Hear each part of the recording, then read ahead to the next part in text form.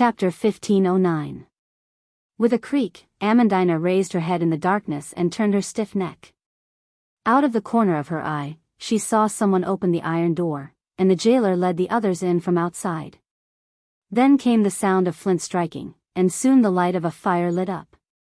The bright torch was held in the hands of the clumsy woman, and the light shone into Amandina's eyes, causing her to squint uncomfortably. Outside the iron door stood 2 knights in addition to the woman. They wore armor that was very different from the style of Erewhon, and the metal armor reflected a bright luster in the light of the fire. The 2 knights, one older and the other younger. "Let her out." The older knight ordered the woman who was in charge of Amandina's custody. "Wait, my lord, she's shackled." The woman took out a bunch of keys and quickly replied, "Let me unlock it for her first." "Then hurry up," the knight said impatiently. The woman came to Amandina's side and grabbed the shackles on her hands. Amandina struggled symbolically, but to no avail. The former deftly inserted the key into the hole and twisted it, and the shackles on her hands fell off with a clatter. The shackles were connected to the wall of the dungeon with an iron chain. It was only a few meters long, and within the range of the chain, she could not leave her bed. The dungeon was dark and damp, full of a moldy smell, and there was a messy pile of straw in the corner. Occasionally, a few rats could be seen scurrying over it.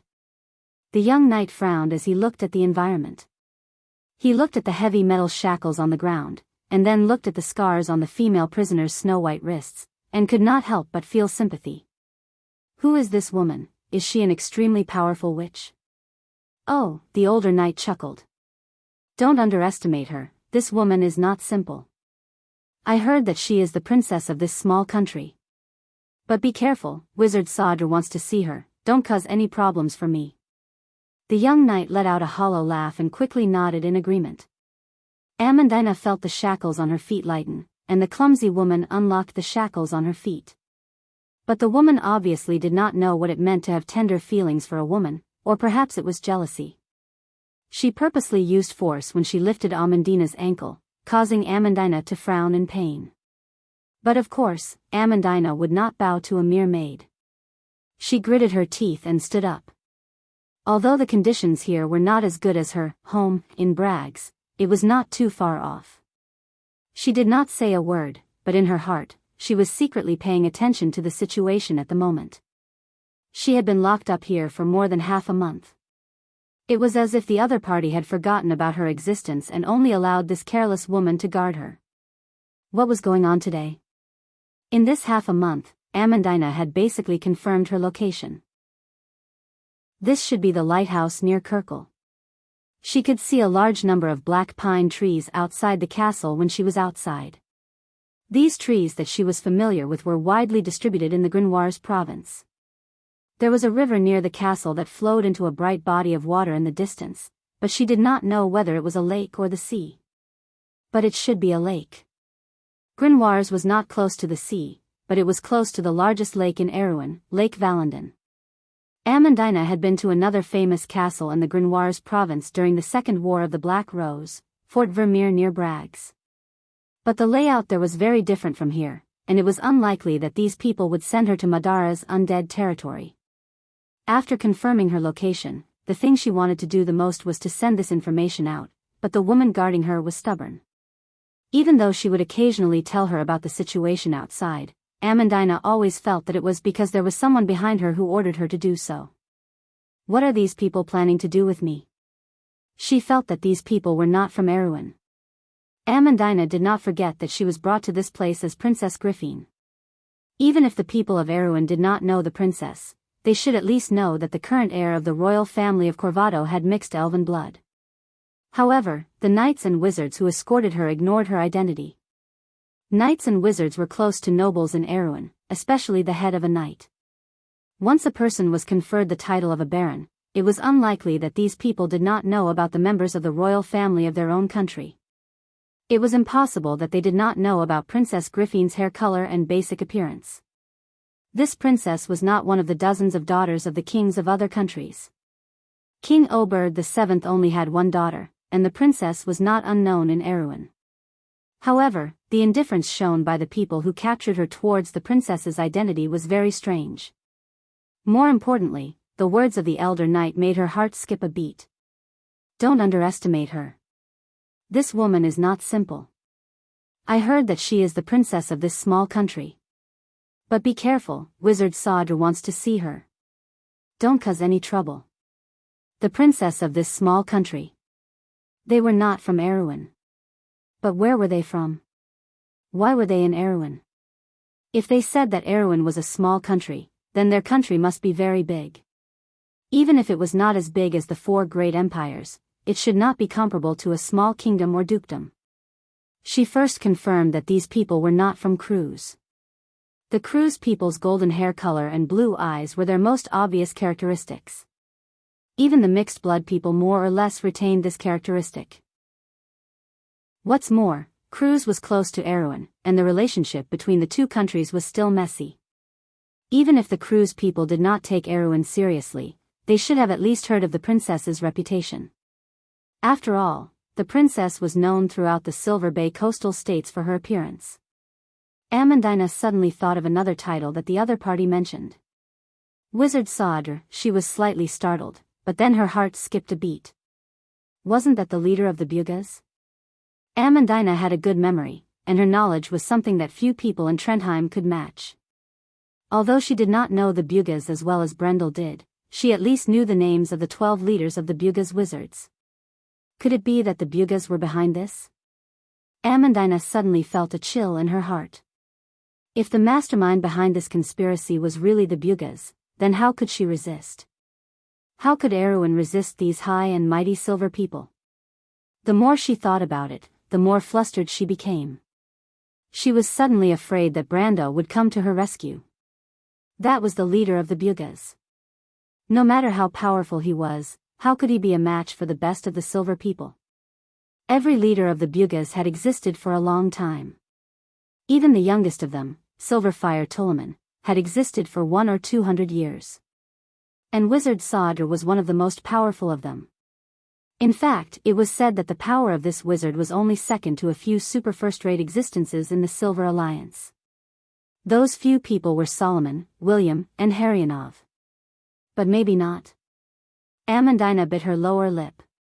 These people might be intimidating her, just to break her psychological defenses. It was not that she did not have such doubts in her heart. After all, the Bugas had not interfered in the affairs of the surface for hundreds of years. Why would they suddenly break their own tradition? Help her up. At this time, the older knight spoke to the jailer. The clumsy woman came over and was about to lift her arm, but Amandina frowned and swept her hand away, standing up on her own. The knight looked at her in surprise, but did not say anything. Amandina looked at the two knights and suddenly remembered another legend. Could these people be the legendary Banksians? Legend had it that the Banksians were slaves of magic. The Banksians were obsessed with magic and worshipped the Bugas in the sky. In the year of the dragon's fall, this people voluntarily became the followers of the Sossalds. Among the Banksians, there were generally only 2 professions, wizard or knight. The arcane knight was a specialty of the Banksians. Knights were often the guards and followers of wizards, and it was said that for any Banksians, becoming a knight of the silver folk was their highest honor. Just like the Bugas, every Bansien was a potential wizard. Those who could not become wizards would be eliminated to participate in knight training, and those who could not become wizards or knights would be demoted to lowly jobs like craftsmen and merchants. Because every Bansien knight was an eliminated wizard, they often spent a lot of time learning magic knowledge. This caused them to be much weaker in terms of combat skills and physique compared to the real knights who were trained as knights from a young age. However, there were gains and losses. After the baptism of the mana pool, the Bansien arcane knight could cast magic while wearing heavy armor. This gave them a great advantage in battles with other human and elven knights. As a result, the reputation of the arcane knight spread like wildfire. When Amandina saw the senior knight use an invisible force to open the door to the dungeon, the last shred of hope in her heart was extinguished. They really were the Bansien knight. Could the Sassard alliance be far away? When she read about this from the books, she never thought that she would one day meet the Banksians like this. She had once longed for the vastness and wonders of the world, the beauty of the 9 phoenixes, the vastness of the Rubik Desert, the desolation and barrenness of the Sea of the Dying Moon, and the different ecology of the mortal kingdoms under the Sassard Alliance and the 4 great empires. She also had a dream to see the places described in the books with her own eyes. But today, when one of her long-cherished wishes came true, Amandina felt a chill in her heart. She silently followed behind the two, her hands clenched into fists. Her fingertips were white and her nails were almost digging into her flesh, but she did not feel any pain. It was as if all the blood in her body was flowing back. She did not even know how she managed to walk this distance. This really was the lighthouse. When she saw the main structure of the castle, she had already confirmed this. The lighthouse was built in the year 447 under the supervision of a wind elf, so the main structure of the castle was left with the aesthetic style of the elves. The bard Cody once said that this castle was one of the most beautiful castles in the Erewhon kingdom, and it lived up to its reputation. But Amandina was not in the mood to admire it. Why would the Sassard Alliance suddenly be interested in a small country like the Erewhon kingdom? Why would they want to capture the princess? No, Amandina shook her head in her heart. These people's real goal was to find someone with the pure bloodline of the Erewhon kingdom, but this bloodline was not limited to the Corvado royal family, otherwise she would not be able to pass the test. Could it be that the royal bloodline of the Erewhon kingdom was hiding some kind of secret? But if that was the case, shouldn't the purest royal bloodline be the descendants of House Cipher? Why would they look for the siblings of the Corvado royal family? Her heart was filled with doubts. 2 knights guarded Amandina as she entered through the main door, passed through the hall, and went up the stairs. Amandina looked on coldly as she continued to fill in her guesses. After being imprisoned for half a month, the other party suddenly asked to see her. Why was that? Perhaps the other party had completely controlled the situation in the Erewhon kingdom and was ready to lay all their cards on the table. Or perhaps there was another reason. They needed an insider familiar with Princess Griffin to confirm her identity. And this person had already arrived. She quickly ruled out the first possibility. According to what the maid told her about the situation outside, although the rebels had the upper hand, they had yet to turn it into a victory. They had not even captured the real princess, and the situation was still very worrying. It seemed that the Sassard Alliance was not completely without scruples and had not completely made their move. Of course, Amandina did not know that because of the White Mountain disaster, the Sassard Alliance's grey mages were divided into 2, and the main force was not in the Erewhon kingdom. Of course, for these high and mighty silver folk, this small number of people was far enough to overturn this small kingdom. Since that was the case, there was only the second possibility left. Who would be the one who would come? Knight Amandina had long suspected that there was a traitor in the royal faction. Otherwise, these Banksians would not have been able to find her and her highness so accurately and attack Prince Haruz, who was on a diplomatic mission in Lantan Island. This traitor must not be a member of the local nobles because they did not have the ability to access core secrets, and it could not be an old noble because the old nobles could not gain the trust of her highness. So this person could only be a member of the royal faction, and must be a core member. Although Amandina was very reluctant to believe that there would be such a crazy person in the royal faction, which once represented Erewhon's beliefs, the facts could not be ignored. A few names instantly appeared in her mind. These names even included the person she was closest to and most trusted. After all, everyone knew about his relationship with the Bugas. Amandina almost bit her lip until it bled.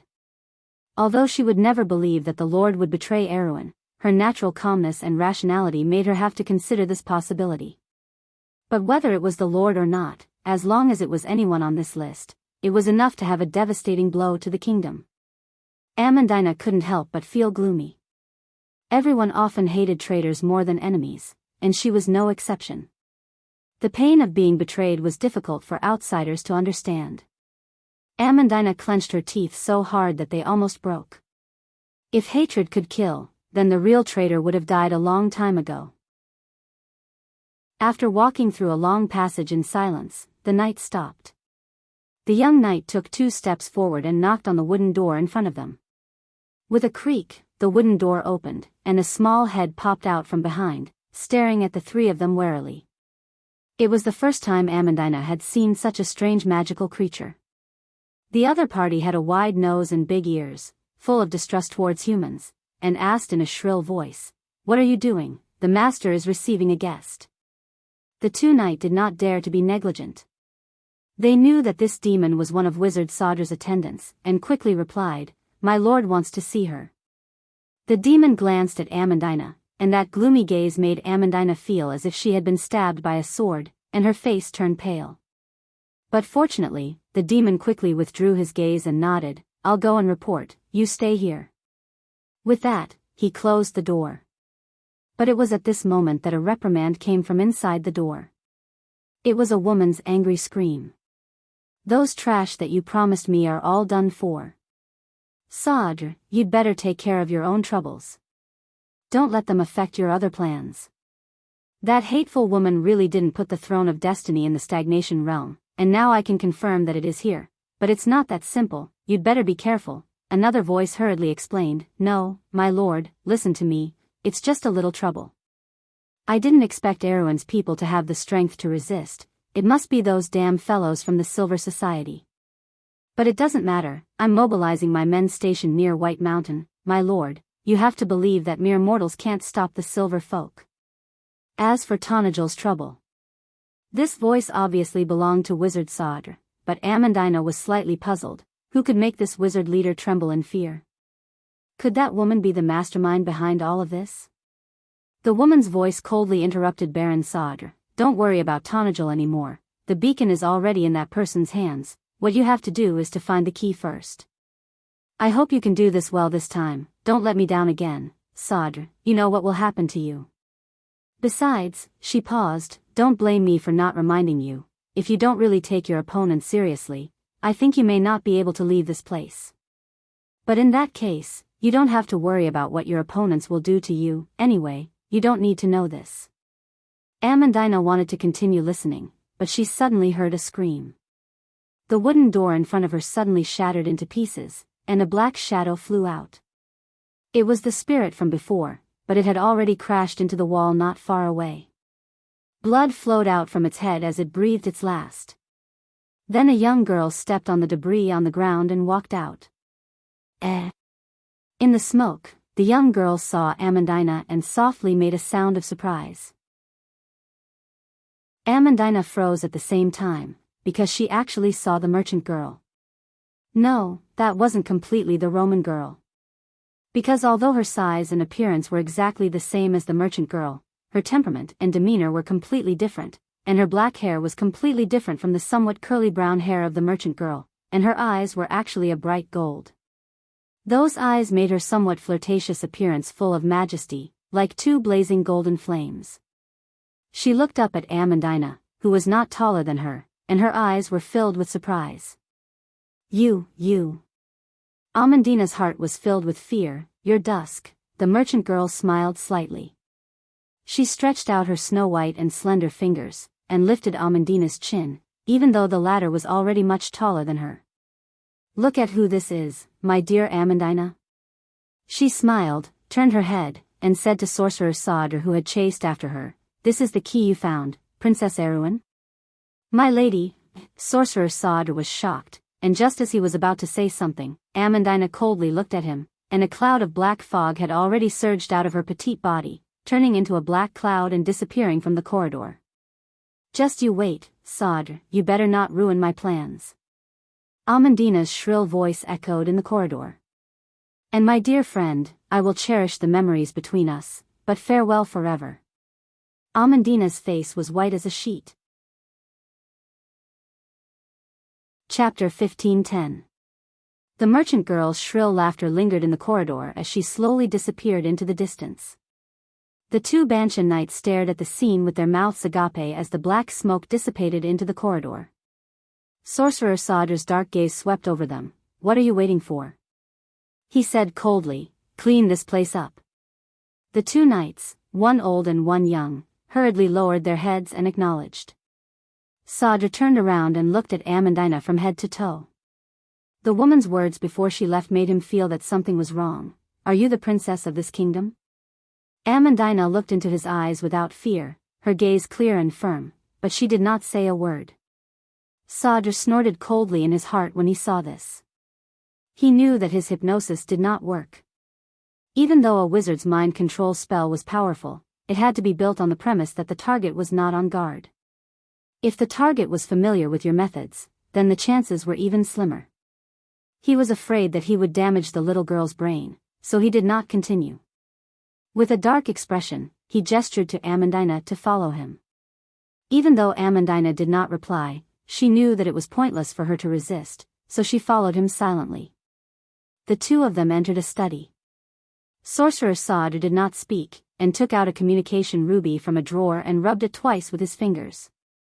After about 15 minutes, there was a knock on the door. Mr. Sadr. Amandina heard the voice and felt all the blood in her body rush to her brain. Even though she had expected it, she could not help but tremble in anger. Sorcerer Sadr knocked on the table, and the door opened by itself. Amandina raised her head and looked at the person outside. Her gaze was like two sharp swords that pierced towards the person. The person outside the door did not expect to meet such a terrifying gaze, and could not help but take a step back. But when he saw who the owner of the gaze was, his expression changed. Why is it you? Who is she? Before Amandina could say anything, Sadr, who already had a bad premonition, spoke first. He sat motionless in his seat, his face dark and gloomy to the point of being frightening. The person who came was Makarov. This was the confidant of the royal faction, the cunning fox of Lantern Island, the confidant of the Grand Duke of Carnot. The traitor was wearing a gray, black fur coat. The hat on his head was covered with dew, rain, and snow, and his boots were covered with half-dried mud. He looked like he had just arrived at Lighthouse not long ago and had not had time to rest after a long journey. Amandina looked at his pitiful appearance and sneered in her heart. The dignified minister of Erewhon's court was acting so carefully, wagging his tail and begging for mercy. Did he look like the leader of the royal faction at all? Was this the lifelong pursuit of this man? Indeed, he got what he asked for. My lord, there's a problem. Makarov knew what Amandina's gaze meant, but he ignored it and answered respectfully, this is not the princess, she is the mistress of Count Tonajal. She is also a powerful woman. I didn't expect you to be such a despicable person, Makarov. Amandina looked at the traitor and said coldly, you betrayed the princess and slandered the relationship between my lord and myself. Do you think everyone is as filthy as you? How dare you call her princess? Makarov was about to retort, but Sorcerer Sadr shouted angrily, all of you, shut up. He suddenly stretched out his hand, and a bolt of lightning shot out from his fingertips and struck Amandina's chest. Amandina screamed in pain as she crashed into a bookshelf. She felt a sharp pain in her back as the bookshelf fell on top of her, and the books fell heavily on top of her, burying her under them. Blood gushed out from all over her body, and there was a salty taste in her mouth. She coughed weakly and felt like she was about to faint. But she heard Sorcerer Sadr's voice from outside. You better give me an explanation, Makarov. My lord. Makarov suppressed his uneasiness and tried to explain. I don't quite understand. My subordinates were the ones who captured her, but the item was given to me. Do you think my subordinates dared to lie to me? Wizard Sadr sat in his seat, his gloomy face like a dark cloud that was brewing a storm. Now that we've captured her, you're telling me she's not the princess? My lord. I understand. Makarov gulped and racked his brains to understand the problem. Can I see it? Sorcerer Sadr snorted coldly and tossed a gemstone to Makarov. It was the Gorlan gemstone that was used to verify Amandina's bloodline when she was captured by the Banksians. Makarov silently took the gemstone and examined it carefully. This gemstone was originally a part of the Lionheart sword. It was embedded in the hammer of the sacred sword by the first generation of swordsmiths as a symbol of Erewhon's authority. Later, during the Battle of Balta, the jewel was lost from the sword, and the knights only found it a year later. After that, the late King Eric used it to make a crown, which has been the treasure of House Cypher ever since. After the fall of House Cypher, this crown naturally fell into the hands of House Kovardo. Its last owner was King Oberg VII. Before this muddle-headed king died, he entrusted the crown to the royal faction for safekeeping. In fact, this crown had always been in the hands of Makarov and Oberway. Makarov carefully examined the gemstone that emitted a bright light. He flipped it over and over for a long time, but he could not figure out what was wrong with it.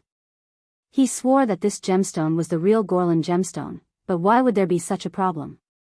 After a while, the traitor raised his head in confusion while holding the gem. Looking at his expression, Sorcerer Sadr knew that it was a waste of time. Are you trying to say that I made a mistake? My lord, Makarov broke out in cold sweat. He might be someone important in Erewhon, but he was nothing in front of the people of House Cipher.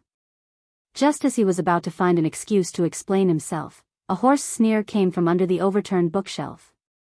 Mr. Sorcerer, why are you letting him continue to deceive you? Makarov subconsciously turned his head around. He saw the bookshelf being pushed open by a pair of weak arms. A young girl covered in wounds struggled to get up from below. Books and debris fell from her body like rain, but in the end, the young girl staggered to her feet. She looked at the two people in the room, and her gaze finally landed on Sorcerer Sadr. My lord, she. Makarov realized that something was wrong and quickly spoke. But Sorcerer Sadr was expressionless, and even the anger on his face disappeared. Let her continue. Makarov could only obediently shut his mouth, but his expression was one of anger. Give me the gemstone. Amandina did not intend to let him go, and coldly looked at the traitor. The Gorlan gemstone is Erewhon's sacred item. How can it be given to a traitor like you? What are you trying to do? Makarov felt that something was wrong. Amandina did not answer him, and only looked at Sorcerer Sadr. Give it to her. Sorcerer Sadr replied as expected. My lord, be careful, she might break the gemstone, give it to her. Sorcerer Sadr emphasized. Makarov had no choice but to do as he was told. He was known as the cunning fox of Lantern Island, but even the most cunning fox would not dare to act rashly in front of a real lion. Even though he had a stomach full of tricks, they were useless here. Amandina took the gemstone, and the seemingly ordinary Gorlan gemstone immediately bloomed with light the moment it touched her hand. When the gemstone was stained with her blood, it suddenly shone brightly. It was as if a ball of fire had lit up in the center of the gemstone. It slowly expanded outwards, and finally became bright and flawless, emitting a gentle light in all directions. The girl held the gemstone with both hands, and it was as if she was holding up the sun. The dazzling light shone in all directions, and Makarov did not dare to look at it directly. Even Sorcerer Sadr, who was not far away, could not help but squint his eyes. This. Makarov was dumbfounded. He covered his eyes with his hands and shouted. How is this possible? But Sorcerer Sadr was much calmer, and he only looked at Amandina thoughtfully. Amandina put down the gemstone, and as if it was her will, the light from the gemstone gradually faded with her movements. She raised her head, and looked straight into Sorcerer Sadr's eyes. Her expression was calm as she said, the person you found is not reliable at all. He doesn't even understand the true meaning of the Gorlan gemstone, and he actually tried to use it to find Princess Griffine. What a joke. After saying this, Amandina closed her mouth. She only waited in silence. But in her heart, she was extremely nervous. She was gambling, but if she guessed wrong, she would die immediately. Fortunately, she did not make a mistake on the crucial point. Don't try to sow discord, Sadr said coldly. No matter what you know, little girl, you can only live if you prove your worth. What I mean is, Amandina was unmoved, and replied with the same indifference, you have found the wrong person. Even though the House of Kovardo rules Erewhon today, they are still usurpers. At this moment, Makarov finally recovered from his shock. When he heard this sentence, an almost non-existent possibility flashed through his mind. Wait, you mean? Amandina looked at him with some disgust. She reached out and pulled out a necklace from her neck. The necklace that had lost its pendant lightly swayed in her hand, and shone under the afternoon sun. Do you recognize this, Mr. Cunning Fox? Cypher's heart. Makarov almost took a step back. You are the heir to the house of Cypher? Wait a moment, Sadr suddenly interrupted the two of them impatiently. What is this? You said that she is also an heir to the house of Covardo. Do you mean that there are more than 2 heirs to the house of Covardo? But this does not match the information I received. My lord, that is not the case. Makarov did not dare to delay and quickly explained the history of Erewhon. Only then did he explain why there were 2 royal bloodlines in this kingdom. He talked about the Battle of Grey Mountain, the change of the House of Covardo, and the rise of the House of Covardo. Sadr finally stopped him impatiently and waved his hand. All right, I am not interested in these trivial matters, and I don't care how many kings were born in this small place. In fact, this is only a question for you.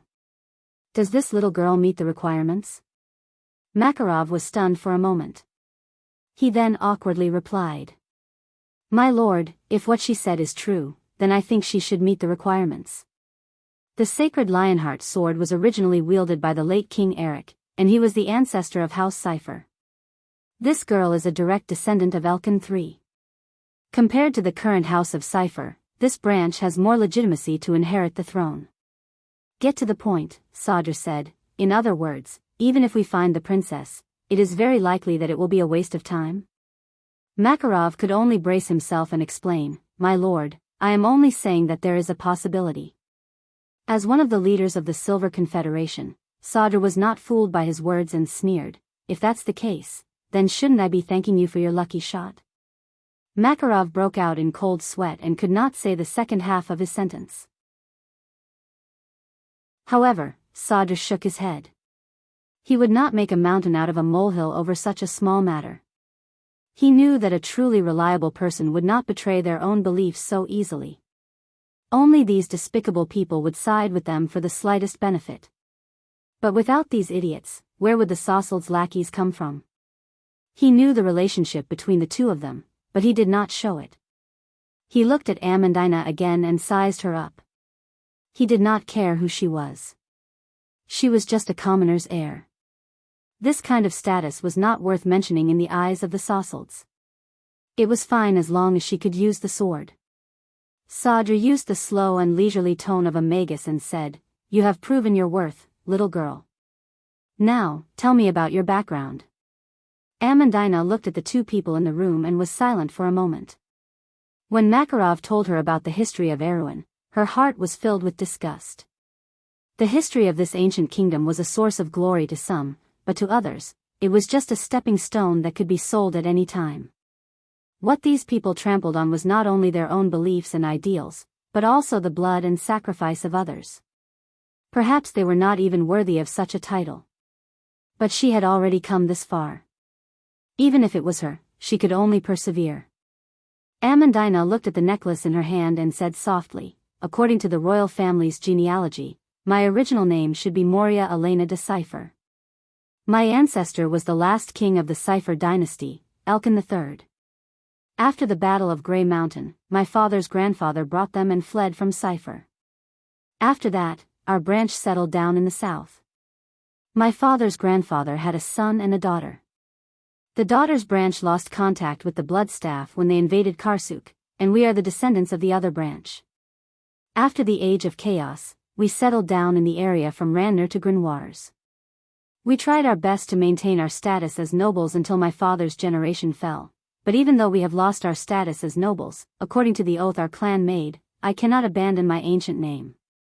Even if my name is Amandina today, my other name will follow me for life. Sorcerer Sadr nodded in satisfaction. This is a good story, he said. I believe you will be grateful for your frankness. Otherwise, I would have turned you into a piece of charcoal a few minutes ago. In this world, only those who can prove their worth can survive. Even the Sassolds are the same. The leader of the Bugas clapped his hands, his slender and pale fingers overlapping. He seemed to be in a good mood. After listening to your story, it's time to listen to our story. I hope this story will give you some inspiration. He raised his hand and chanted an ancient and mysterious incantation. Several shadows overlapped in the air. Light and shadow weaved together and finally formed a long sword. Sorcerer Sadr stood up and pointed at the sword with his hand. "I think you should recognize this sword, Miss Amandina." "No, I should say Princess Moria." Of course Amandina recognized the sword. Because it was the symbol of Erewhon. It was also the symbol of House Cypher. It was the Lionheart sword. Chapter 15:11. With a wave of his hand, the Lionheart sword fell from the sky and landed in his hand. He raised the sword and looked at it carefully. The afternoon sun passed through the gaps between the blinds, forming a narrow strip of light that fell on the blade. The bright blade shone with a dazzling luster. After looking at it for a while, Sadr said, "This sword was the sword of the Lionheart King Eric when he was alive. Legend has it that this sword symbolizes ideals, and it will choose those who have the same noble beliefs as its master. But few people know that this sword was forged from the fragments of the holy sword Odorfice. The soul of the holy sword lies in the sword. Its first master was the chief of the Knight of Flame, and the ancestor of the late King Eric. About 7 centuries ago, this sword was lost in the hands of the Cruz people and came to this barren land in the south. But it wasn't as described in history, where the late King Eric stole this sword from the Cruz people. It was more like a will left behind by the Flame King before he died. The establishment of Erewhon and the interference of the Wind Elves were all for the purpose of covering up a bigger secret." As he spoke, he turned the blade and placed the Lionheart sword back on the table. "And this sword is the key to that secret." After he finished speaking, Sadr raised his head and looked at Amandina. His gaze was like a sword, but Amandina only frowned slightly. Her face did not change at all. In her heart, there was a different scene. She could still vaguely remember the scene of that summer night. The light of the Witch Queen shone brightly and covered the sky above the south. A bright belt of light stretched across the center of the night. Stars weaved together, and billions of stars fell from the sky, as if they shone into the deepest part of her memory. It was her own courtyard, and the sparkling Bragg's River in the distance. "Father, is that sword really that powerful?" Of course, Viscount Nesson smiled and patted his daughter's head. "So Annie, you have to grow up quickly." "Why?" Viscount Nesson smiled and did not speak. He patted his daughter's head again, and the latter angrily pushed away her father's hand. "Annie." Viscount Nesson remembered something. Do you remember what I told you yesterday?" "Yes, I remember. Grandfather said that we are the descendants of Elkin III, the heirs of the House of Cypher. My real name is Moria Adalina de Cypher." Viscount Nesson smiled and patted her shoulder. "You must remember that although you may never use this name in your life, the blood of the late King Eric that flows in our veins determines the responsibility we bear for this kingdom." "Responsibility?" "That is, one day, when Alwyn needs us to stand up for her, I hope that you will be brave." "I will be brave." The little girl's eyes twinkled. "Daddy." "Okay."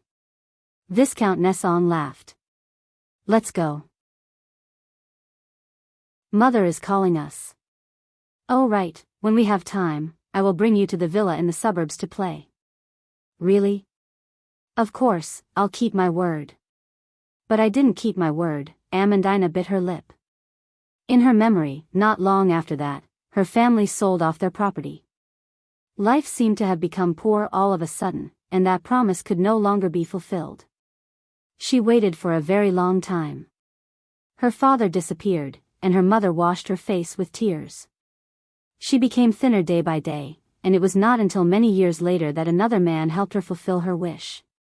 But the courtyard in her childhood memories no longer existed. Sorcerer Sadr looked suspiciously at the complicated expression on the girl's face and asked, "What are you thinking about?" Amandina's dark eyes became clear again, and gradually became firm. She recovered from her memories and slowly shook her head. "It's nothing, just some memories about this sword, sir." "What is it?" "My lord, you should understand the significance of this sword to the descendants of House Cypher." Sadr understood and nodded. "It's fine. We can give this sword to you, little girl." Amandina did not reply, She knew that these two would not be so kind. As expected, she heard Sadr continue. But, we must obtain the secret behind this sword. It has nothing to do with House Cipher. This sword is actually a key. Only a true descendant of the Erewhon royal family can hold it and open that door. He paused and continued. As a direct descendant of King Eric, I think you will not disappoint us, right? Amandina was silent for a moment. Either join. Or die. This was indeed a simple choice. For a long time, she did not say a word. She only silently looked at the sword. Sadr was not in a hurry. He waited for her answer without saying a word, as if he already had a card up his sleeve. After a moment, Amandina finally raised her head and answered word by word. I understand. As a direct descendant of King Eric, I will not disappoint you. The girl said this with great seriousness. Unfortunately, Sadr and Makarov did not understand. The former's fingers caressed the smooth blade of the Lionheart sacred sword. Then, he raised the sword and handed it over to her. But Amandina did not reach out to take it. This is your only chance, little girl, Sadr threatened with a gloomy expression. Take this sword, or you will leave this place. Amandina looked at him. Yes, she said, but I have a request. This request made Sadr pause for a moment. But after a moment of hesitation, he nodded. Since this human girl had chosen to submit, he did not want to complicate matters at this time. I want to know about you. Amandina asked. Sadr frowned. Don't you think you're asking for too much, little girl? I think this is a reasonable request, my lord, Amandina replied calmly. I have already proven my worth, but I know nothing about you. That's true. Sorcerer Sadr nodded. He liked dealing with smart people, especially sensible people. He felt that he was beginning to admire this little girl. All right, this can be considered an exception. What do you want to know? He replied. About the Twilight Dragon. Sadr sucked in a breath of cold air. Amandina was unmoved and continued. The plan in Erewhon is not just a game for the Sithardians, right? I don't want to be treated as the lowest chess piece. Sorcerer Sadr gave the little girl a deep look. This question did not cross his bottom line, but it was beyond his expectations. He did not know what Amandina was thinking, but he thought that she had foresight. He subconsciously looked at Makarov, and his heart was filled with disappointment. How could there be such a huge gap between people? It was not that Makarov was not cunning enough, but the level of thinking had determined many things. Interesting, Wizard Sadr muttered. But there was nothing to hide. The Sithardians had done such a big thing, and there was no way to hide it. He paced back and forth on the spot before speaking. Actually, the contact between the Sithardians and the Twilight Dragon is much closer than you think. About 45 years ago, a black dragon called Gwendolyn came to us. She first stayed in Oleg for 3 days, then went to Augusta. Harionov and I met the black dragon there. Not long after that, the Sithardians had a new goal, and parted ways with their former comrades. The Dragon Queen? Amandina asked. Sorcerer Sadr nodded slowly. A trace of doubt flashed through the girl's heart. In just 3 days, you betrayed the entire Silver City because of the dragon's words. I'm not stupid, Lord Sadr. You overestimate it, Sadr sneered. Even without this fuse, the split was only a long-term inevitable result. The origin of the name Sithardian was originally a noble, a ruler, and a keeper of mysteries and knowledge. We were never on the same side as the inferior wizards of the Silver Society. There were nobles among the Bugas. There were indeed such nobles before the era of the Azure Knight. Sadr's tone was a little nostalgic.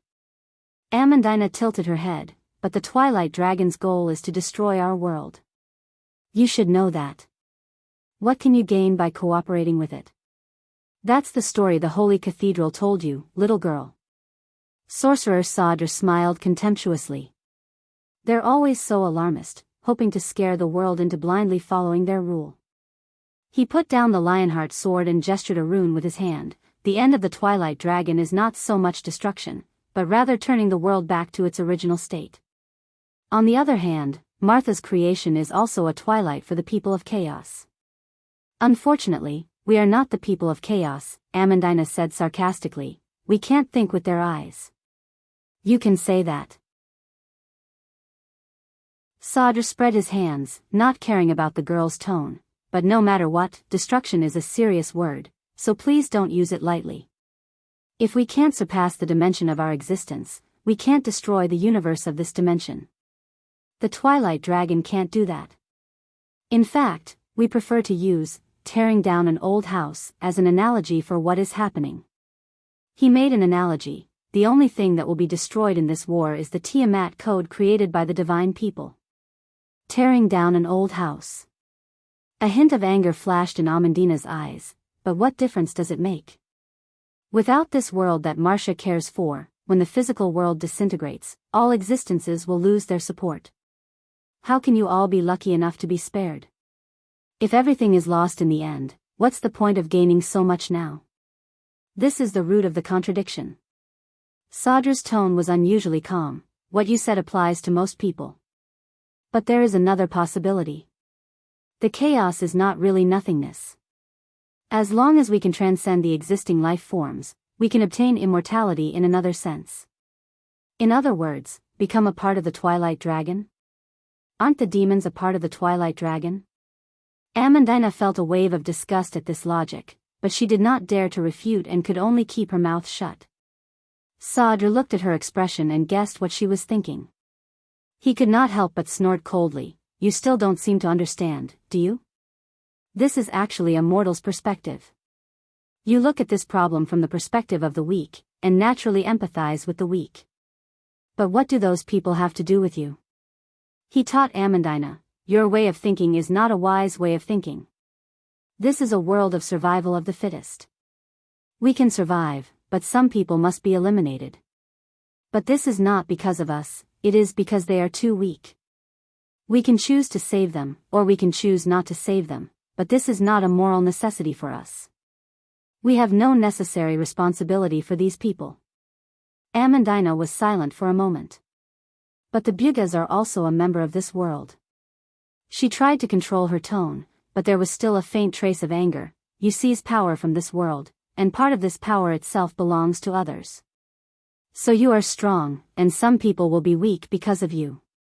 Our ancestors have agreed to protect this world together, but now you are on the side of the Twilight Dragon.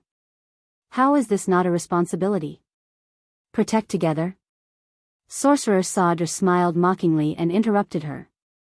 I have to point out that the last internal conflict in the mortal world ended 70 days ago. Even if we didn't intervene, when have you ever truly taken responsibility for this world? In the past 1,000 years? That's because the mortals don't know anything about it. Amandina pursed her lips and suppressed her somewhat impulsive tone with difficulty. If it weren't for the magic tide, we wouldn't even know that the Twilight Dragon was about to awaken. And the Bugaz have sealed everything about the past so tightly. Shouldn't they be responsible for this? Sorcerer Sadr laughed coldly. You mean to say that we have an undeniable responsibility for your tragic situation?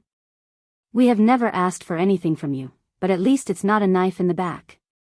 Amandina was furious as well.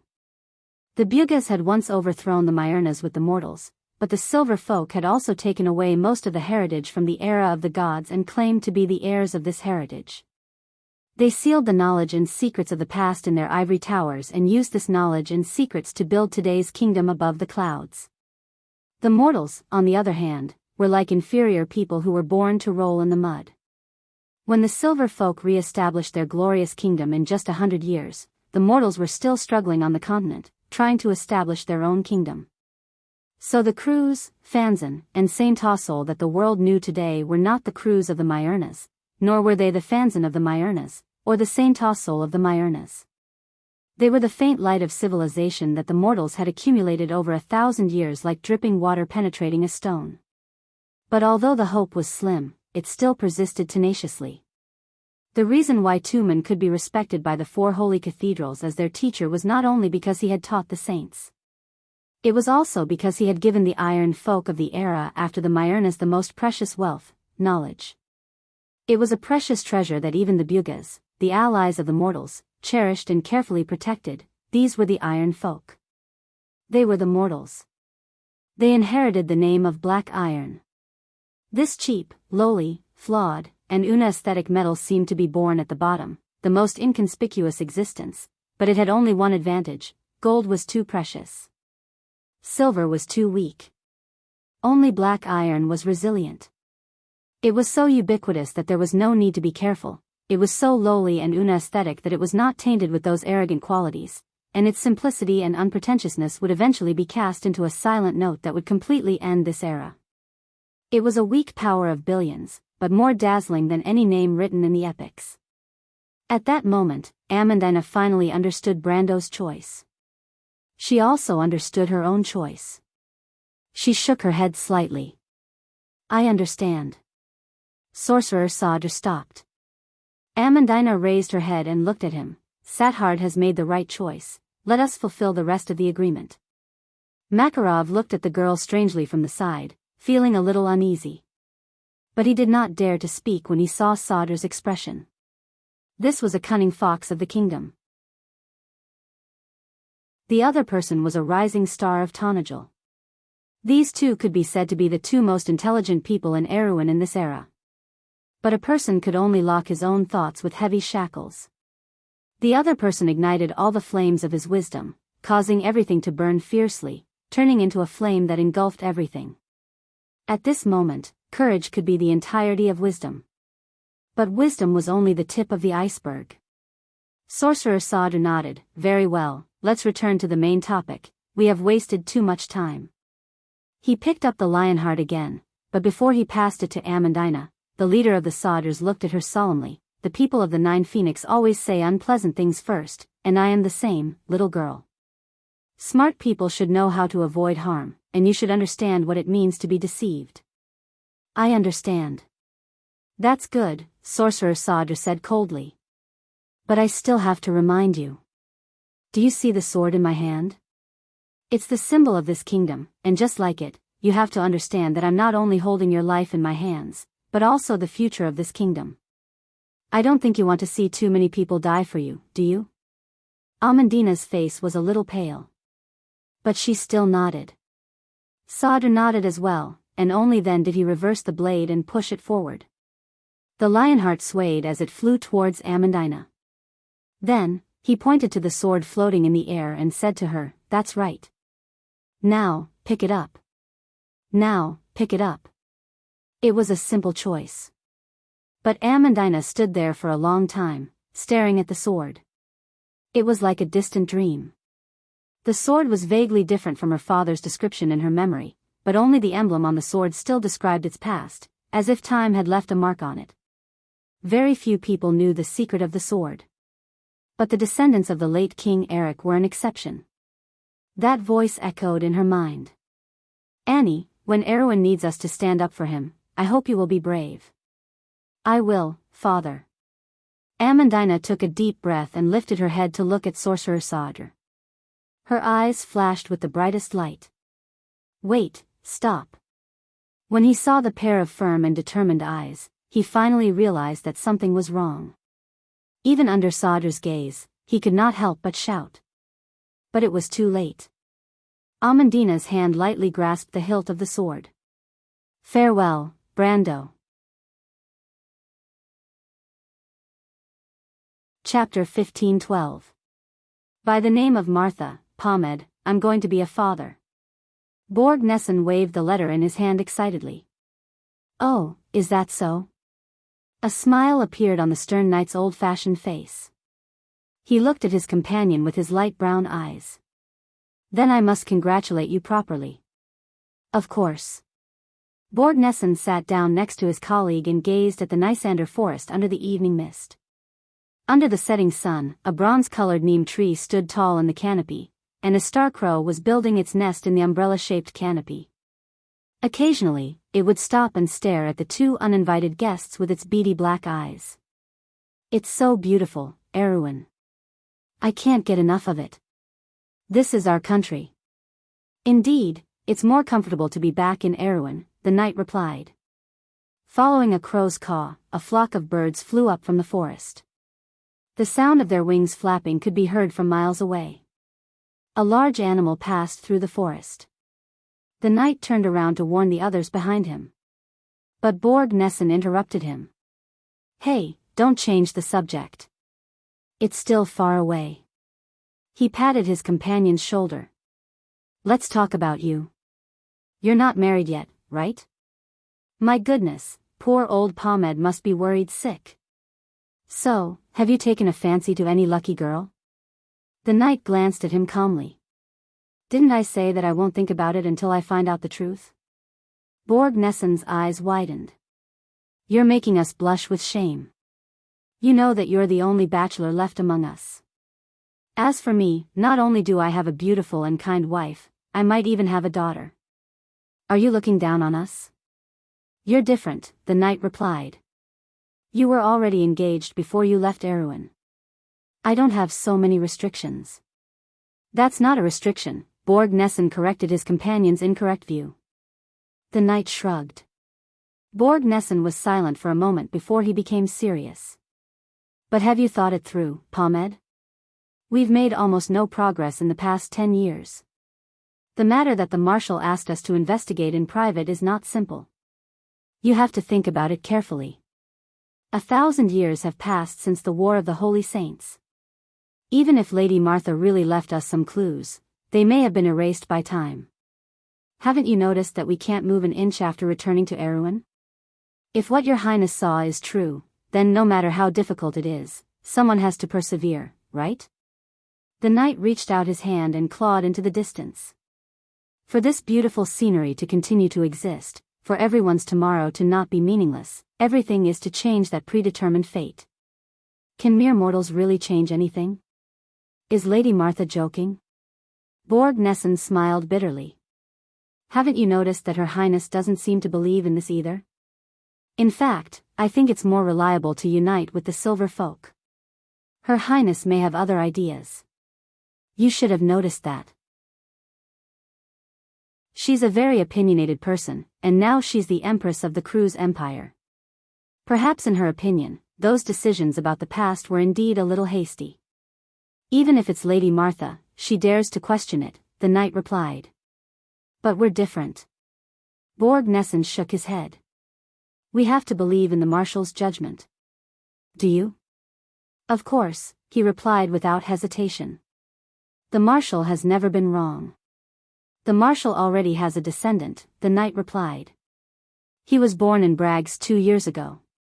It's his grandson. Then I must beg the Marshal to betroth my daughter to this boy. According to the agreement, he's the next heir of the Cardoloso family. Just like the Marshal, he must be a genius. The knight shook his head. However, he was happy to see that the topic had been changed. Let's get down to business. Borg Nesson saw that his colleague was not in a good mood and knew what he was thinking. He changed the topic. Don't you think it's strange? It's a little strange, the knight replied. Yes. Our investigation first started in the Alcash area, and the investigation was limited to Cruz. But why did all the clues point to Erewhon in the end? 1,000 years ago, this place was clearly not a barren land, right? But perhaps in an earlier era, there were traces of civilization here. Have you ever been to the Loop of Trade Winds? Are you talking about the Druids? Perhaps even earlier. Borg Nesson frowned. That still doesn't explain the other problem. Why do all the clues seem to be cut off here? We know that the Flame King asked the late King Eric to bring the sacred sword of fire to this land, but everything that happened 700 years ago is like a legend. There are no written records at all. Perhaps there are, but it's not in our hands. What do you mean? The knight pointed at the ground. The cultists. Are you talking about those bastards we just slaughtered? But that's just a coincidence. Why would you suspect these people? It's not a coincidence, the knight replied. I've checked the files of the Holy Cathedral and found that their activities in Erewhon are much more frequent than we thought. So what? Do you still remember where we were 15 years ago? Borg Nessen's expression changed. He seemed to recall that nightmare, the endless pursuit, walking on the edge of death, poisoning, framing, and all kinds of conspiracies. He did everything he could to get away with it. That nightmare happened in Cruz, and it was probably one of the experiences he did not want to recall in his life. You mean the East Mets? The tree herders preserved a complete organization there, which is extremely rare in other places. I've carefully checked the local history of Mets for the past 30 years and found that the cultists' activities there are very similar to those in Erewhon. What does that mean? Do you still remember what they were looking for? You mean those strange stone pieces? That piece of stone came from Alcash about 30 years ago, Lucian explained. Borg Nessen felt as if he had been stabbed by a foot. Why didn't you say so earlier? Did someone else bring something else out of the Holy Cathedral? Did someone else enter the underground Holy Cathedral other than us? But how is that possible? The knight did not answer the question. Borg Nessen scratched his head. Why didn't you tell the princess back then? Maybe the tree herders wouldn't have taken the stone piece away in advance. Now those guys might have fled north to Fanzan. What should we do? Have you ever wondered why the tree herders were able to get the information in advance under such circumstances? Only you, the princess, and I know about the operation, the knight asked. You suspect the princess? I'm suspicious of the black dragons around her. Borg Nessen was silent. You think those stone pieces are clues? It's just a possibility. The knight answered. Also, those stone pieces don't exist alone. There should be another one in Metz, and the rest are in Erewhon. In Erewhon? Borg Nessen exclaimed in a low voice. How can you be sure? The cultists told me themselves. Didn't I just say it? Borg Nessen frowned. I know that there are 2 stone pieces in Metz. The captured tree herders admitted it themselves. But it's just your guess about Aween. Isn't it too hasty to confirm this based on the frequency of the cultists' activities here? Don't our investigation leads to Erewhon too? Borg Nessen was silent. That's not good news. This time, we don't have the princess behind us. Bad news is better than no news at all. But this time, we're more prepared than the last time. Well, let's imagine. This means that they might have been following the Holy Sword of Flame since the time of the late King Eric. This is not surprising. After all, these people are the pawns of the Twilight Dragon. But the question is, Borg Nessen said. What should we do? It's simple. Since the cultists have spent more time than us, we'll look for clues from them, the knight replied. Borg Nessen looked at him in shock. After a while, he slowly sighed and said, You're really a genius, my friend, but this will be dangerous. Marshall's attendant knight and student, how can they be afraid of danger? Borg Nessen replied. I think your idea will work. Why don't we divide the work now? How? Borg Nessen continued. The cultists active in Erewhon are mainly the All for One and the Tree Herders. These 2 organizations are at odds with each other, so it's best for us to investigate them separately. I have a preliminary idea. All for One will be in your hands, and the Tree Herders will be in mine. The knight looked up and silently glanced at his companion. Borg, although All for One is better at disguising themselves, the Tree Herders are much more organized. According to our strength. Stop, Borg Nessen hurriedly interrupted him. I'm his lordship's student. You have to let me do something, right? The knight was silent for a moment and nodded. The setting sun in Erewhon was slowly sinking below the Greyhill Mountains, and darkness gradually engulfed the earth. But the stars had risen, shining in the night sky. The Lionheart sword was born in the time of the late King Eric. 700 years later, the sword was once again in the hands of the descendants of the Lionheart king. Amandina silently looked at the sword in her hand. Since the sacred sword could no longer carry the ideals and bring light to this kingdom, then at least its power could not be in the hands of the Sassalds and lead this ancient kingdom to destruction. It was born of the sages and established this kingdom that carried the glory and oath. Then its destruction might be destined to give people the last hope. The cycle of history ended here. The sword was born because of Cypher, and it also died because of Cypher. She held the sword and decided to use this ancient family name to fulfill this promise. She raised the sword and a comforting smile appeared on her face. She looked up, and her bright eyes were like the light of a sword, piercing straight towards the despicable traitor. Makarov subconsciously took a step back. "What are you doing? Put it down." Sadr had already realized that something was wrong. He suddenly shot out from his position, his pale claw-like hands curled up as he muttered an incantation. Purple lightning shot out from the necklace in front of his chest. But the power of the sword had already merged into the blood of House Cypher. In Amandina's inky black eyes, the needle of time was slowing down. She saw the traitor's eyes widen. The muscles on his face went from relaxed to tense. Then, he slowly opened his mouth and revealed his teeth. Every detail was clear to her. He slowly raised his hand like a dying old man and placed it in front of his chest bit by bit. This simple action seemed to have taken a century.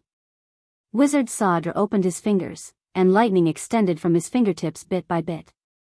It did not look like quick light, but more like paint that had been knocked over. Purple and silver mixed together and slowly soaked into the canvas, moving forward inch by inch. The whole world seemed to be frozen. Amandina saw the chair that Sadr had knocked over seemed to be suspended in the air. The four legs of the chair were lifted off the ground and slowly tilted in the air. A book called Manual's Botany was lifted off the table and fell to the ground in a visible trajectory. The process was extremely slow. She then lowered the sword behind her. The sword in her hand slowly swung backwards, and then drew an arc from bottom to top. When the arc returned to its original position, the sword flew out of her hand. Makarov did not react at all. Sorcerer Sadr's mouth opened and closed as he chanted, but he suddenly stopped. The fury on his face gradually turned into shock, and his hand stopped moving. A bright white line was reflected in his eyes, and it passed by him. Makarov did not react at all. That second was divided into countless moments. But only one white light pierced through the center of the room. It pierced through Makarov's chest without any resistance. Time resumed its normal flow. Sadr turned around and saw the pure and flawless sword light cut open Makarov in front of him. The traitor did not even have time to cry out. His expression of fear, unwillingness, pain, and regret froze in the last moment, and then he melted into a pure white flame. Some of them had the chance to go down in history and be remembered by the people of Awin. But he chose a different path. This path led to his final death in the flames. After the Lionheart sword pierced through the traitor of the royal faction, it continued to move forward and hit a metal astronomical instrument on the desk. Under Sadr's shocked and angry gaze, the sacred sword of Erewhon was broken like glass. The blade broke into countless small fragments and flew in all directions. "No!" he roared, and his hair stood on end. The anger in his heart almost burned the entire lighthouse to ashes. He seemed to see the illusion of the twilight dragon in front of him, looking at him with a cold smile. Behind it was the destruction of the Sassalds. And the end of the world. "No!" Sorcerer Sadr screamed again, his heart aching. He couldn't understand how a saint's sword could be broken so easily. And even with the power of the Silver Folks, there was nothing they could do to save him this time. The Lionheart sword did indeed hide a secret that no one knew. But it was a legend that only the descendants of House Cypher knew. The purple lightning struck Amandina at the same time. The power close to that of a sage almost tore the girl's mortal body apart in an instant. It was a story about faith and dignity. Although it was weak. But it was destined not to be manipulated by fate. No matter what it took. The choice of the humble was like the sword in the girl's hand. It was better to die in glory than to live in dishonor. Amandina closed her eyes. But death did not come for a long time. She heard a gentle voice in her heart, calling out to her sleeping consciousness. "Annie, you've grown up." In the room. Sorcerer Sadr looked at the scattered fragments of the holy sword in shock. They gathered together and surrounded the human girl under the convergence of an invisible force. Sorcerer Sauder's power, as well as the power of all the elements and laws in the room, was swept away by this invisible force. A man and a woman, two figures flashed into the room one after another. She looked at him coldly, as if looking at a dead person. Chapter 15:13. When Amandina slowly opened her eyes, she found herself standing in a strange place. Where is this place? Am I not dead? She raised her hand hesitantly, slowly reaching for her cheek and pressing it, as if to confirm that she was not a ghost. In the distance, there was an endless basalt surface that stretched as far as the eye could see, and densely packed square mountains were stacked in layers. Green lightning shuttled through the clouds, and the strong wind blew her long hair, forcing her to use her hands to push back the hair that was blocking her eyes. She raised her head, lifted her tattered skirt, and walked barefoot. She hesitated for a moment, but still walked forward resolutely. Dust and sand flew up in the wind, rolling over the girl's skirt. In the midst of the sandstorm, there was only a lonely figure, staggering forward step by step. It was a vast and endless plain. In the cramped study, the fragments of the holy sword flew up from the ground one by one.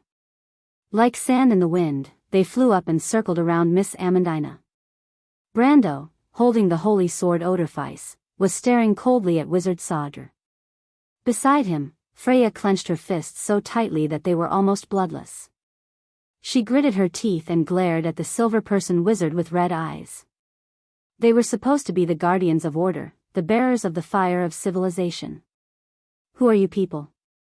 Sorcerer Saudre looked at the two uninvited guests in shock and anger. Where were the guards? Where were the other Wizard Saudre in the castle? He stretched out his hand, and the grey crystal staff, which had been leaning on the side and had never been used before, flew out of thin air and fell into his hand. The aura of the young man in front of him made his scalp tingle. Could it be that he had met a young dragon king? He opened his 5 fingers, not daring to hold back, and pointed the grey crystal staff in his hand at the two of them. Universe Singularity, Imprisonment. This 11th circle spell was the supreme achievement of spatial magic. A singularity universe containing trillions of star systems slowly unfolded in space. A gust of wind rose in the room, and books and miscellaneous items flew into the four-sided void, followed by tables, chairs, cabinets, and bookshelves. In the end, even the ceiling of the room collapsed. The bricks and tiles broke free from the restraints of the walls and converged into a torrent that was sucked into the void. But Brando only punched. He didn't even use the golden flame holy sword Odorfice. He just transferred the sword from his right hand to his left hand, then raised his fist, and punched into the singularity universe, breaking it into pieces like a rag. The fist went straight through the void, and to Wizard Saudre's great astonishment, it hit him hard in the lower abdomen. The expression that was fixed on his face was a simple 4 words. This is impossible. Thus, one of the 12 leaders of the Bugle Wizards, the Wizard King of Sarsard, only had time to let out a painful whimper, and his whole body flew out as if folded in half. He crashed into the wall behind him, and the bricks and stones shattered. Brendel did not say a word. He stepped into the cloud of dust and reached under the rubble. With a whoosh, he lifted the dusty sorcerer Saudre out of the rubble. He asked word by word, "Now, do you still think mortals are weak?" Wizard Saudre, whose face was bruised and swollen, screamed. The power of the sage, you are the Silver Dragon King Rudian, answer, wrong. Brando lifted the leader of the wizards up high, and then threw him hard to the ground. With a loud bang, the poor Wizard King flew out like a rubber ball, smashing everything in his way into pieces. Fortunately, he was a silver person and an existence close to the sage, so he was not smashed to pieces. Even so, several bones were broken. Seeing this scene, even Freya couldn't help but let go of her hand. She had never seen Brando like this. Furious, cold, and merciless. But she didn't feel afraid at all. She only felt calm and warm. Because the anger in her heart came from the promise, which was the true pride of a man and a lord. Trampling on, Wizard Saudre spat out a big mouthful of blood before he got up from the ground, but he still didn't give up resisting. He reached out his hand again, and grabbed his gray crystal staff from 10 feet away. He knew that he had met a formidable opponent this time. His opponent's power level seemed to be higher than his own. He racked his brains but could not figure out who his opponent was. It was not the Silver Dragon King Luo Di, but who else could have such power? Of course, even in the most absurd of hypotheses, Wizard Sadr had never imagined that the opponent was the princess's knight, Count Randner, the lord of the Tonajal people, who was praised by the people of Erewhon. There was no other reason. It was just a mortal. But this mortal was destined to give him an unforgettable memory on this day. First, it was Amandina. Now, it was her lord. Sadr calmed down. After all, he had been through hundreds of battles, and had even faced the man who made him tremble, the man called the Dark Dragon Odin. He raised his gray crystal staff and read out the taboo words recorded in the most ancient of documents. Wind, lightning, fire, and ice formed behind him one after another. He stretched out his thin fingers and screamed at the top of his lungs, "Die, elemental calamity." This was a spell invented by a dragon called Calamity. The blue calamity, the elemental dragon. The 14th ring was the limit that all beings below the divine folk could reach. Forbidden spell. With the Sorcerer King's actions, even the ground within a few miles of the lighthouse trembled. The earth elemental was being sucked away. The ground from Winomar to Silman cracked, and the earth and rocks were overturned. The creatures that lived in the soil escaped from their nests in tens of thousands. The merchants on the road had no choice but to stop and watch this strange scene. A few miles away, the clouds in the sky gathered into a vortex. Wind and fire elemental were being sucked down from thousands of meters in the air, converging into a green pillar of light that surged towards the lighthouse below the vortex. The waves on Lake Valendon began to recede like a tsunami, revealing the bottom of the lake that was thousands of meters long. The water elemental was being sucked away from the physical world. The light of the 4 natural elements converged into a belt of light, slowly merging into the gray crystal of the staff in Sorcerer Sadr's hand. Each of these light belts was several miles long. From afar, they looked like intertwined clouds of various colors. And in the light of these colorful clouds, Sorcerer Sadr's expression was twisted and ferocious. Brando also took a step back and used his hand to block in front of Freya. No matter what, he was still one of the 12 leaders of the Bugas. Although he was not one of the strongest, he was not to be underestimated. And this 14-circle spell was the best explanation of the opponent's strength. Brando? Freya hid behind him and asked worriedly. But she saw Brando only shake his head gently. Her heart calmed down. Sorcerer Sadr had finished chanting the last spell. He raised his gray crystal staff. This was the second time in 1,000 years that he had cast this spell. He had seen this spell that was known as the most magnificent in the mortal world. Hundreds of miles of ice crystal storms, lightning and thunder, fire and wind that burned everything, and turned the entire Nestle swamp into ashes. The depths of his eyes reflected the color of fanaticism.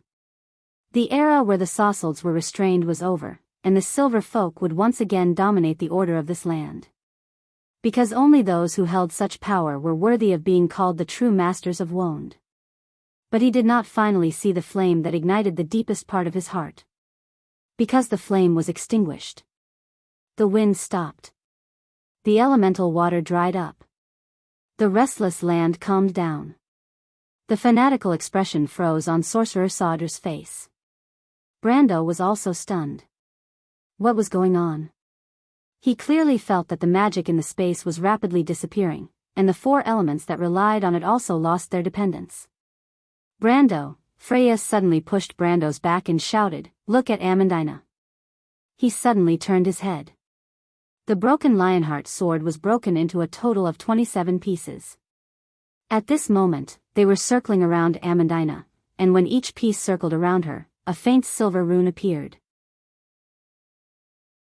Every time the silver rune shone, a basic law was extracted from this space: magic, elements, destruction, restraint. They are disintegrating Sorcerer Sadr's forbidden spell. Freya was almost in disbelief, but but how can the Lionheart sword do such a thing? Brando frowned and shook his head. He suddenly realized something and looked pitifully at Sorcerer Sodr, who was kneeling on the ground with a dull expression, and then raised his head to look at the sky. There, the curling vortex of clouds had long disappeared, leaving only a clear blue sky. Brando replied softly, "Freya, that is not the power of the Lionheart sword." "Not the Lionheart sword?" He nodded. The young war god from Butchie looked at him in confusion. Brando silently reached out and held her cold hand. Freya was slightly stunned, but did not pull her hand away. There was a strange feeling in her heart, as if she could feel the gentleness in this man's heart at this moment. It was an unspeakable feeling. It was silent, firm, and everywhere. It was a mother's care for her child. After tens of thousands of years, even if she had left this world long ago, she still firmly guarded this place. Compared to this, the despicableness of the Sasardians was not worth mentioning. That is, Martha, in the sky.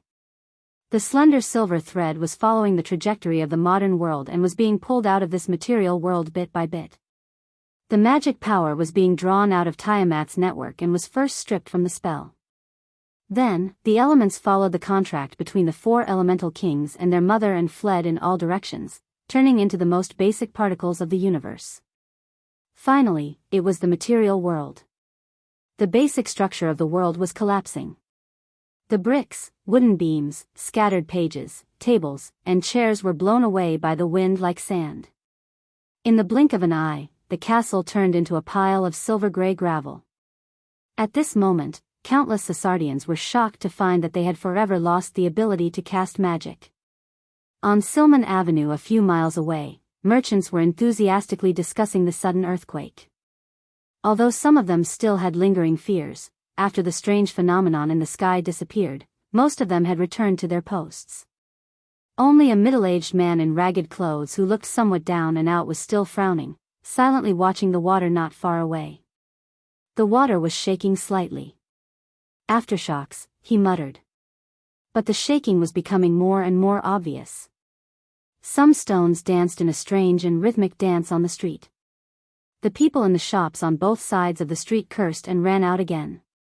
But this time, the people were orderly. They even found something to cover their heads so that they would not be hurt by falling objects in the panic.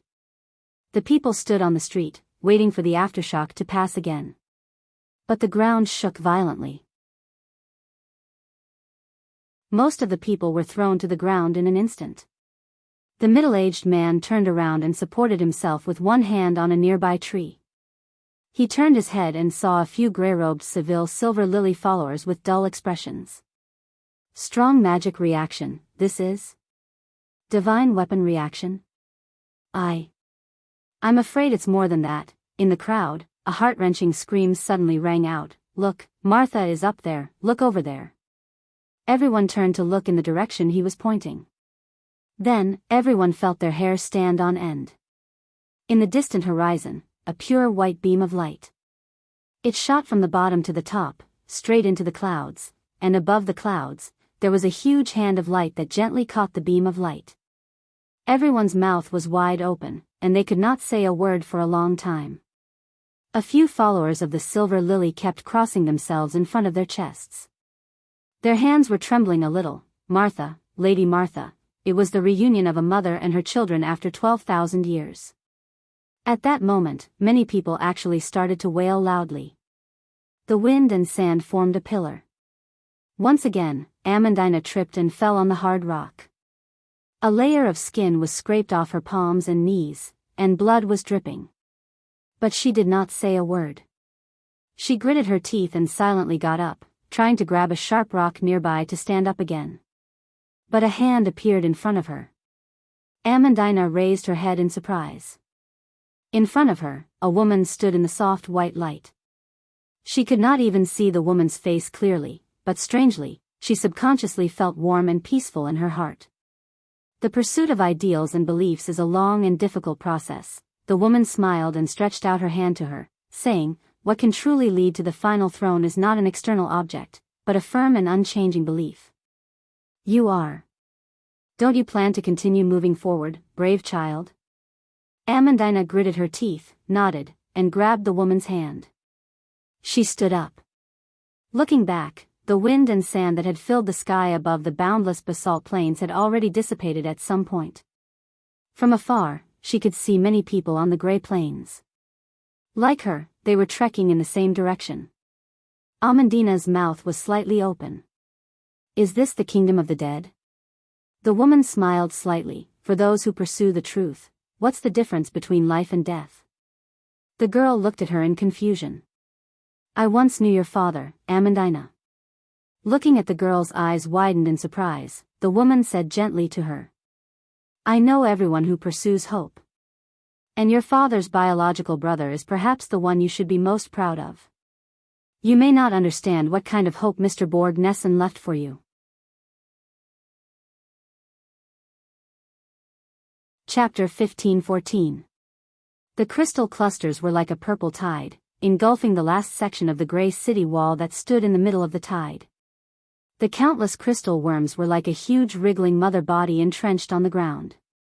The process of this mother body slowly engulfing everything was suffocating and despairing. Another flag disappeared in the purple sea. It was like a lonely sail that disappeared into the whirlpool, representing the annihilation of another army at the hands of the crystal clusters. In the tower, Hugh blocked the door and shouted to his commander in despair, Sir Knight, we are surrounded. Shoo! Death seemed to be close at hand, but the female knight with a deep scar on her face quietly put a finger to her lips, signaling him to be quiet. She pointed above her head and said to the young knight, listen. The last fortress was in front of them. On the battlements, Veronica, Mangrove, Vala, the old prime minister, the Duke of Mihodafen, and Duke Ludwig looked grave. Below them, the crew's army's defense line was thinner than a piece of paper. But everyone was looking at the sky. The thick clouds were parting. A huge halo was slowly spreading out from the southern sky of the wilderness of 4 territories, pushing away the clouds within a radius of a few thousand miles. A few hundred miles away from Babel Fortress. Thousands of meters above the sea of clouds, after the Baravido broke through the clouds, it once again saw the Kurlutz, which also appeared at the other end of the cumulus clouds. Under the sun, on the 2 magnificent flagships, the commanders of the Hazel Army and the Cruz Army were looking at the wilderness of 4 territories below through the observation device. Both of them looked grave. Outside the Oro forest, a huge black sphere stretched between the sky and the earth. Its lower part was suspended above the plains, and its middle part had already passed through the clouds. Countless flying dragons and beetles flew around the black sphere. From afar, it looked like a few black dots. Below the black sphere, Cane Bell City was like a coin. There is the aura of a god. It is the dragon god Bahamut.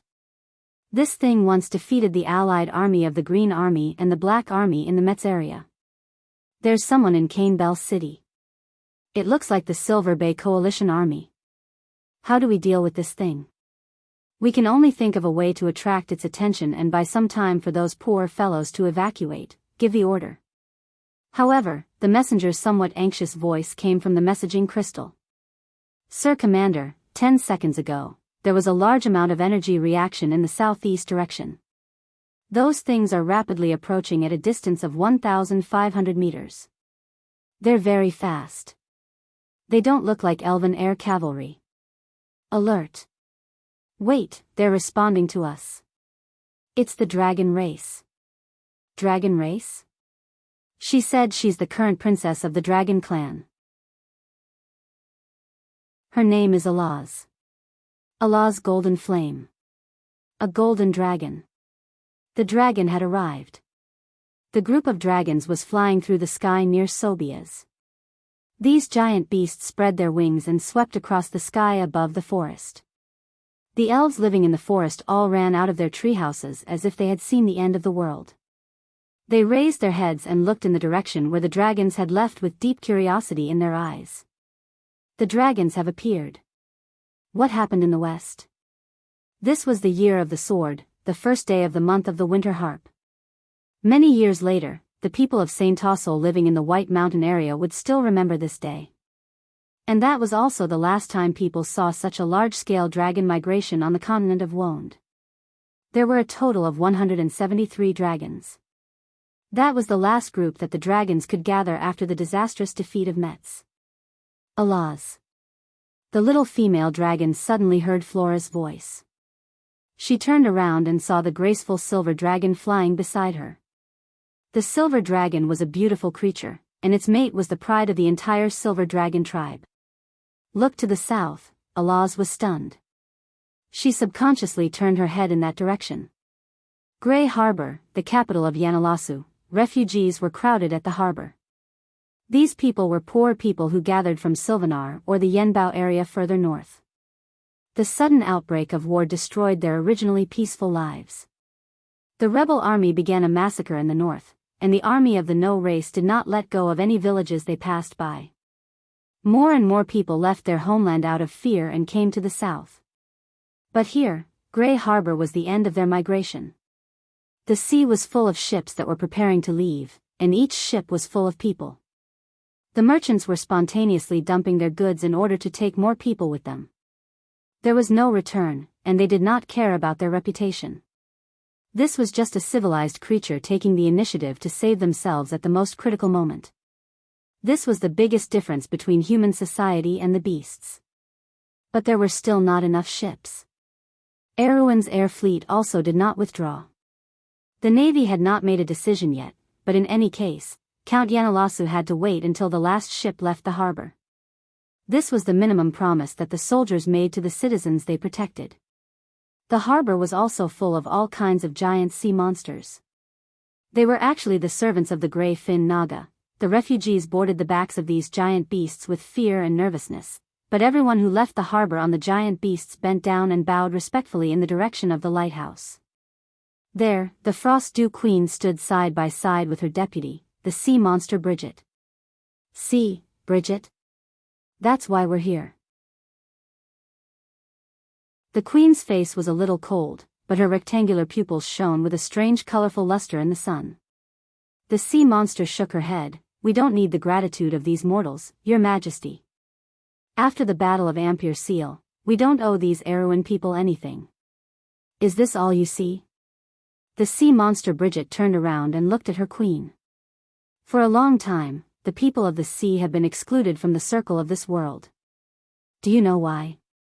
The Frost Dew Queen replied, because we once missed the best opportunity to engrave the name of the Naga race on that sacred white stone tablet. She pointed to the distant sea and said, this is why we came here. We missed it once, and we must not miss it a second time. In the sky, the clouds were getting fewer and fewer. In a reception room in the city hall of Grey Harbor, Count Yanalasu and the Naga warrior Sani, who were sitting on the sofa, stopped talking at the same time, feeling something.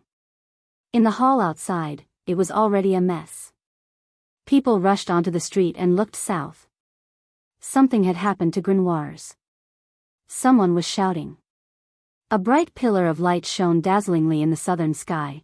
In the ruins of the lighthouse, Freya looked up with a shocked expression. What is that? Brando, who was beside her, didn't say a word, vaguely guessing something. In the illusion, Amandina had no idea what was happening in Wond. She looked at her with some confusion. My father? Martha nodded. She drew a picture with her hand. In the picture, there was a bright room. The afternoon sun was shining into the room through the floor-to-ceiling arched windows. The silk curtains on one side were pulled open and fell to the ground, and the shadows just covered the bookshelves on the wall. At the desk, Viscount Borg-Nesson, who was obviously much more mature than he was 10 years ago, held a grey stone fragment excitedly and said to his knight colleague, Old man, do you remember our conversation here last time? I think we're close to success. I already have the exact whereabouts of that stone fragment. The serious knight also had a few more deep wrinkles on his forehead than 10 years ago, and his temples were graying. He looked at his companion and said, Shippard, I think the tree herders have noticed you. Viscount Nesson shrugged. Of course. They're not stupid. They're just aware. I don't think I've exposed my identity yet. Amandina looked at the two people in the room in shock. She subconsciously took 2 steps forward and reached out to grab something, but her feet never stepped into the room. This is my family's manor in Aldrin. I recognize this place.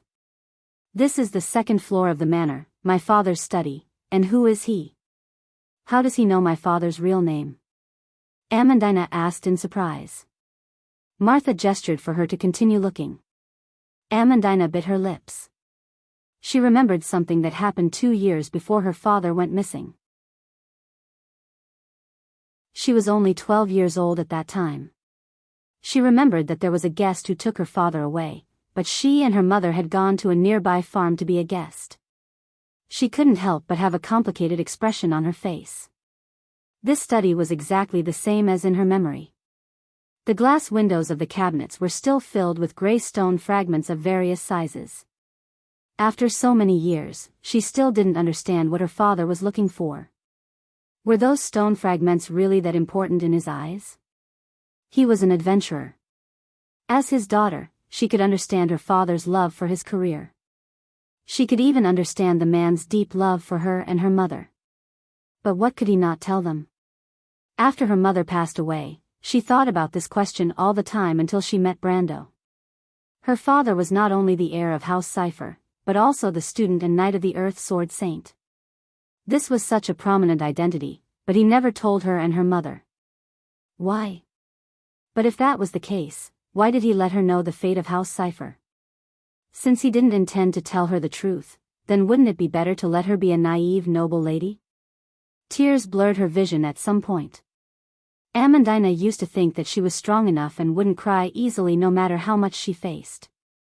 But the memories of the past were buried deep in her heart and did not fade with time.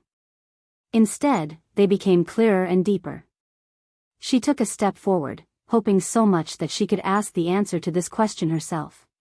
But time was so merciless that she didn't have a chance. Viscount Nesson stood up. Pomed, we have to act now. The knight pondered for a moment. Have you asked her opinion? Viscount Nesson shook his head. I can't find her. She left the royal family after adopting the baby girl. I don't know if she has been to Grenoires, but the Marshal has passed away for 2 years. Even if we know something, we have lost track of her. I've asked Scott, but he doesn't know either. I don't dare to look for the Marshal's grandson, lest I bring him trouble. Old man, although the Marshal is no longer around, it doesn't mean that our mission is over. You should still remember everything we saw in the illusion under Alcash. We have to stop the prophecy from happening. This time, we have to do it ourselves. The knight nodded silently. But what about your wife and daughter? Do they know about it? Viscount Nesson was silent. There was obvious hesitation on his face. It's not fair for you to do this. The Viscount shook his head. Pomed, you know what we're doing. There's no fairness in this. Our companions have left one by one, but we're still here, aren't we? He sighed slightly. I do love them very much, but if I don't do it, it's not love. It's shirking responsibility. As a husband and a father, I have a reason to protect them, in my own way. I promised Sadie, do you remember? From the moment I gave her the wedding ring, I had to fulfill my promise. The knight looked at him. Viscount Nesson took a deep breath. Just like the Marshal entrusted us with, we have to make a decision.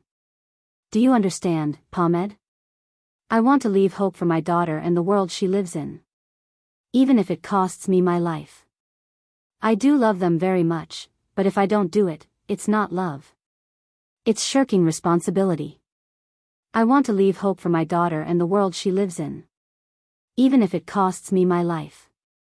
Such a voice echoed in the clouds. In Braggs, all the residents on every street stopped what they were doing and looked at the sky in astonishment. Some of them were locals who lived in Greyrat Street. They had once been neighbors of Amandina's family. Their lives had not changed at all in the past 3 years.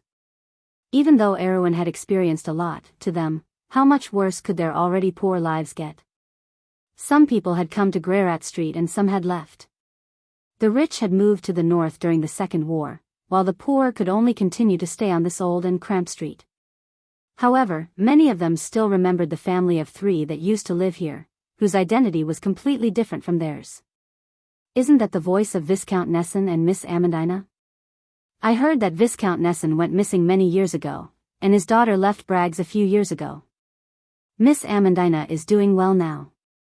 I heard that she married Count Randner. That's hard to say. The situation in Erewhon is so chaotic right now. Who knows what will happen in the south? I really hope that Lady Martha can protect the eldest princess. Sigh, it's really pitiful. Their family are all good people. Even though Viscount Nesson is a noble, he treats people with kindness and doesn't put on airs. In this world, good people are always unlucky. Who said otherwise? But what's with that voice in the sky? Didn't Viscount Nesson go missing for many years? Did you see that light? That's Kirkle, right? What happened in the north? Everyone was discussing. But no one noticed that behind the crowd, a cripple had dropped the sword in his hand. However, he didn't seem to notice it at all. He only looked at the blue sky with a pale face. In Silver Bay, a young mage stood on top of a hill, allowing the wind to blow his long hair. The mage listened to the 2 voices that he was once familiar with. He didn't know when, but his face was covered in tears. Did you do it? My companions. Amandina seemed to have seen that summer night again in her days. That night, the witch's back seat was especially bright in the southern sky. The stars were reflected on the water's surface, quietly flowing with the river Brags. Viscount Nesson watched his daughter return to the house, sighed, and turned his head back. In the silent Brugloss, there were already lamps lit up in the dark night. Far away was Bunapan Avenue, and the noble district was like a star that fell to the ground. In a house far away, warm orange light shone through the window. The silhouettes of a family of 3 could be seen in the window. A husband and wife, a father and daughter. Their laughter seemed to come from the other side of the river. It was warm and real. He stood up with his hands on his knees and picked up a shovel from the corner of the wall. He dug a deep hole under a chestnut tree not far away. He crouched beside the hole and carefully buried a box. After doing all this, Viscount Nesson wiped his sweat and stood up. He looked at the new soil under the tree, his eyes full of tenderness. Annie, I'm sorry. I hope that one day, you won't hate me because of this. I won't ask for your forgiveness, but there are some things in this world that we must do. It's not just because of the responsibility of House Cypher's bloodline to this kingdom. More importantly, there are many people around us who are worth protecting with our lives. Perhaps one day, my daughter, you will also meet such a person. He slowly took off the necklace from his chest and murmured, For Erewhon, Lady Martha, please protect me. This is my last hope. Amandina was already sobbing when she saw this scene. Brags and the Street of the Grey Rat people were silent. No one understood what this scene meant. But for Brando, the scene in the Forbidden Orchard on Mount Buchy 3 years ago was still fresh in his mind. It was a father, a husband, a hero. The soundless skeleton could not tell him everything in the past, but the weathered parchment recorded the most sincere feelings. 2 people born in different eras. At that moment, their fates intersected. Their gazes could not cross life and death, but their ideals and beliefs could still be transmitted. Freya bit her lips silently. The illusion was changing. It was in the sky, presenting the unknown story of the past in front of everyone. People saw with their own eyes that Viscount Nesson fulfilled his promise. He had snuck into the tree shepherds and obtained the grey stone, but Myad, the goo-worm lord, had discovered his identity. At the last moment, the Knight Palmside sacrificed his life to pave the way for his companions. After a long chase and escape, Brando saw the place he was familiar with. Wasn't the golden demonic tree in the valley basin? Viscount Nesson hid in the depths of the crevice. The tree herders who could not find him planted the seed of the golden demonic tree in anger. And in the cave, the trembling father wrote the last letter of his life on a piece of parchment with a quill, Martha above, I may not be alive for long. If I die, Amandina covered her mouth. She still remembered the scene of that day. In the small and dim room, there was a knock on the door. When she saw the young man's face through the crack of the door, her fate changed. But she clearly remembered how Brendel handed the letter to her at that time. The words on the letter were so clear in her memory, as if it was yesterday. Big drops of tears rolled down the girl's cheeks and rolled into the dust. In many areas of Wound. Everyone stopped in their tracks, silently watching this moment. They saw Viscount Nesson use the last of his strength to pick up the grey stone piece and place it on the parchment. He seemed to want to write something, but the light of life in his blue-grey eyes was fading. The quill finally slipped from his hand and rolled into the gravel. It was the end of a hero. In the 10 cities, many people bowed to salute this scene. Although they could not really understand what this man was protecting, no matter where, the brave were always worthy of respect. Veronica slowly retracted her gaze and looked at Mephisto beside her. "I have seen this man's daughter," the Ash Sword Saint replied. "She is very outstanding and did not disappoint her father." "I know her," Veronica replied softly. Mephisto turned around and looked at the female commander with a puzzled expression. "Do you still remember the past?" Veronica asked. "The days when we learned swordsmanship together. At that time, we were still very young." Mephisto could not help but be silent. Does he still remember the good times of the past? Of course. The illusion was still changing. In the dark palace, the great king had entered the moment of his death. The hero of the past, the Flame King Gretel, looked at his knight by his bedside. He suddenly remembered the most glorious moment of his life, but more than that, he was burdened with heavy responsibilities. But at the end of his life, the memory that appeared in the depths of his mind was still that unforgettable scene. He did not know how long it had been since he last dreamed of that place. The underground holy temple that changed their lives. In the darkness, the 4 sages stared at the stone walls of the holy temple. On those tall stone walls, there were all kinds of patterns drawn with strange patterns. The light of the torches flickered. A huge altar was reflected. On the obsidian platform, a human baby girl was sleeping in crystal amber. It seems that what Odin said is true. Eloranta stared at the patterns on the stone walls. This is the ancient language of Novan, the language of the divine people. The azure lance did not kill the twilight dragon. The 7th war may be coming soon. Then aren't we doing something wrong? Fanzin said loudly, "We have overthrown the rule of the Myrnas, so now what do we have to fight against the twilight dragon?" "Shut up, Farnazane." The blond young man's blue eyes glinted with wisdom. The sacred sword Odorphis shone in his hand. He spoke to his companions. "The Myrnas are already rotten. Their nobles are addicted to the glory of the past. What can Odin change? He chose us because he did not want to see the hope of this world die slowly. Since we have inherited this fate, we must bravely go on. I support Gretel." The young Saint Tossol was not as mature and sophisticated as she was later. The elven girl's face was pure and determined. "Sister Eloranta, do you see anything from this?" The earth sage turned around and nodded. "Gretel is right. We still have a chance." Although that chance was so illusory. The old man raised his trembling finger and pointed to the person he trusted most. The once proud young man, the chief of the Flame Knight, was now also old. Time was so cold and merciless. The king who had once created an empire was now speechless. But from his trembling movements, the old knight already understood everything. It was a tacit understanding of 2 centuries, and there was no need to repeat it with words. He nodded solemnly. That day, Miss Rose came to the depths of the deadly frost forest, and a crystal stag witnessed a falling meteor in the magnificent night sky. 130 years after that, a country called Aween was founded. In a verdant valley.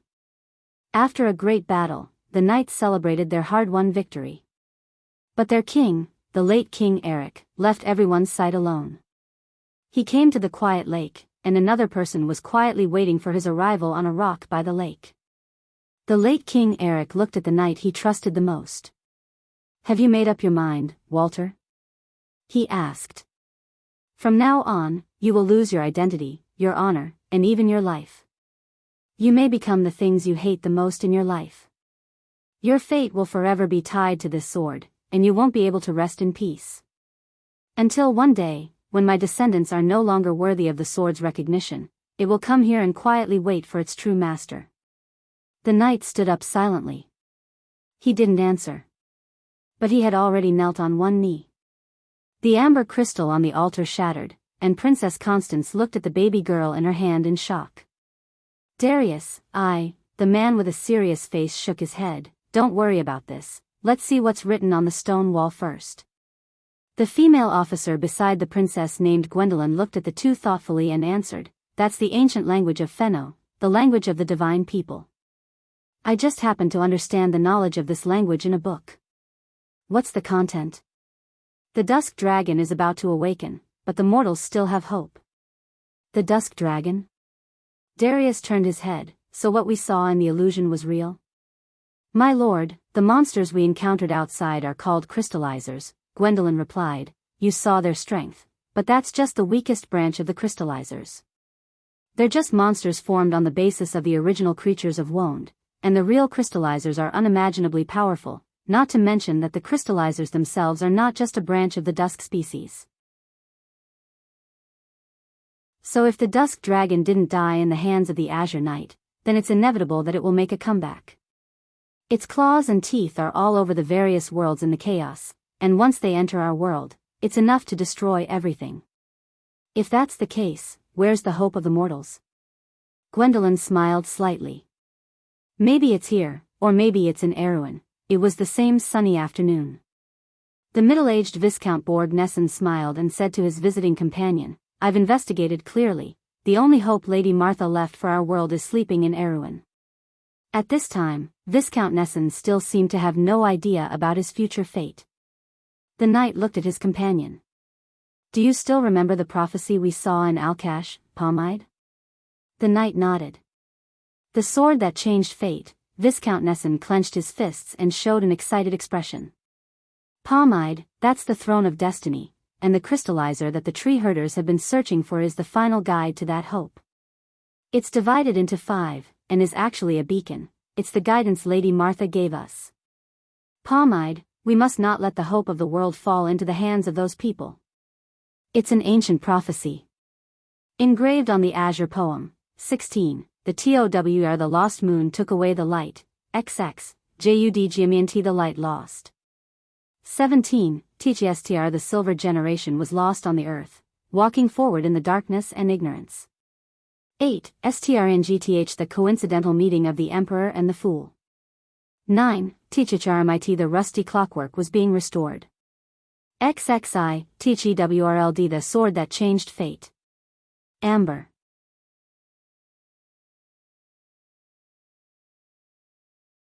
Chapter 15:15. Marcia gently hugged Amandina, who was sobbing uncontrollably. She gently stroked her back and comforted her child.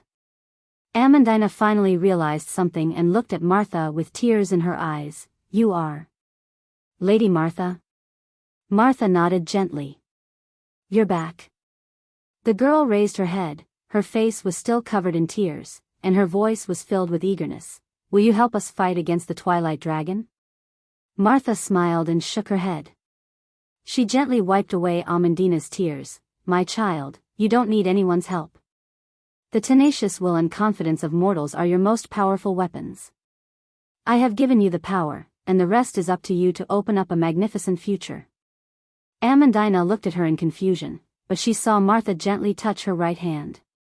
Starting from the tip of her finger, the goddess slowly turned into countless flying petals of light. In the dazzling light that was like the birth of a supernova, Amandina saw a quaint throne. And on the throne, there was a holy sword that was quietly sleeping. A gentle voice echoed throughout the sky of Wond. Children, don't give up hope. At that moment, the whole world seemed to have stopped breathing. Everyone looked at the dazzling sword in the sky. In the elven palace in the deciduous forest of the White Mountain Range, the bell rang, and the elven guards opened the door. The wind elves were the first to stand up, and one of them reached out to her opponent. "Thank you very much. My name is Maria, the chief sorcerer of the elven court." The pale nobleman smiled and gracefully touched the elf's hand. "Although at this moment, your name and ours may be buried in the long river of history, but history will always remember this day. I believe that it is significant enough to change our future." Maria smiled. "In any case, welcome back." "Back to where?"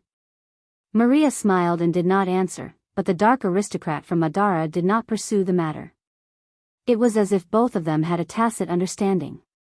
The envoys from both sides nodded to each other and slowly walked out of the hall. Then, they stopped and looked up at the dazzling holy sword in the sky. No one said a word for a long time. South of Erewhon. A gust of wind blew through the Ansara forest. The forest rustled, and countless dead leaves flew over people's heads. In the distance, the sparkling waves of the Bernichal River quietly passed through the southern lands of Anthony. The trebuchet creaked under the force of inertia as it launched the last stone projectile into Bernichal's walls in a parabola. After the flash of magic, the sound of buildings collapsing could be heard from within the city. The cultists had given up on resisting, and a fat dragon was spitting fire on the broken city wall, driving the people who had already collapsed to flee in all directions. The battlefield stopped. Everyone stared at the sky. Haruz held Micaiah's small hand and stared at the majestic mountain peak in the blue sky, the dazzling holy sword. His heart was in turmoil for a long time. Miss Amandina's father was also a hero. His unyielding spirit left everyone with the last glimmer of hope, so he was worthy of the title of knight. There were always many such heroes in the history of mankind. Haruz could not help but think of his teacher. In the dazzling light of the holy sword, he could always see a tall and straight back. Firm beliefs and ideals that would never fade. Was it not his teacher's words and deeds? Erewhon's birth was so glorious, but could he bear the burden of his teacher's expectations? The little prince bit his lip and remained silent. Beside the two was the expressionless Duke Anthony. The Duke who had just experienced the pain of losing his son had gray hair, as if he had aged 10 years. He held his only granddaughter in his arms, the only bloodline left to him by his son and daughter-in-law. He stared at the sky for a long time without saying a word. The cultists slaughtered the people of Bernichal. This also filled their own graves with the last handful of soil. Bernichal did not take any prisoners. This was the order issued by the Duke. And from this day onwards, Anthony would also begin a great purge of all dissidents. Haruz knew that innocent people would die under this order, but he did not speak. Sometimes civilization needed iron and blood, and Erewhon's decay had reached a point where his bones were visible. As a king, he must learn to take responsibility. A man who wears a crown has no right to cherish his feathers. A country must move forward, and someone must bear the stigma for it. Haruz was aware of this in his heart, but if someone had to pay the price for all these mistakes, it would not be Erewhon's people, but the Twilight Dragon. He clenched his fists. Behind him, Medusa Lysimachia was also shocked by the strange scene in the sky. Her reptilian prismatic eyes reflected the sword deeply, and her eyes flashed with hesitation and determination. It really exists, everything is real. Her friend, the sexy dark elf, grabbed her best friend's arm and looked at her worriedly. Lysimachia? Kaya's action alarmed Haruz in front of her. The little prince looked back and was startled to see Lysimachia's strange behavior. He thought Lysimachia was worried about him, and hurriedly said, "Sister Lysimachia, you don't have to worry. This attack was unexpected, and no one can blame anyone for it. Besides, I'm fine now, aren't I?" But he didn't expect that as soon as his voice fell, Lysimachia grabbed him with such force that he almost cried out in pain. His body's subconscious reaction was to use black magic to resist, but Haruz stopped the impulse because he saw the Medusa's eyes, clear and clear, without the slightest intention of hurting him. "Miss Lysimachia, you," he whispered, gasping for breath. Micaiah also turned around, tilting her head and watching the scene with interest. She asked the little prince with her eyes if he wanted to help, but Haruz shook his head at her. Lysimachia lowered her head with a rare look of seriousness on her face. Looking at her best friend's expression, the dark elf Kaya seemed to realize something and quickly asked, Lysimika, have you thought about it? Medusa looked back and nodded. Kaya, we have lost our home. Do you want to experience the feeling of drifting again? We came to this world above ground to find hope. Now that we have reached the final moment, we must make up our minds. Kaya opened her mouth, wanting to say something, but stopped. Kaya, do you trust me? Lysimika asked when she saw her expression. Who else can I trust, Lysimika? Without you, I wouldn't be who I am now. I've always treated you like a sister, Kaya couldn't help but say. When I gave it to you, I trusted that you could make the right judgment. Lysimika interrupted her. Kaya, thank you, but it's time to stake everything. Kaya looked past Medusa, glanced at the sky with a complicated expression, and nodded. Haruz looked at the two of them with some surprise. Miss Lysimika, Lysimika pressed her finger to his lips and stopped him from continuing. Haruz, my little prince, do you want to hear our story? Haruz looked startled. Of course, he knew that Lysimika and Kaya's background was bizarre, but because of the kindness of Ampere Seal, he never had the idea of doubting Medusa. And it was because of his trust that Lysimika had the idea of staying in this human kingdom. She looked at the little prince gently. Kaya, she is of the Oath Keepers. General Phenoma withdrew his gaze from the sky and silently watched everything that was happening in front of him. Outside Ariel City, on the plains of Corvado, two torrents, one black and one white, were converging. The dwarf king Caliphan was in the black torrent of the dwarven heavy cavalry, looking at the snow-white formation in the distance and muttering to himself, they're here too. The White Lion Legion that was besieging Ariel was in the midst of their final counterattack. The human knights were in their final charging formation. A sea of purple crystals was surging towards them from the front. But the humans were shocked to see the army of their former enemies, the lion men of Tokunin, approaching them from the side and stopping side by side with them. The humans vaguely felt the intentions of the Tokunin, but they were still unable to be sure. Under the order, the knight who sent the order raised the flag of inquiry. A golden swallow-tailed flag, were they allies? The lion men hesitated for a moment, then raised a sacred white flag. On the flag, 7 sacred emblems fluttered in the wind. In response, they swore a sacred oath. General Phenoma stood on the remaining city wall and saw this scene. The sword in his hand fell to the ground with a clang. Woo! The horn was blown. The dwarven army had taken the lead, and the humans and the lion men did not hesitate. The night began to speed up, and the Corvado plains rumbled. The allied forces of the three races collided head-on with the sea of crystals like 3 hot knives cutting through butter. The dwarven heavy cavalry bore the brunt of the impact. Each of the dwarven heavy cavalry was like a moving fortress, and they were lined up side by side. Wherever they passed, there was a frenzy in the purple sea.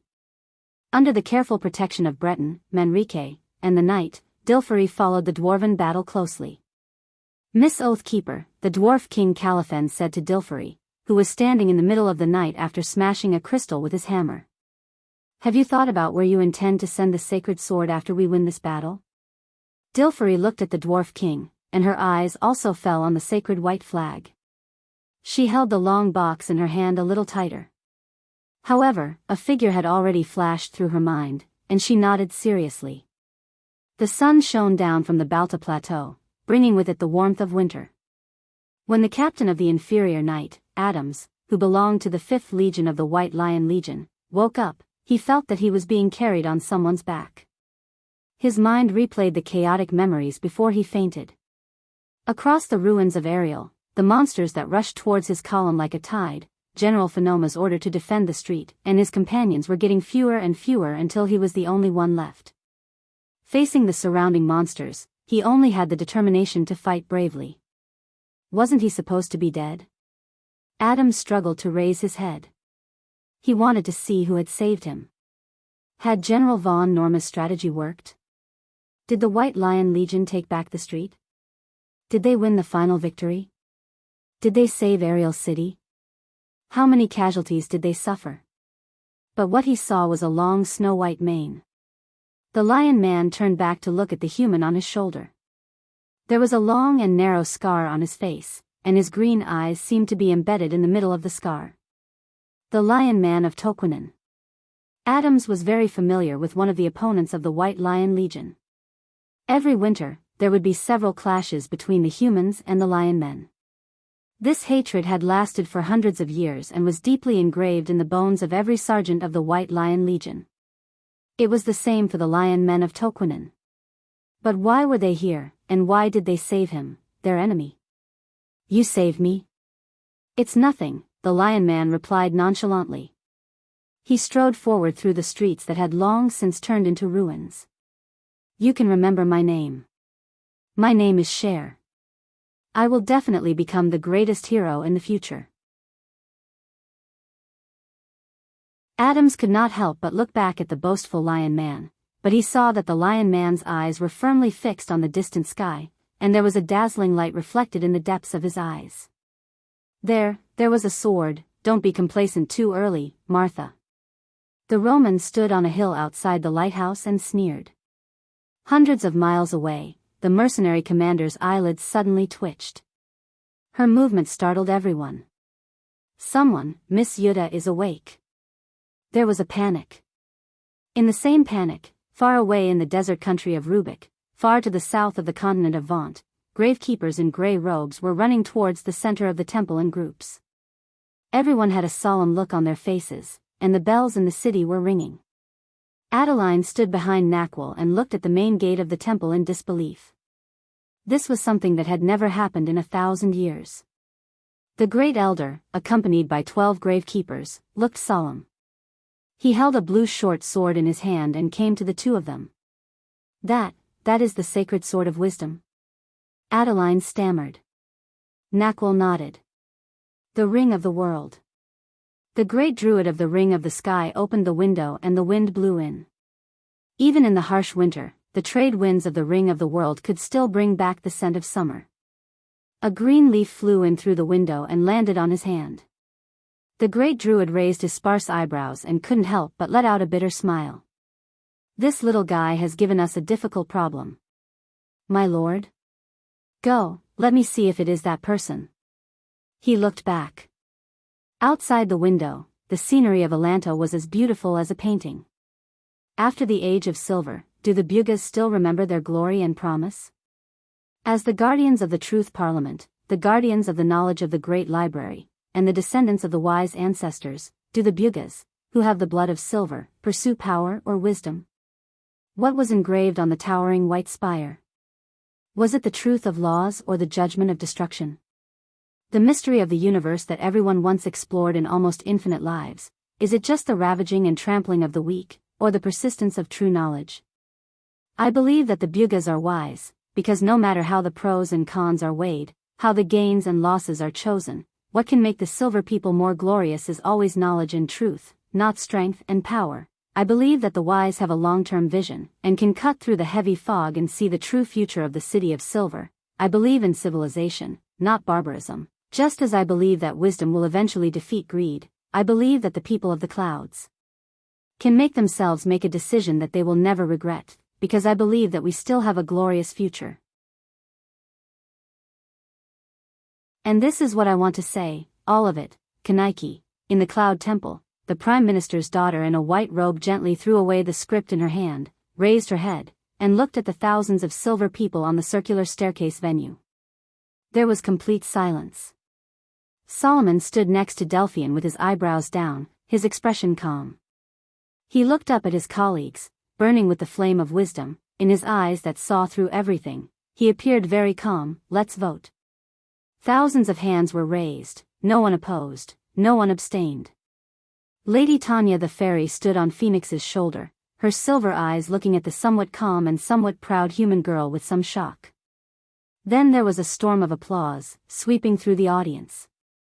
The year of the sword, the first day of the month of the winter harp. The Bugas announced a break with the Sarsadrians. The wizard war had just begun, and it was nearing its end. When Amandina woke up, she already felt the warm and familiar embrace. She raised her head weakly and looked at the familiar face, and Miss Freya's somewhat complicated expression. She hurriedly struggled, but could not break free from Brando's embrace. Her face was a little red. "My lord. What's wrong with me?" Brando looked at the silver pattern on his lady aide's right hand, and answered word by word, "You saved everything, Amandina."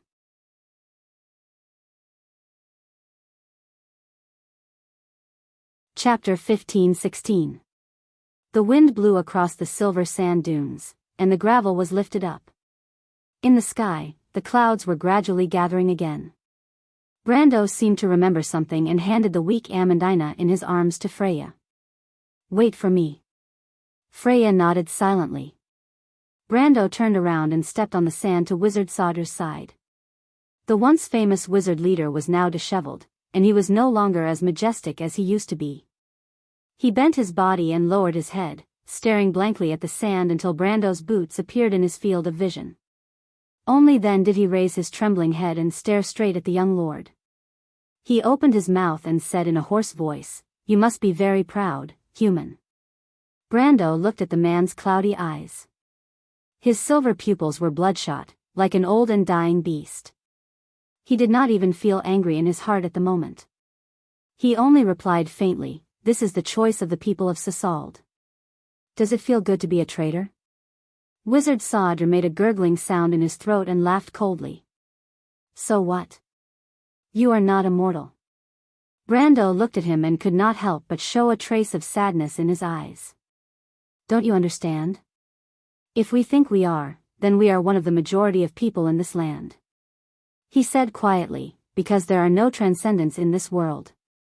Even Mother Marcia never thought that she could be high and mighty. The truly pitiful ones are those who cut themselves off from the rest of the world. Sauder, there is no such thing as being born noble in this world, and blood cannot be a barrier between people. What Lady Martha gave you was not power, but responsibility. Unfortunately, you don't understand." He slowly opened his arms as if he was embracing the wind and said softly, "Why are we proud? I am immortal, a member of this tiny kingdom. I am the Lord of Tonagel. This insignificant identity, but I cherish it very much. Why am I proud? It is not the power I was born with, but the trust people have in me. It is the connection and promise between people. It is all the precious feelings in this mortal world. We are proud because we dare to protect all the beautiful things." This kind of pride, Brando looked at Sauder and replied with a heavy heart, "You don't understand." Sorcerer Sauder screamed. His decaying body struggled and lunged over, but he fell heavily onto the sand dune. He used all his strength to grab the sand, as if he wanted to crush it. Unfortunately, he could only watch helplessly as the sand slipped through his fingers. He fell on the sand dune and let out a howl like an injured beast. Brando looked at him coldly. "Isn't it easy to be mesmerized when my lord looks like this?" Amandina said softly as she looked at his back. Freya was caught off guard by this question, but she was too embarrassed to try to cover it up, so she could only nod her head frantically. Amandina looked at her with an amused expression. "Erwin is so small, Freya. So small that Mr. Brando can disdain its throne. But it's so big that he can't let go of everyone here," she said meaningfully. Freya responded with a, N. "Freya, other than the Roman lady, you are the first to know my lord." Amandina continued softly, "Although there are some things that I don't want to say, everyone can see it.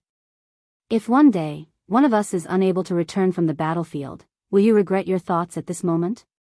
Freya was stunned. She looked at Brando's back in the distance with a complicated expression. "Amandina, you don't have to tell me," Amandina said.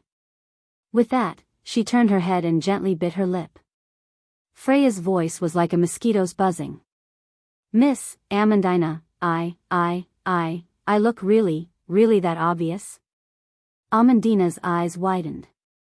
She turned around and looked at the hopeless ostrich. After a while, she finally couldn't help but cover her mouth and burst out laughing. Degenerate, Wizard Sauder lay on the sand dune, his voice like a candle in the wind. Brando took one last look at the sad guy and turned to leave. But the king of wizards seemed to have a final burst of strength. His whole body trembled violently, and he shouted with all his strength behind him, "Vladimir the Great will not let you go." Brando stopped and didn't look back. What a coincidence, me too. Adept Sauder's final expression was one of shock and astonishment. He made a cracking sound in his throat and reached out as if he wanted to grab something, but his body's functions had long been lost along with his magic power. His head tilted slightly, and his whole body lost its vitality like a piece of dead wood. The wind and sand rose, and the corpse of the Sasaldian wizard leader disintegrated like a weathered object, turning into sand and disappearing with the wind. Freya supported Amandina as they walked over. "What's wrong with you?" Brando looked at her face, which was a little too red. "No, nothing." The Erewhon Valkyrie hurriedly changed the topic in a panic. "Brando, are we going to war with the Sasaldians again?" "It's me," Brando replied casually. "The wizard war is over. Erewhon shouldn't be involved in this war anymore, but there are still some debts I have to collect. Prince Levin's death, Eek and his wife's death, everything must be accounted for." The burning giant ship was like a torch falling from the sky, and the steel was distorted and let out a wail similar to that of a giant beast. Woo! The people watched this tragic scene. The flames lit up the sky and reflected on everyone's faces. Although the small airships around the Flash tried their best to save some people, the 300 soldiers on the ship were destined to spill their blood on this foreign land.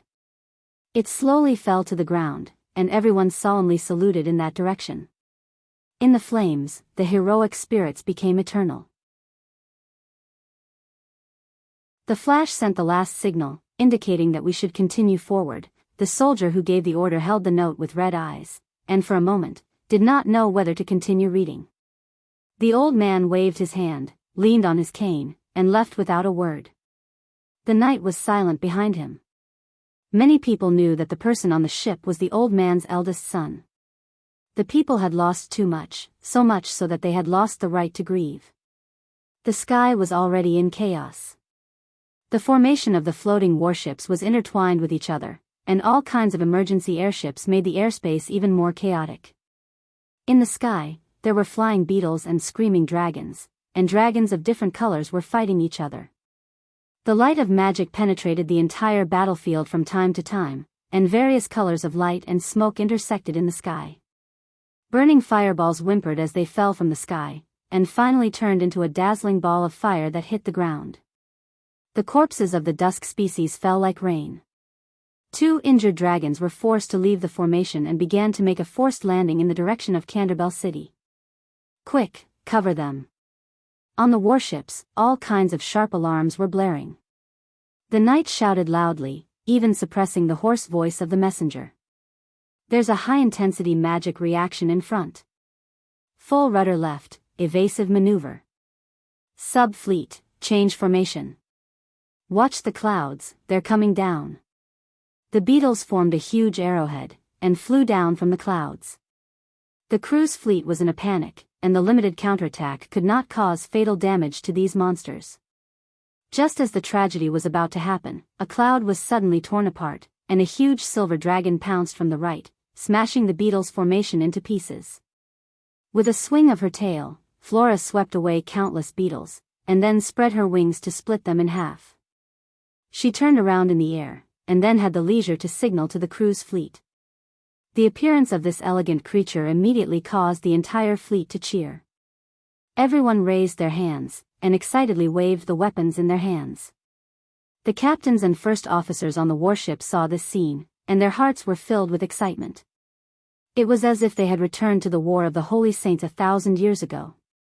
The battle had entered a white-hot stage. A sub-fleet of the Hazel suddenly broke away from the main fleet's formation, and launched a radical arrow formation towards the center of the battlefield. Their target was the huge black ball of light in the clouds, the source of the Battle of Canebell. The crazy actions of this fleet immediately triggered the situation of the entire battlefield. Everyone stopped, and many knights rushed to the side of the ship, and looked at the scene in shock. The black ball obviously felt threatened. The Dusk Army in the air began to gather in this direction under its command, and surrounded the fleet. Alaz was the first to react. "Stop them." The little female dragon's majestic voice resounded through the sky. Under her command, the dragons turned and climbed in order to seize a higher airspace. They needed to use swooping to divide and surround the beetles, which was the dragon's best tactic in the sky. The humans also reacted. By time for them. Sir Armand raised the cane in his hand, and the flagship cruise was the first to turn, and then everyone saw the flag change formation. All main warships entered the battle line. The entire fleet exposed its side at the most dangerous moment, and released a group of Pegasus Knights. The cruise knights raised their spears and roared as they rushed towards the flying beetles. For cruise. The command was given. On the side of the ship, the Flintlock Regiment had already set up a long dragon spear, and the filling crew finished filling it in a few seconds. The flag bearer waved his hand, and a row of white smoke rose from the side of the cruise ship.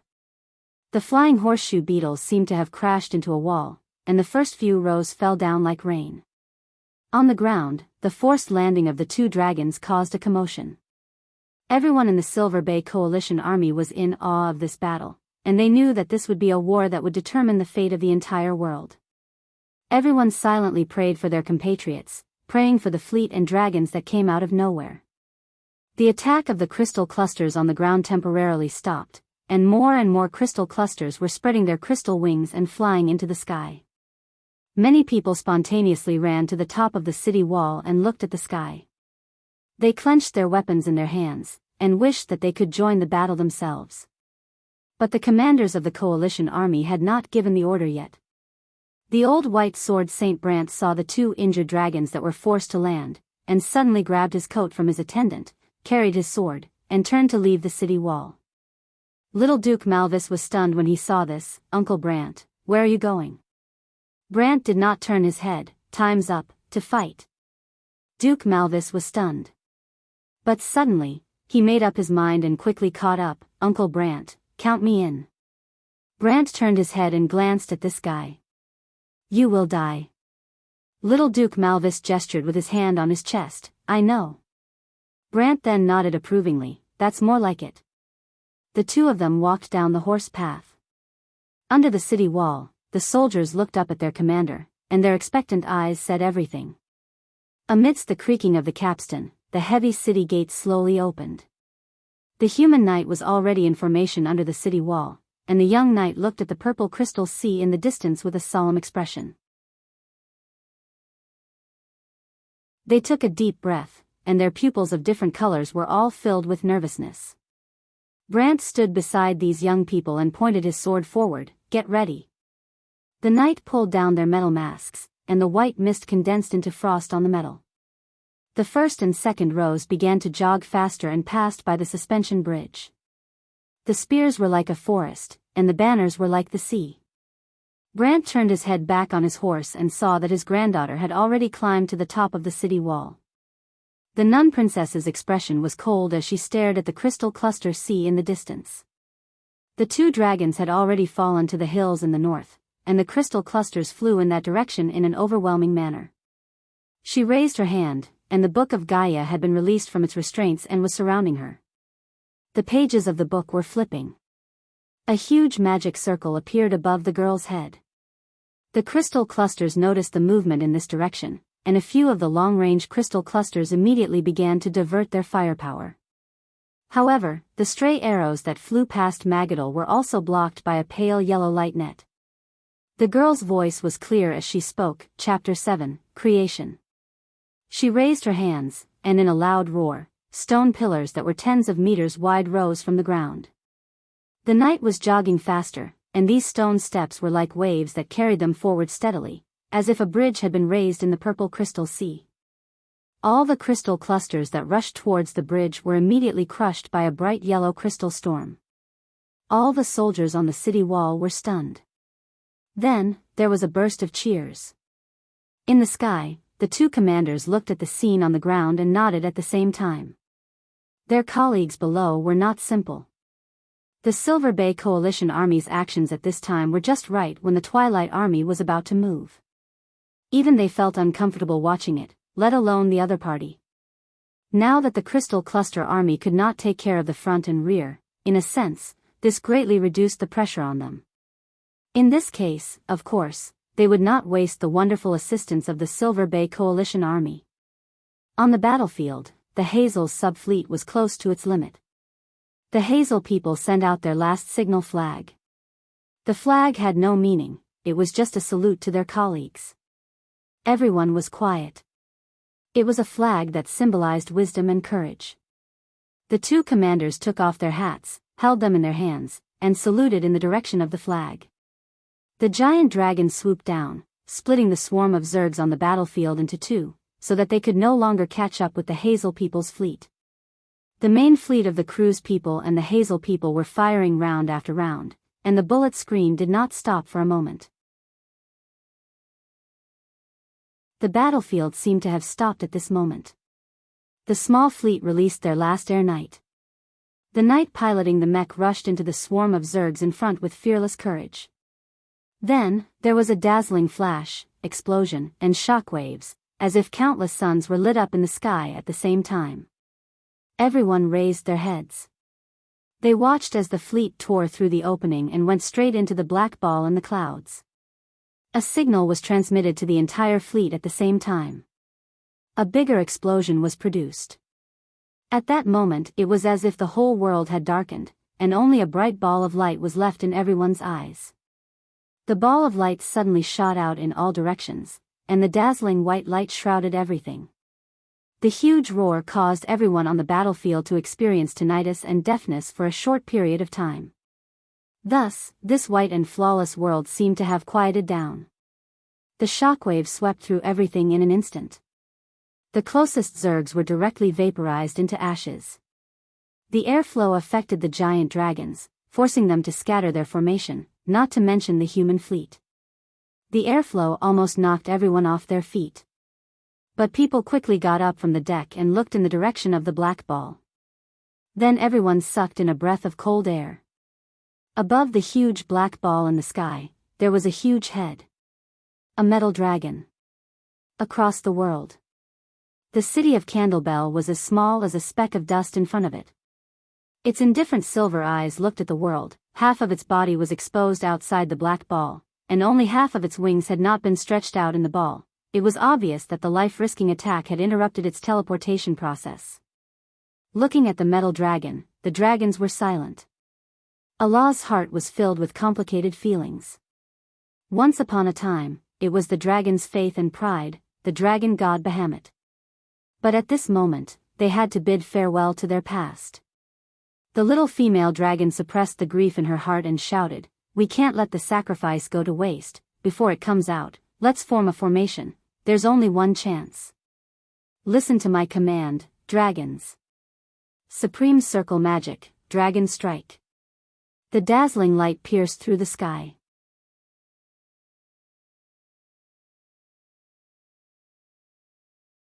Chapter 15-17. String Magic. These three words represented the most destructive power since the era of the gods.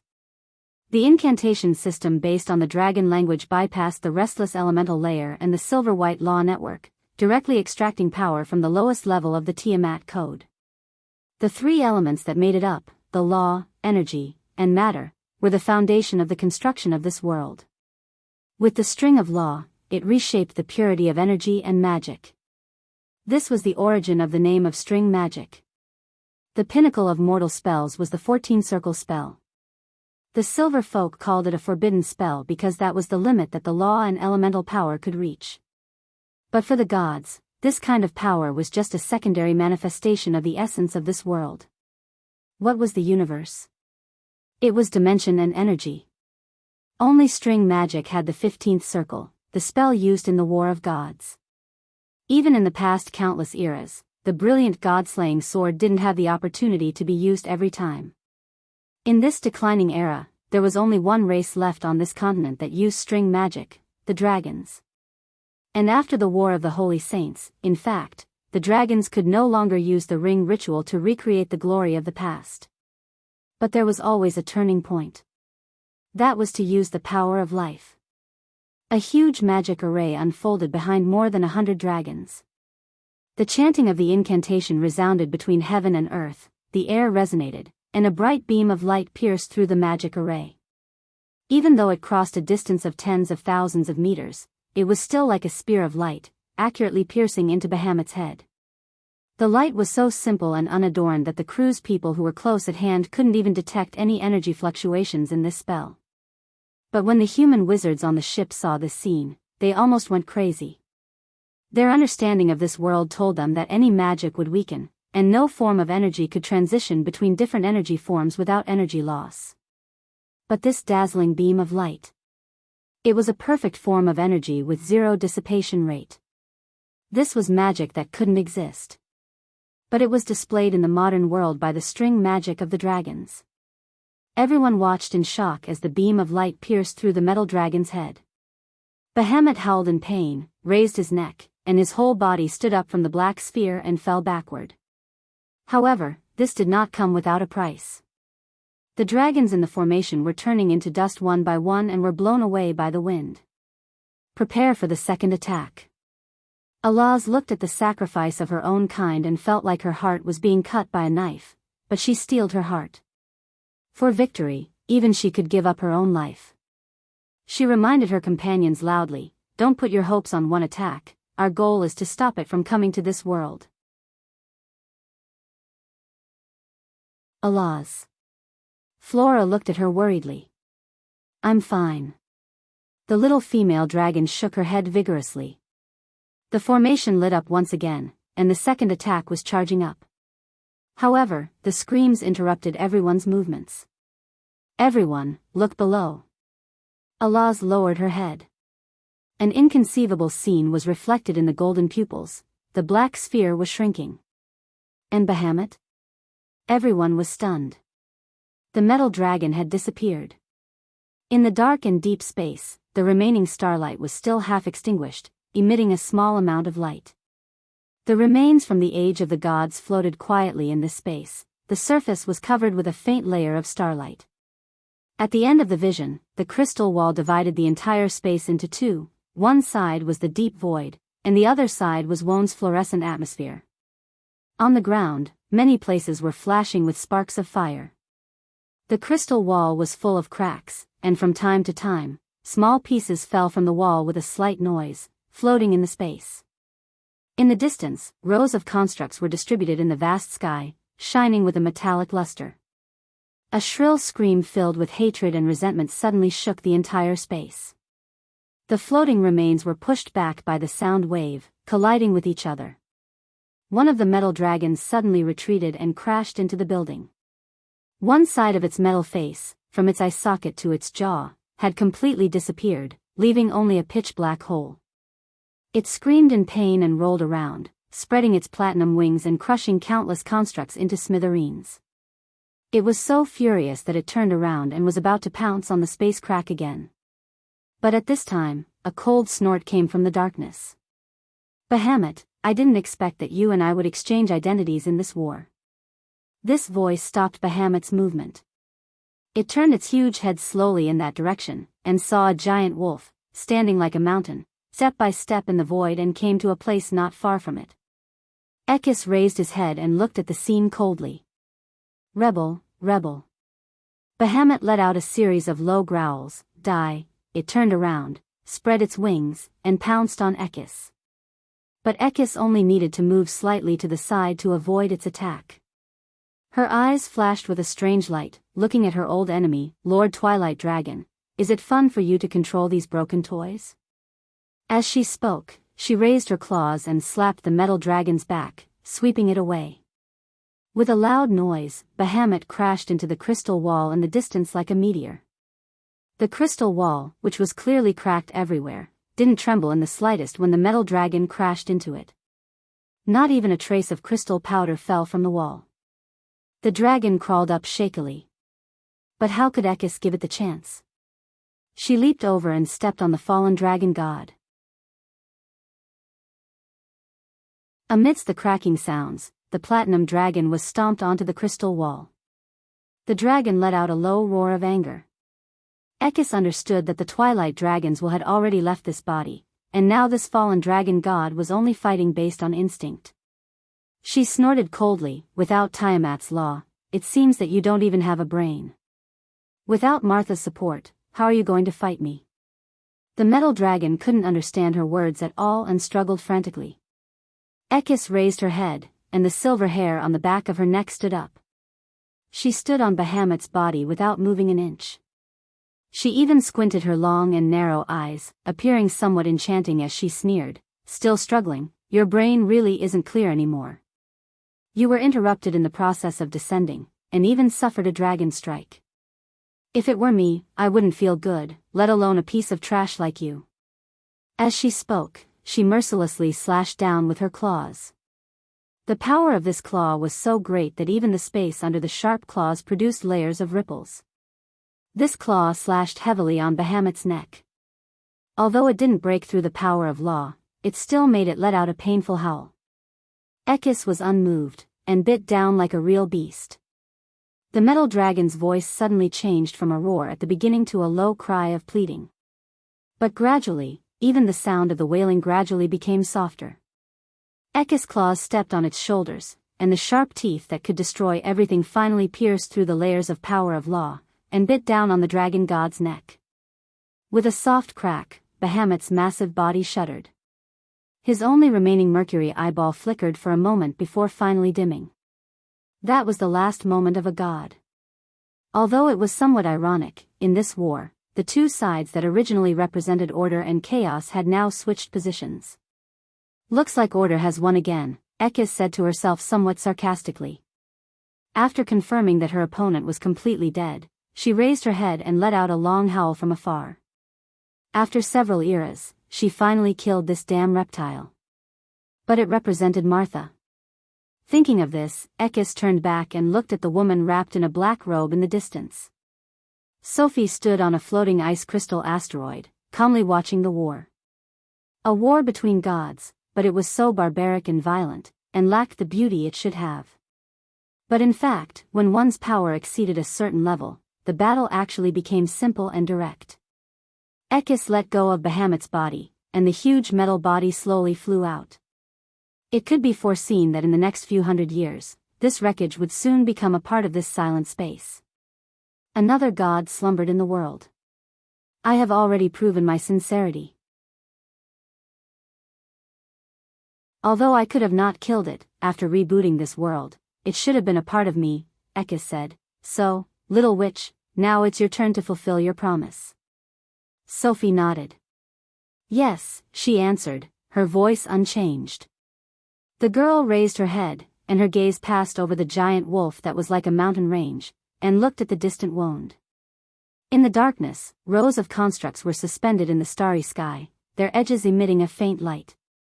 She raised a finger and made a symbol. That was the Eye of Truth of the Inquisition.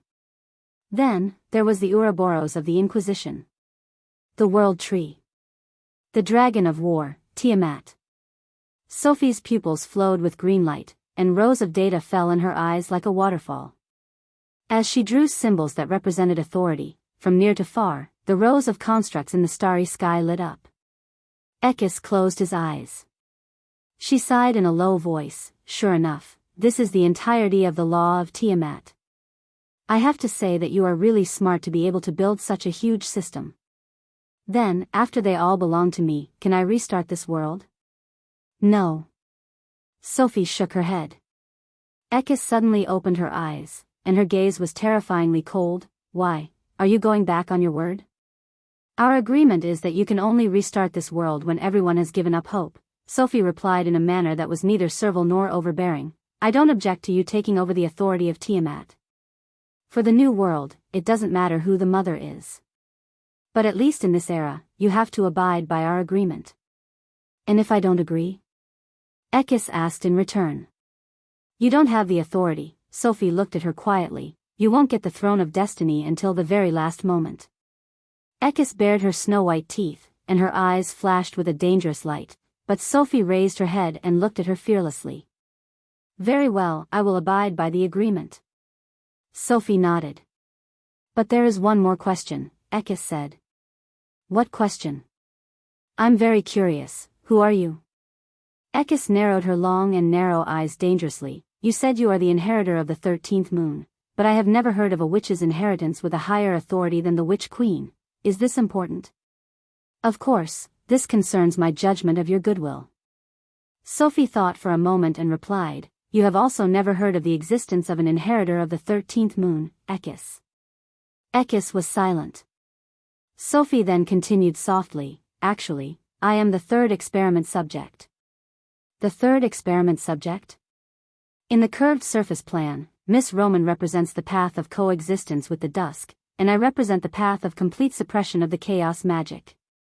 Complete suppression, Ekis sneered. What about the young man named Brando?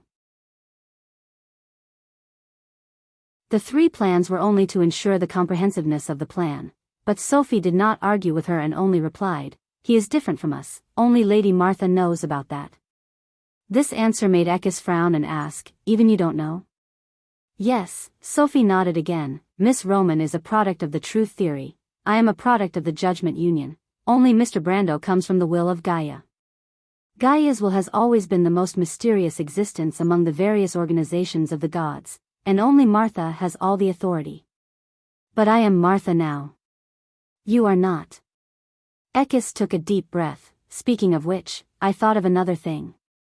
Where are the 47 psionic mechanical satellites of Gaia? Why didn't I feel it just now? Have you forgotten?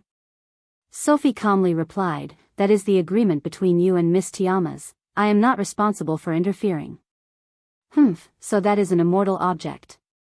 She actually wants to use such a great existence to revive a mortal. I really can't understand your stupidity. Ekis coldly snorted. It doesn't matter, I can wait, but you better not play any tricks.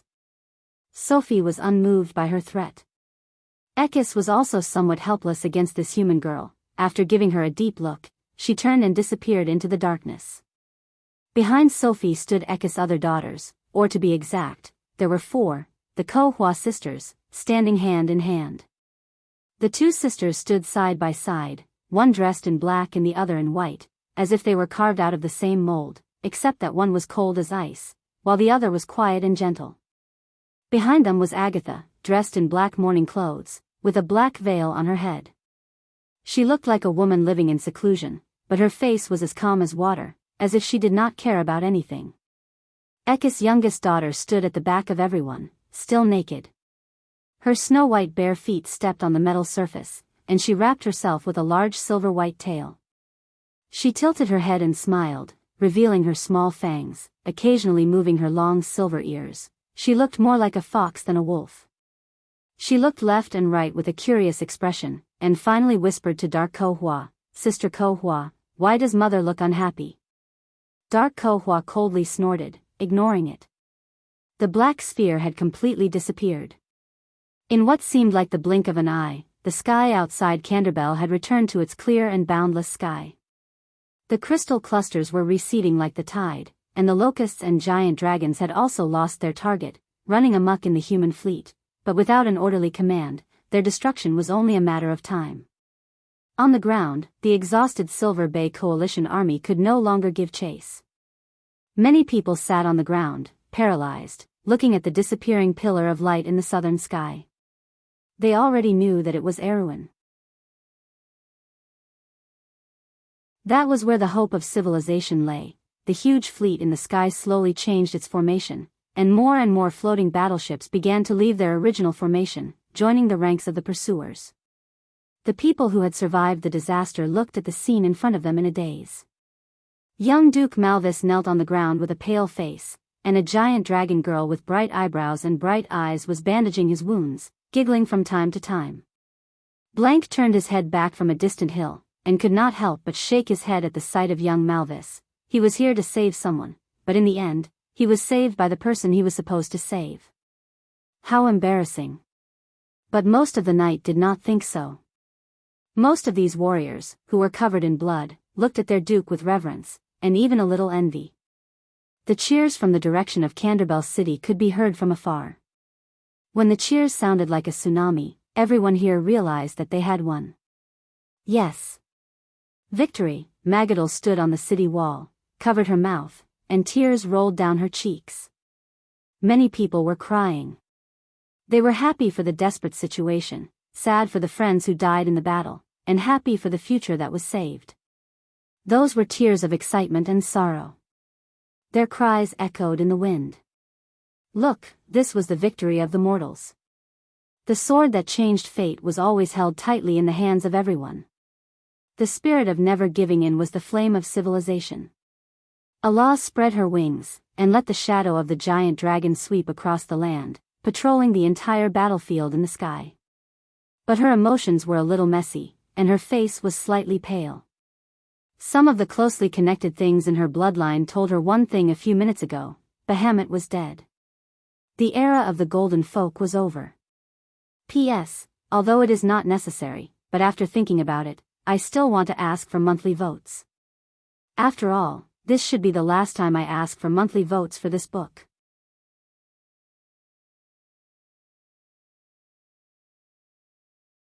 Chapter 15-18. Ling looked at the people in the distance.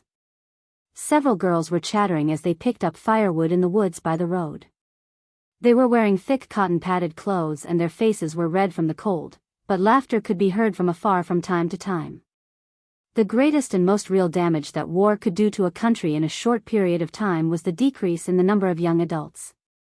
Erewhon had experienced too many wars in just 3 years. Men went to the front line in batches, and only the figures of old people and women working in the fields could be seen. But even in the most difficult times, people would not give up optimistic hope. In this winter, more than 130 babies were born in ABs. For every family, these children symbolized the future. In the distance, the snow had wiped away the traces of war, burying all the pain and ugliness under the white and flawless snow. The seeds of weeds were quietly waiting under the snow-covered soil, waiting for the next spring to turn this place into a land full of vitality. The tenacity of life sometimes lay in its insignificance. In the distance was the tall and straight figure of Valhalla. Its green branches and leaves were like jade even in winter. It was rooted in the ground, slowly absorbing the magic power underground. There was a thin layer of clouds on the horizon, setting off the sunset glow that was as red as fire. Sister. Ling turned around. Lotus was wearing a black fur coat with golden buttons. The furry collar set off her white face, and her silver hair hung softly behind her head, tucked under the hood. Scarlet, who brought her over, squatted down and looked at the little girl gently. She adjusted her collar with her hand and said to the two, "I'll go first. There are still many things to do in Mintai City. I'll come back to see you tomorrow." Lotus nodded obediently. "Ling, take care of your sister." Ling also nodded silently. "Sister Scarlet, we know you're busy," Lotus replied in a childish voice. "We'll take care of ourselves." "Thank you." Scarlet smiled, her red hair reflecting the afterglow of the setting sun. She held the spear, cupped Torian's face with her hand, and looked at Ling with some concern. Then, she reluctantly straightened up and walked into the forest, looking back 3 times with each step. Before leaving, she turned back and waved to the sisters, motioning them to go back quickly. Lotus looked at the back of the mountain girl disappearing into the woods, and the expression on her little face became lonely again. "Sister, are we still going to find Mother?" Ling nodded. "Why did Mother leave us?" Lotus asked. "Is it because we did something wrong?" Ling grabbed his sister's cold hand and shook his head. Lotus lowered her head. In the distance, a few girls picking up firewood had entered the city. Dusk was getting darker, and lights appeared in the city of Valhalla. In the residential area, the voices of mothers were calling their naughty children to go home. Smoke was rising from the roofs, and occasionally, there would be 1 or 2 scolding voices coming from the houses. The orange light cast the silhouette of a warm family on the road. People were hurrying home, and in the crowd, an older sister was holding her younger sister's hand, forming the whole of this broken family. In the distance, a woman silently watched this scene, one hand holding the wall, her fingers unconsciously grasping the brick. "Why don't you go see them?" "You don't understand," Tiamasbai said faintly to the little girl on her shoulder. "Why wouldn't I understand?" Lut replied, aren't you just afraid? I am afraid, so what? But you are their mother. Do you know how long they spent looking for you in Madara? How much they suffered for this? They are just two little girls, Miss Tiamas, they are your daughters. Lute did not know where his anger came from, but he felt that he could not remain indifferent. I have to leave in the end. How great, you have to leave in the end. I know what you are going to do, isn't it that she-wolf? Lute said, but if you have to leave, why did you come here? You still want to see your daughters, don't you? But you saw them, but they didn't see you. The fairy prince turned around and looked at the woman. You are not afraid even in the face of death, but in the end, you are afraid to face your own daughters? Tiamas Bai's silver eyes flashed with a slight emotion. She also turned around and looked at the little girl. You haven't been with Brando for long, and you have learned how to talk like that guy?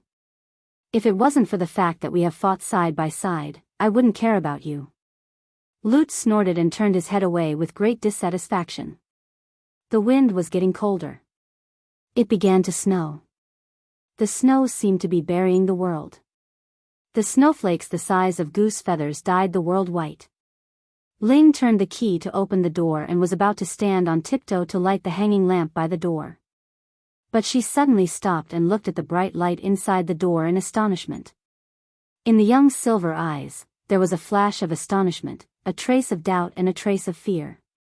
She suddenly took a step back, turned around and was about to run down the stairs, but she bumped into her sister. How could Tiamas Bai not understand the meaning of that look? How deep was that love, and how deep was that hatred? She felt like a knife was being twisted in her heart. She had already stepped forward to her two daughters and hugged them into her arms. Lotus was completely stunned, and Ling struggled for a moment. This strong little girl, who didn't even say a word in the face of hunger and cold, burst into tears at this time. Her cries were so miserable that even the left and right family members opened the door to visit. When these people saw Tiamas Bai, they suddenly understood something. Because of Scarlet's advice, they already knew the origin of the sisters. The older people's eyes fell on the two sisters gently, happy for them. Some of the women even wiped away their tears. The undead couldn't cry. But Tiamas Bai felt a slight warmth in her heart. She could only mutter in a low voice. I'm sorry. In the early morning, the ice crystals on the branches had not yet melted. The soft snow fell silently to the ground, and in the dim canopy, there were occasional sounds of birds fluttering away from the canopy. A few people stood in the cold wind. Tiamas Bai looked at her two daughters reluctantly. 3 days seemed to have passed in the blink of an eye. Before she could react, it was already time to leave. She wanted to stay a little longer, but there were some things that were destined not to be decided by her. Ling and Lotus stood quietly beside the Fireclaw Lizard Man Lord Ropar, like two delicate dolls. Lotus didn't stop crying for a moment, while Ling looked much stronger. She pursed her lips tightly, held her sister's hand tightly, and looked at her mother with stubborn eyes without saying a word. Tiamas Bai suppressed the reluctance in her heart, withdrew her gaze, and said to Scarlet in front of her, "Thank you for these days. Help me tell Brando that I owe him a favor. I will give him a surprise." "Do you really have to leave?" Scarlet stood in the snow, and asked with some reluctance. "Scarlet, you are a good girl." Tiamas Bai looked at the soft-hearted girl. "I am very glad that my daughters met you and Brando. Can I entrust them to you?" Scarlet shook her head, "But they need their mother, Lady Tiamas Bai." Tiamas Bai forced a smile, and her expression was very bitter. "Today, what I regret most is my paranoia and narrow-mindedness. If I could go back in time, I would cherish everything that I once had. Unfortunately, it is too late. I have chosen this path, and now it will not allow me to turn back. Now, I only hope that the path I have chosen can redeem my sins." Scarlet lowered her eyelids, and her eyelashes trembled slightly. She felt very uncomfortable in her heart. She took a deep breath and understood that she could not change anything, so she nodded and said, "I will, Lady Tiamas Bai. I will take care of Ling and Lotus as my own sisters." "Thank you, Scarlet," Tiamas Bai exhaled, and the water vapor formed a white mist, making it impossible to see her expression. These 3 days in ABs were the best 3 days of my life. I will always remember these days, and remember my daughters. They will be different from me, and their future will be different from mine. She took a step back. She took one last look at her daughters. Try your best to come back alive, Lute suddenly said. Ekis and Dusk are not that scary. There is nothing that cannot be solved. At least we have to have hope in our hearts, Lady Tiamasbai. But Tiamasbai did not answer. She resolutely turned around, leaving everyone with a green cloak. Scarlet saw her hesitate for a moment at the edge of the forest, but in the blink of an eye, she disappeared into the darkness. Lotus finally could not help but bury her head in her sister's chest, sobbing softly. Ling silently looked at this scene. Scarlet walked in front of the two sisters, and with infinite pity in her heart, she reached out her hand and touched her sister's cold cheek. She could always find her own shadow in this somewhat cold girl. Transmitting the warmth from her palm, the mountain girl said softly, "From now on, we are family." Ling raised her head and looked at her. Her silver eyes flashed with tears. "Can I?" Scarlet asked gently. Ling bit her lip and nodded. Countless iron men converged into several torrents, passing through the forest under the curtain of night. The light of teleportation portals flashed from time to time on several hills, and more silver-robed mages appeared. In the sky, groups of gargoyles were flying towards the west, and at different altitudes, they formed several groups of square formations. After the Iron Men, there was an army of demons, and then there was a small number of 6-armed snake demon warlords, and the wind spirits whistling through the air at low altitude. Finally, the earth trembled, and the figures of colossi appeared in the forest. These colossi swayed in the valley, and were almost as tall as the lowest hill. Delphian silently watched this army from a nearby hill. Bansha was in front, but the Banshans had already been defeated by the 9 Phoenix army. After the two armies met, only the Sasaldians were left. "I didn't expect you to come," she turned around and said to Huanghua and Fang Qi. She looked at the two of them curiously. "Have the Ghost Chariot and the Jade Phoenix family reconciled?" "There is still some friction, but everyone has agreed to join forces against Dusk," Huanghua replied softly. "This is the only time in hundreds of years that the 9 families of the 9 Phoenix have stood together. We have to thank Mr. Fang Qi for this." Delphian looked at Fang Qi. "I convinced the elders to return to the 9 Phoenix." After a moment of silence, Fang Qi said, "Although there was some resistance, I believe in what I saw." The Prime Minister's daughter knew that it was not as simple as some resistance. It was destined that one could only grow in such a short period of time after experiencing some things. She sighed softly. In this era, if one could not change the era, they were destined to be changed by the era. She was the same. The three of them were silent. Everyone was thinking about the same question. What would people lose in this war, and what would they gain? A noise came from the bushes behind them. The noise alarmed the three of them. They turned around and saw the silver dragon lady walking out of the forest. Mithril's face was pale, and she did not seem to be in a good condition. "What's wrong?" Delphian knew that it was about the dragons. "Lord Bahamut is dead," Mithril replied. "After this war, the dragons may leave this continent." "I'm here to bid you farewell." Delphian opened her mouth slightly. This girl, who only had ambition in her heart, felt a strange feeling in her heart. The moonlight shone on the forest. Medisha, who was standing by the pool, suddenly felt something. When she saw the face in the water, her body suddenly froze. She turned around, almost trembling, and looked at the person who appeared behind her. Under the gray cloak, there was a face that was similar to her own. It was holy and cold, and the silver eyes looked at her silently. The expression on the face was always so indifferent, as if there was a trace of innate arrogance. Once upon a time, the owner of this face used to be the person she looked forward to the most sacred shadow in her heart, her eldest sister, the first princess of the empire. It was a question that had haunted her for thousands of years. Why? Sister? The elven princess voice was trembling. Medisha. Is it really you? It's me. Before I leave, I just want to see you. Brando should have told you, right? Tiama's expression was a little lonely. I originally found the immortal item, but I didn't expect that you don't need it anymore. Medisha bit her lip. But her eyes flashed with disappointment, and she gently shook her head. That's not what I want, sister. You know it. But Tiama's did not answer. After a moment of silence, Medisha softly asked again, that night in the AB's territory, was it you? Yes. Why? Erwin is too weak. I don't want to see you die with those humans. Are you suddenly concerned about me? Medisha's voice suddenly became agitated.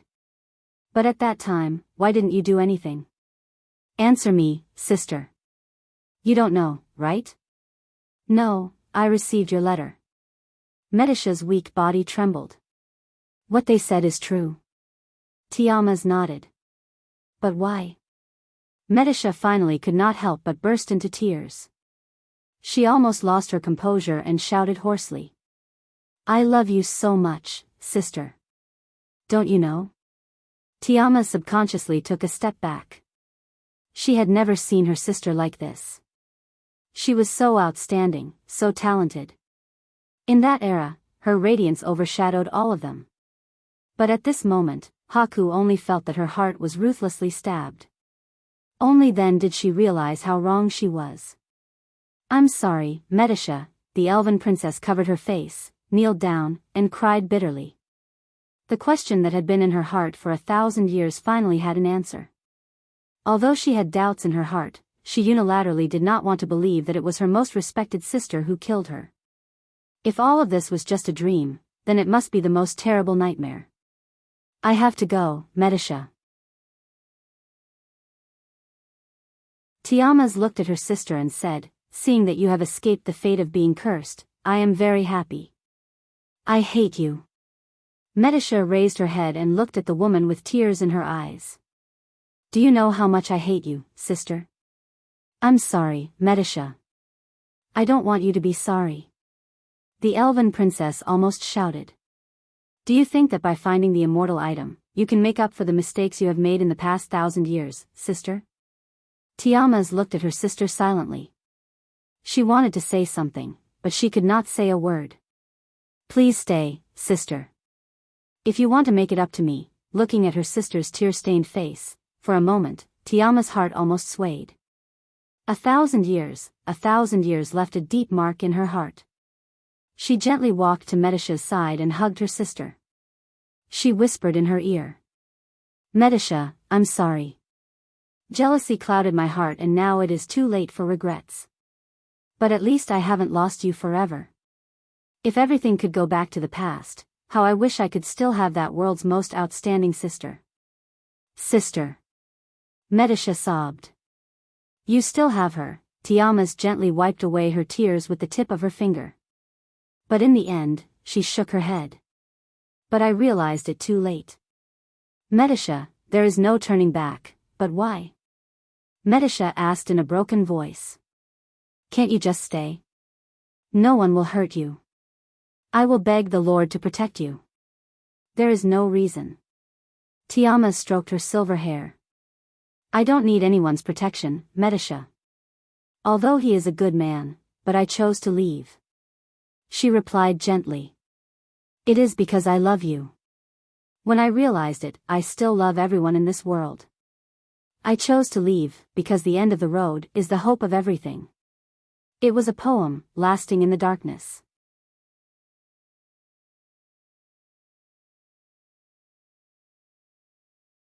Chapter 15:19. At the top of Tartaki's tower, an abstract black eye was painted on the stone wall. The omniscient eye was both the symbol of the Red Robe Wizards and also represented an extremely powerful artifact. It used to be the pride of the Saucered Alliance. But at this moment, it was watching the fall of Tartaki. The city was burning, and the wizard's temple, the wizard vault, was crying out. The load-bearing stone pillars were cracking under the high temperature, and the entire majestic building was collapsing with a huge roar. Looking further into the distance, the whole city was billowing with smoke, and there were still flashes and roars of explosions coming from afar from time to time. The battle had spread to most areas of the entire city. In the sky, gargoyles belonging to different forces were fighting each other. The wind spirits and wind elements whistled through the low-altitude region. On several streets paved with snow-white marble, the originally exquisite green belts and municipal buildings were long gone. The ground was also covered with scorched spots, and iron men with a metallic luster on their bodies were lined up in rows. Behind them, the great demons fired the flintlocks in their hands one by one. A row of white smoke emerged, and these timid creatures immediately scattered back. Behind the army, a tall snake demon wielding 6 scimitars was supervising the battle, chopping off the heads of all the demons who dared to pass by her. Looking down from the sky, the saucered people were gradually retreating, and the defensive line was shrinking. Finally, they were concentrated in a few areas such as the Supreme Square. Behind them was the last fortress of the saucered people, the Omniscient Tower, and they had nowhere to retreat. To be exact, the saucered people had lost everything. Defeat was already destined. The saucered people were once the nobles of the Buga people, the rulers, the direct descendants of the scholars of Oxido, and the guardians of the Temple of Knowledge. But these glories were long gone. After the azure lance pierced the sky, the era of mortals came. The saucered people also fell into the dust, and more heroes of ordinary origin emerged, and finally formed the structure of the 12 silver city-states today. 7-3, the outcome had long been determined. The era of the aristocratic elite was now buried in the dust of history. The saucered people could still hold on, but Solomon, Logar, Lone, Arketh, Ajani, and Osartan had not yet made a move. These 6 wizard leaders were the best in different fields. They were the legends of their time in the era when they rose like shining stars. Every name was an immortal epic in the history of Wonde. The king of the wizards, Solomon, was known as the most powerful wizard after the era of Tumen. Logar, the Blade Lord, not only reached the peak of rune magic, but also created the glory of the artisan wizards. Lone and Arketh and Artan, Ajani, and Ajani. Sorcerer of the Sorcerer. Sorcerer, especially the founder of the tower. Not only was he proficient in spatial sorcery, but he was also the school of sorcery. Every name was as bright as a star, shining in history. They did not make a move, not because they had any scruples, but because they could not bear to. The king of the wizards, Rosadr, had died in Tonajal. The winged lion city was only in name, and one of the red and blue alliances was gone. Among the remaining 11 cities, if the Storm Throne and Latakia were destroyed, would the Bugas still be the Bugas? Would the City of Silver still be the City of Silver? That was the pride that had been passed down for thousands or even tens of thousands of years. Would it really fall in their hands? On the Supreme Square, Storm Queen Olatras looked at the sky with her cold silver eyes. There was nothing in the sky, but she knew that her old rivals were observing the city's every move through the void. Flashes of lightning shot out from her fingertips, plowing through the Buga's army like a storm. The iron men fell, and the spirits were burned to ashes. The angry wind spirits screamed and pounced on her, but they were also torn to pieces by the lightning. The lightning in the wizard leader's hands could even pierce through the void. The ground trembled. A colossus raised its fist and swung it at her, but Olatras only stretched out a finger and gently tapped the fist of the colossus. Countless sparks flew out from its joints, and the colossus fell forward as if it had lost its support. Cowards, you want to use this trash against me? Olatras shouted to the sky. Do you expect them to exhaust my mana so that I will bow down to you cowards? The two sides were allies, and they knew the weaknesses of each other's weapons like the back of their hands. Not to mention, Olatras could cast elemental spells and was known as the most powerful successor of the elemental tyrant after Tumen. Everything in front of them proved that the rumors were true. It was just that the Queen of Storms was better at variants of elemental spells, lightning and storm spells. She raised her right hand and released countless lightning into the sky. After the lightning disappeared into the clouds, it refracted back to the ground and fell like a storm, turning several blocks into ashes. Don't be delusional. If you want to hit me, come out and fight me fair and square. Old fogies who hide their heads but show their tails, do you dare? In the void, Silver Flame Tumen took a step forward, but he was blocked in front of him. The Time Lord, Ajani, looked at him with her silver eyes and shook her head. I dare, a voice came from afar. Olatras raised her head and saw a golden flame rushing towards her. It was Phoenix Flame. She was like a jumping flame, crossing a distance of thousands of meters with every turn. In a few moments, she had passed several blocks, leaving only a golden red afterimage in the eyes of the people. The flame jade pendant on the 9 phoenix gloves shone brightly. Her long hair fluttered in the wind, and her emerald-like eyes contained a dazzling golden flame. She had grown a little taller than when she left Brendel, and under the snow-white combat suit, her future slender legs were beginning to take shape. With a punch, the flames seemed to ignite everything from thousands of meters away. A fire phoenix flew out with a clear cry, sweeping across the entire square and pouncing towards Olatras. Olatras snorted coldly, not taking the little girl seriously at all. With a wave of her hand, the fire phoenix was smashed into pieces. Her silver eyes shone brightly, and her slender fingers curled up slightly. A shadow appeared above Rataji. It was an iceberg that spanned several miles. It was hanging upside down in the sky. The Queen of Storms turned her 5 fingers and pressed down gently, and a thunderous roar came from the iceberg. The huge object was smashed into pieces, and it came crashing down like an avalanche. Before the iceberg arrived, the chill had already hit them. It was as if the whole sky was collapsing. Looking up, one could see the sky falling and the earth cracking. But Huang Hua didn't dodge. She didn't seem to move at all. A silver net of light appeared above her head. The net of light was made up of 23 crisscrossing silver lines, which appeared from the south to the north. The width of the net was exactly the same as the iceberg. When the iceberg fell, it collided with the silver net. The silver lines that made up the net bent down slightly, but the iceberg was already smashed into pieces, turning into a rain of ice that sprinkled down. More than half of Latakia City was hit by a torrential rain mixed with hailstones. The flood surged and washed away many of the streets. Olatras was slightly taken aback. She raised her head and saw a silver dragon controlling the spell on a spire not far away. However, Mithril's face was also pale. In front of a Buga wizard leader, a giant dragon was just an insignificant existence.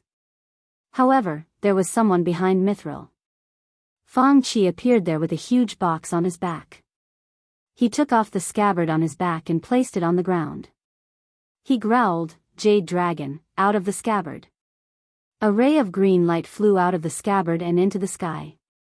Everyone in Rataji City saw the green light beam. When the light beam disappeared into the clouds, an emerald brilliance rippled. In the middle of the halo was a green jade sword in the style of a 9 phoenix. Although Olatras had not seen the power of the Jade Dragon Holy Sword in Rosaline, her judgment of magic was sharper than that of Brando, a half-baked swordsman. Her silver pupils shrank slightly as she immediately felt the threat from the sword. She raised her hand, and her silver hair moved without wind. She was about to cast a powerful spell to knock the sword down, but before the silver runes could appear, a fist burning with golden flames had already arrived in front of her. Phoenix Flame had arrived. Olatras screamed in anger and had to give up the spell in her hand.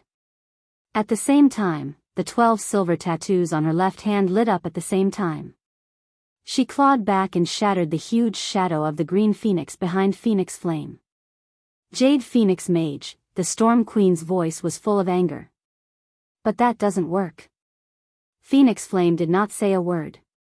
Her pupils had completely turned into green jade, as if she was not human. If Brando saw her now, he would definitely remember the 9 Phoenix Queen in history.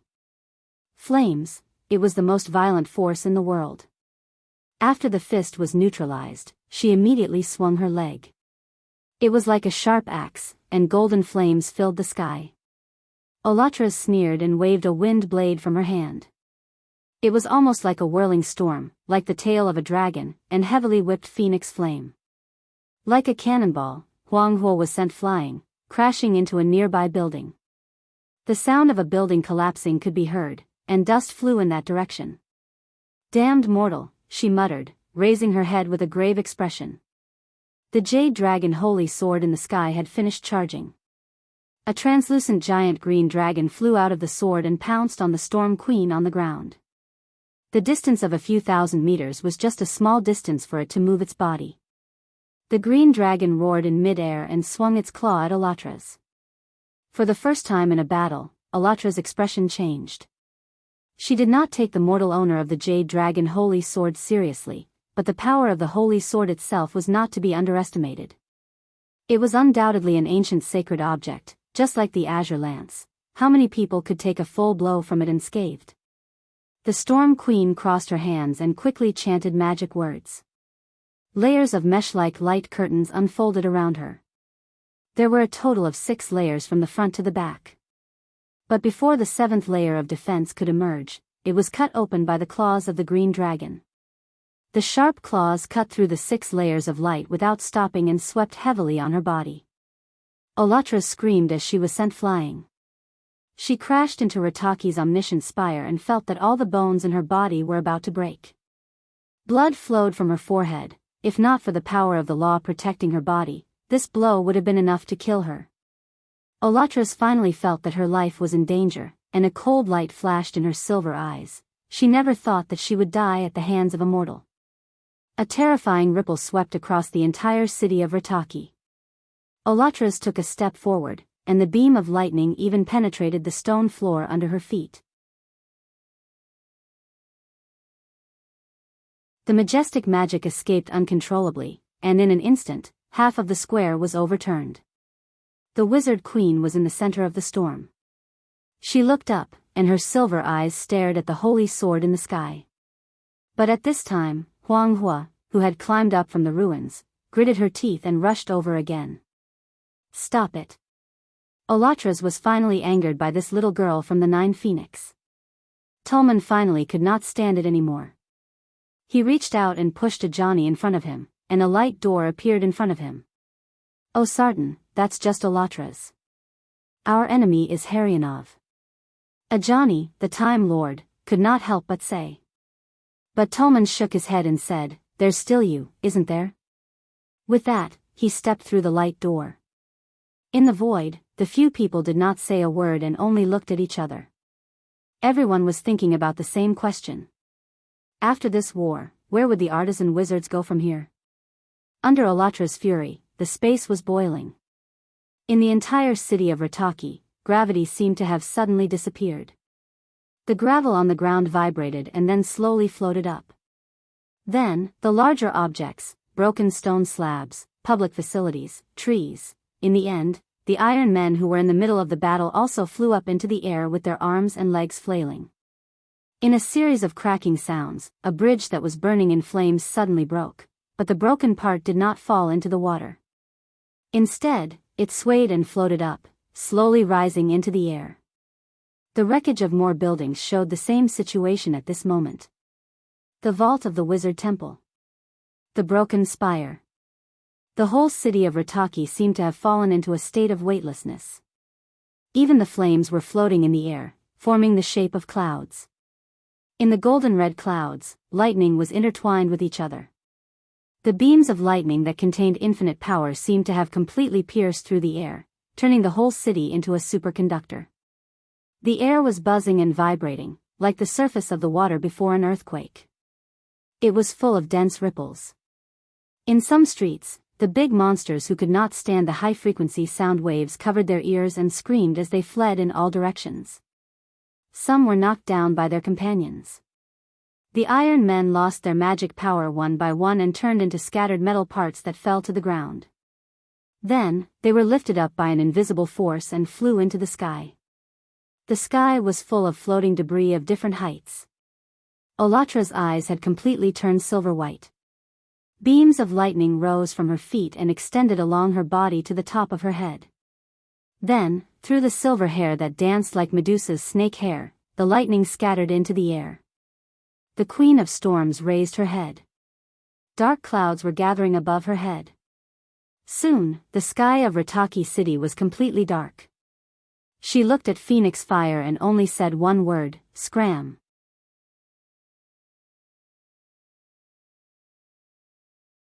A light spot appeared out of thin air. Phoenix Fire looked as if she had been struck by a ball of lightning. She screamed miserably and was sent flying again. But this time, Tolman walked out of the silver light gate and held her back with one hand. Olatras did not even look in this direction. She reached out her hand and a zigzagging lightning bolt pierced toward the jade dragon's sword in the sky. The azure dragon in the sky roared and tried to block it, but the lightning bolt made a big circle in the sky. A bright silver arc of lightning pierced through tens of thousands of meters. That was the speed of light and lightning. The azure dragon did not have time to turn around, but the arc of lightning had already landed on the jade dragon's sword. Fortunately, the jade dragon's sword emitted a bright green light and blocked the arc of lightning. On the ground, Fang Qi spat out a mouthful of blood. The sword box in front of him let out a sorrowful cry. He knew that he had reached his limit, so he quickly pressed his hand on the box. The next moment, a green light fell from the clouds and went straight into the box. But the joint attack of the three had failed. Fang Qi looked at Mithril in the distance with a pale face. The silver dragon lady also looked helpless. Although they had tried to overestimate the strength of a wizard leader, they did not expect her to be far more terrifying than they had imagined. And this was only the Storm Queen Olatras. What would happen to Harionov, who was known as one of the three giants of the Bugas, who was on equal footing with Solomon and William?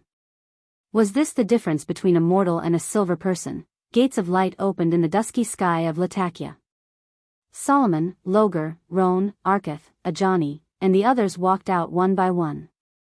They floated in the air and looked at Olatras on the ground. And Olatras also saw them. To be precise, she only had eyes for Solomon. The Storm Queen sneered. Finally willing to come out? Solomon, is this the result you want? The Winged Lion City has been destroyed, and the Sasardians will die out today. But so what? You only need to remember that the Bugas destroyed themselves. Come on, Solomon. Let me see the true strength of the King of Wizards. Let me see the courage of you cowards. Didn't you want to destroy the Sasardians? Why don't you dare to do it? Solomon was about to speak. But all of a sudden, he stopped. Everyone subconsciously looked up, but there was nothing unusual in the sky. There was only one person. A young man wearing an earl's coat and carrying a long sword. The wind howled under the dark clouds. His long hair fluttered as he stared coldly at Olatras, his face expressionless. He only spoke in a calm and indifferent voice, one word at a time. Olatras, they don't dare, but I dare.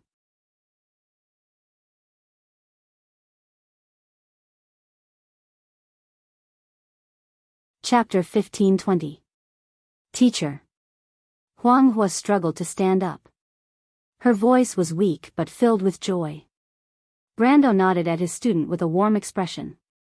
Among the people present, only Tolman and Solomon recognized the newcomer, while the others revealed puzzled expressions. Until Oratex helped them ask the question. Who are you? The Queen of Storms frowned at Brando and asked. Brando reached behind his shoulder and grabbed the hilt of the holy sword. He gently pulled out the sword. A bright light shone on everyone's eyes. Holy sword Odorfice. Someone exclaimed. Brando pointed at Oratex and said, the Sathard people have done so many good deeds in Erewhon. They wouldn't have thought that someone would come to collect the debt, right? You? Oratex curled her lips in disdain. I don't want to talk nonsense, Brando replied. Simply put, after today, the Sathard Alliance will no longer exist. What a big tone. In the distance, Akani also frowned when she heard this. It was obvious that a mortal's tone made her somewhat unhappy. Is it? Brando turned around and shook his head at her. Blood for blood, it's just right. Oratex was so angry that she laughed. Erewhon people? I've never heard of that, but her laughter immediately stopped. fear quickly appeared on her face. Because behind Brando, rectangular silver lines appeared in the air. Tens of millions of silver cubes flashed and swept across half of Latakia in an instant. It was a power that made everyone tremble in fear. And in this world, there was only one power that could make the sages feel uneasy. Did you see it clearly? There's no mistake. That is, Solomon, Logar, Roan, and Arketh were shocked. The power of existence, only Brando's expression was calm. It was as if he did not hear anything around him. He only focused on his sword. He held the sword to his chest and held the blade with one hand. The next moment, he disappeared from everyone's sight, leaving only an afterimage. Arketh was the only one who caught a glimpse of the tremor in space. It was like a long and narrow light in the darkness. Oratex's expression changed drastically. The golden light in the depths of her eyes grew bigger and bigger.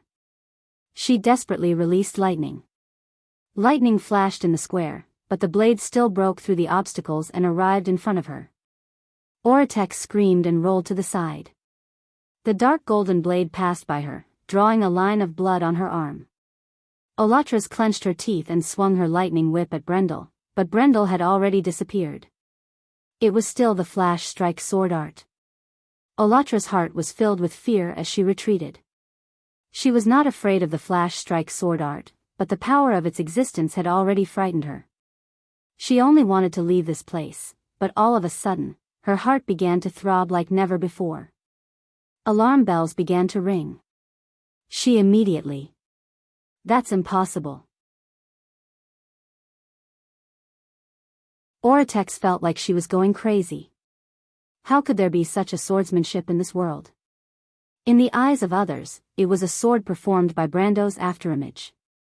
It was the same flash strike sword that crossed space. It looked extremely strange and illogical. But the afterimage did not reason with Oratex. It suddenly flashed. Oratex threw herself forward with all her strength and rolled on the ground to avoid the sword. But it left a wound on her lower abdomen. She clenched her teeth and pressed her lower abdomen, but Brando had once again appeared behind her and slashed with his sword. Oratex was scared out of her wits.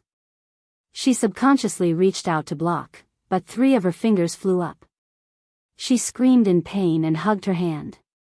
However, Brando disappeared again. In the place where he had flashed before, the afterimage was lifting Frost Chant Cinna. No! Oratex's cry was full of despair. This was the fastest sword in the world. It was beyond everyone's imagination. Brando did not even use the power of existence. Whenever his body flashed, an illusion would appear. Every attack would be split into 2. Spatial flashes and illusions filled the narrow area at the same time. In an instant, Brando's afterimage flashed at least 7 times. It was the Blade Storm. It was Flash Strike Sword, but it was also 9 luminaries sword art. Olatras lowered her head in a daze and looked at the sword wound on her chest. Silver blood was flowing out from the wound. Brando stopped in front of her and pointed the tip of his sword at her neck. A chill passed through the blade, causing the Storm Queen to shiver. Brando was silent. But the result had already explained everything. After entering the Sage domain, this was the first time he had combined 2 supreme swordsmanship. The power produced was not beyond his expectations. It was the life work of 2 sages and the supreme inheritance of the Dragon clan. In front of these existences, the Storm Queen Oratex was nothing. But at this moment, Brando's heart was boiling with fighting spirit. In the distance, Huang Hua clenched her fists in excitement. Her eyes returned to their original jade-like black, shining brightly. This was the first time she had seen her teacher display such swordsmanship in front of her. Brando silently looked at the blade in his hand, which was pressed against Oratex's snow-white neck. At this moment, many things flashed through his mind. The ridiculous, simple, and naive vows of the past, the heavy sense of responsibility, the tears of joy and regret, all turned into one simple word: memories. His responsibility towards Aween had come to an end, and the only thing left was a lingering sense of guilt. In the end, he had let down a person who had trusted him. That sincere and idealistic young man. He had thought that time would make the knight of Lantern Island mature, but time had played a joke on him again. Perhaps this was Martha's special protection for Eek. This young man had fallen twice in the most glorious years of his life, and did not even have the time to see the ugliness of the world. Some things were destined to be engraved on monuments, but the idealists should be a commentary on history, so that people could see the glory beyond reality. Although they were fragile, they existed, and were even easier to become eternal than power and authority. This was the pursuit of beauty by civilization. But even so, Brendel would not allow the masterminds behind this scheme to get away scot-free. If they sacrificed the idealists, he would turn them into ashes. Since you believe in power, then I will show you the true power of this world. Oratex suddenly understood something and laughed bitterly. I understand, you are one of the ancestors. Brando's hand was about to reach forward. Mr. Brando, wait. Before Solomon could stop her, the Time Lord Ajani took a step forward and opened a magic circle in her hand. The Bugas had paid a heavy price. Was it necessary to completely destroy the legacy of Taraki and the Storm Mages? She finally made up her mind. She would not allow it. But Brando did not even look back. The rectangular silver lines and tens of millions of silver cubes flashed again, like a wall across the sky, standing in front of the 7 Bugas mages. The silver network swept forward, and except for Solomon, the others found themselves unable to move. Ajani screamed and found that the magic circle in her hand was disintegrating. She could not help but be shocked. Oratex's body fell heavily to the ground, her empty eyes staring straight at the sky. She probably did not understand until her death how the Sasaldians came to this point. In the scorched palace, the silver-robed Bugas mages were counting the losses everywhere. Although the Sasaldian alliance had been declared dead, the legacy of the red and blue mages had not been destroyed. Brando could not kill everyone indiscriminately. What was the difference between him and these people? Of course, the guilty would never escape justice. Unsurprisingly, the leader of the Sasaldians, the king of the red-robed mages, Harionov, had already left Taraki with his omniscient eye. Brando had already known this. When he first opened the Tiamat Law Network, he had already scanned the entire Taraki, but he did not find any trace of Harionov. Ironically, every Sasaldian was unaware of this. The Storm Queen, Oratex, probably did not understand until her death that she was actually an abandoned pawn. But only such a heartless person could let go of everything and collude with the Twilight Dragon. Brando wandered aimlessly in the palace. But a person blocked his way. It was a tall mage. The Bugas were rarely as burly as this person. He had dark skin, short white hair, and his exposed skin was covered with black secret patterns. Although his eyes were also the silver of the Bugas, they were very different from ordinary people. This person's eyes had no pupils, only an ocean-like silver white. Brando knew that the person in front of him was the uncrowned king of the Bugas. The king of the mages, Solomon. Mr. Brando. Even though all the rumors about the Sorcerer King depicted his unparalleled majesty, Solomon's voice was surprisingly cultured and refined, making people feel close to him upon hearing it. Brendel raised his head and furrowed his brows. Please don't misunderstand, Solomon said. I'm not here for the previous matter. Brando nodded. At least the king of the mages did not disappoint him. That's existence? Solomon asked. It's not complete, but at least it's a manifestation of the power of existence. So you've already seen the Throne of Destiny, right? Brando shook his head, knowing that the descendants of Scholar Oduki more or less knew some secrets, and replied, I've only seen the phantom of the Throne of Destiny in the Stagnation Realm, but it's not there. But you already know. Brando was silent for a moment, then nodded silently. The Throne of Destiny is the ultimate authority of the law of Tiamat. Yes, authority is power, the king of the mages said seriously. So why have the people of Martha been confused for so long, and why there are so many divisions between the Truth Parliament and the Ring of the World? You mean the division of the Sasaldians can be foreseen? Brando asked. But that doesn't mean I agree with them, Solomon replied. Brando lowered his eyelids silently. Mortals drew power from the network called Tiamat. What they thought of as magic, elements, and truth all came from there, and behind all the illusions on the surface, it was actually just a fight for authority.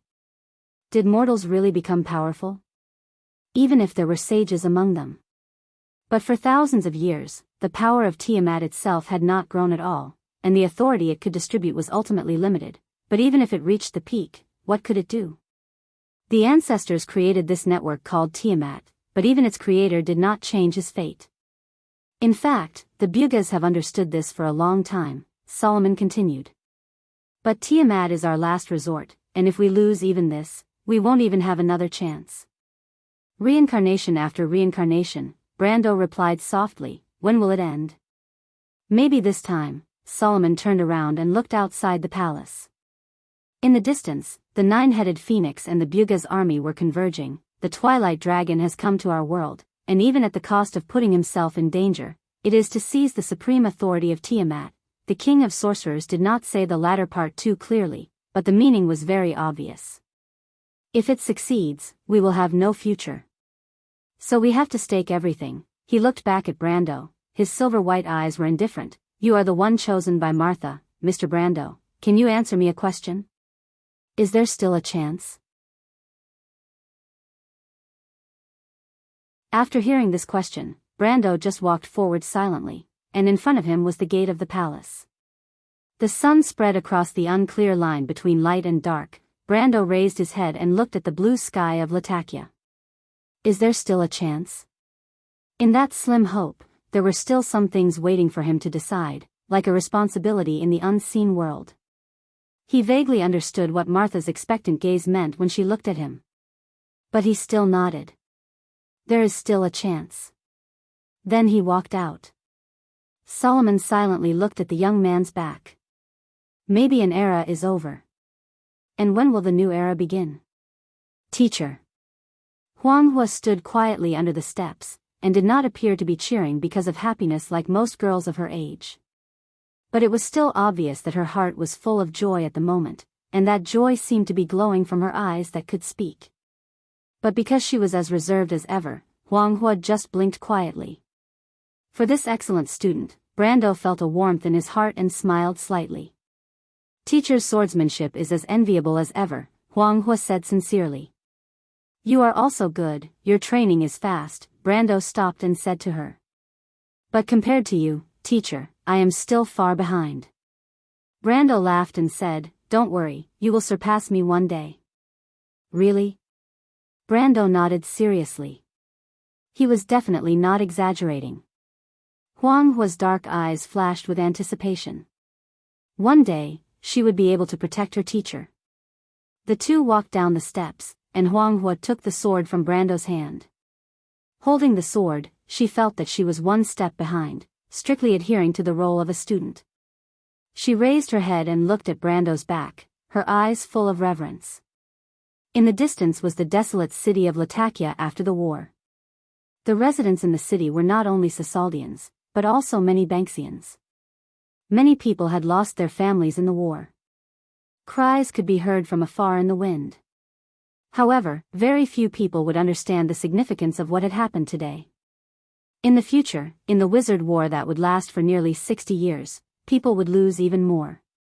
Latakia would also be reduced to ashes by a magic attack in the year of Lin Shao, and less than 1 in 10 people would survive.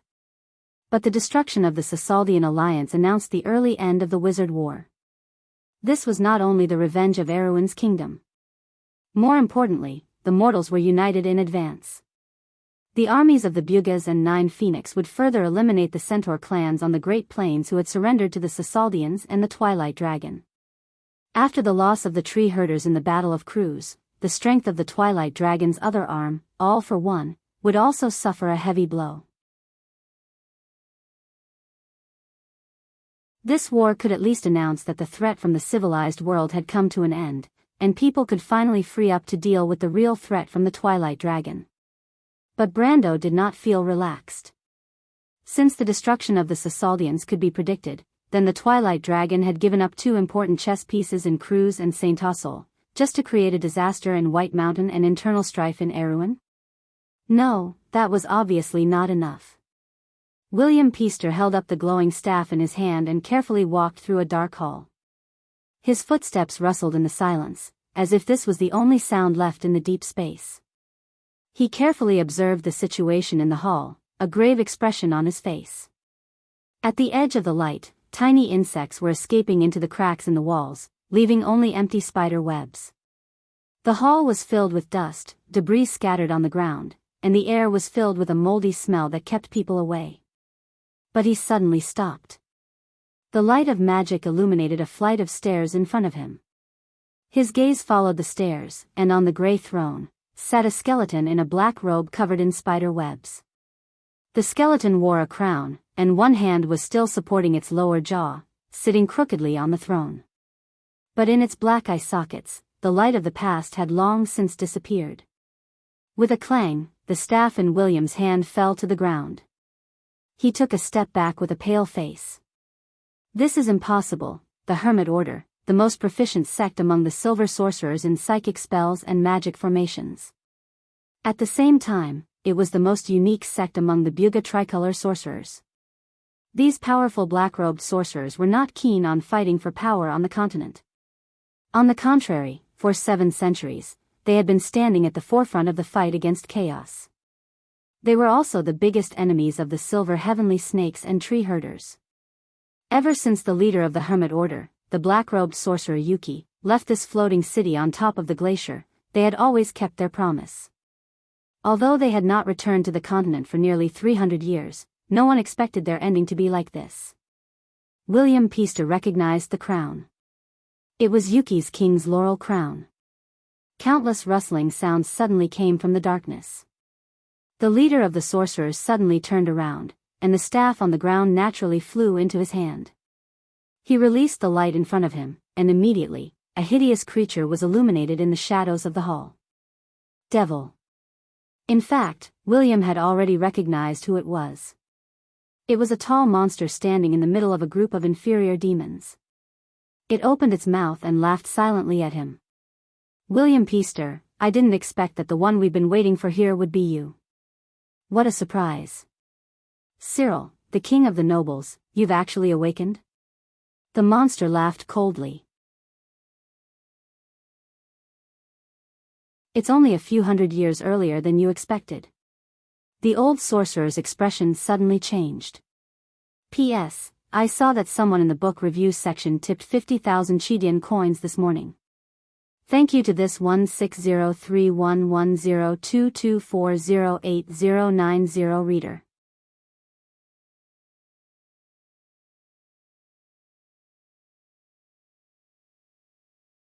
Chapter 1521. Walking out of the woods, Brando saw the person standing on the top of the mountain. The sea breeze blew gently. Delphian stood under a European maple, one hand holding the back of her hat, her long black hair fluttering in the wind. She looked up at the distant coastline. In the distance, the green hills and the blue sea intersected. There was a white line on the shore, and the sound of gulls could be heard.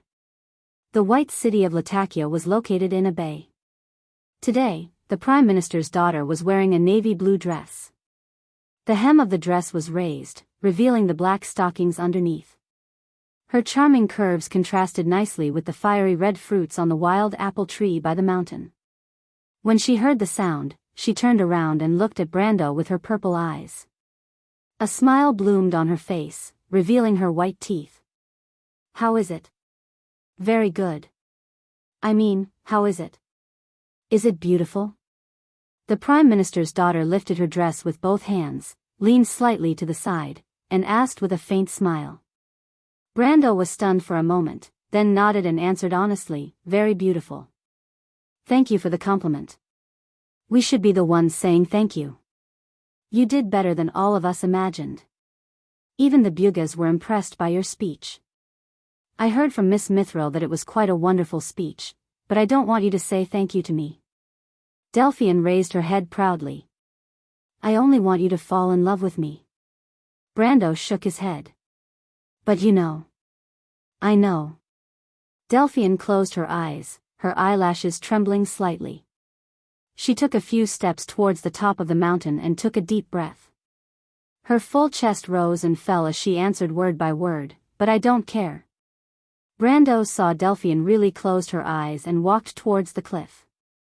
He was shocked and quickly stepped forward to grab her hand. "Be careful, what are you doing?" But what he saw was a pair of sly eyes. Delphian turned around and looked at him with a faint smile. "I want to be in a new relationship and throw away the past. The person I want to pursue is the most outstanding man in the world, so I have to give it my all." Brando looked at her sincere eyes and was speechless for a moment. "You always give it your all. That's why I won't regret it." Delphian was a little sad when she didn't get the answer she wanted, but she immediately shook her head. "One day, I'll make you agree." Brando smiled bitterly. "Is this considered irrational?" "So what?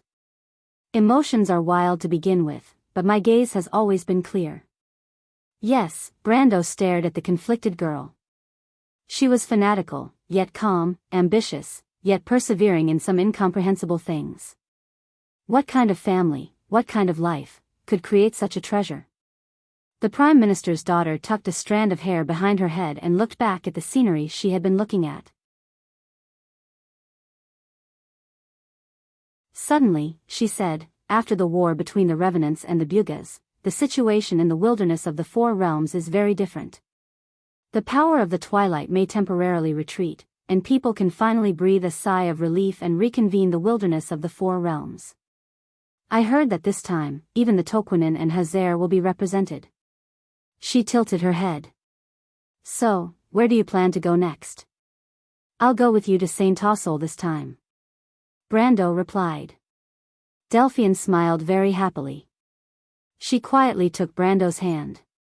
"This will be another sacred conference. Is that what you want?" Brando looked at her.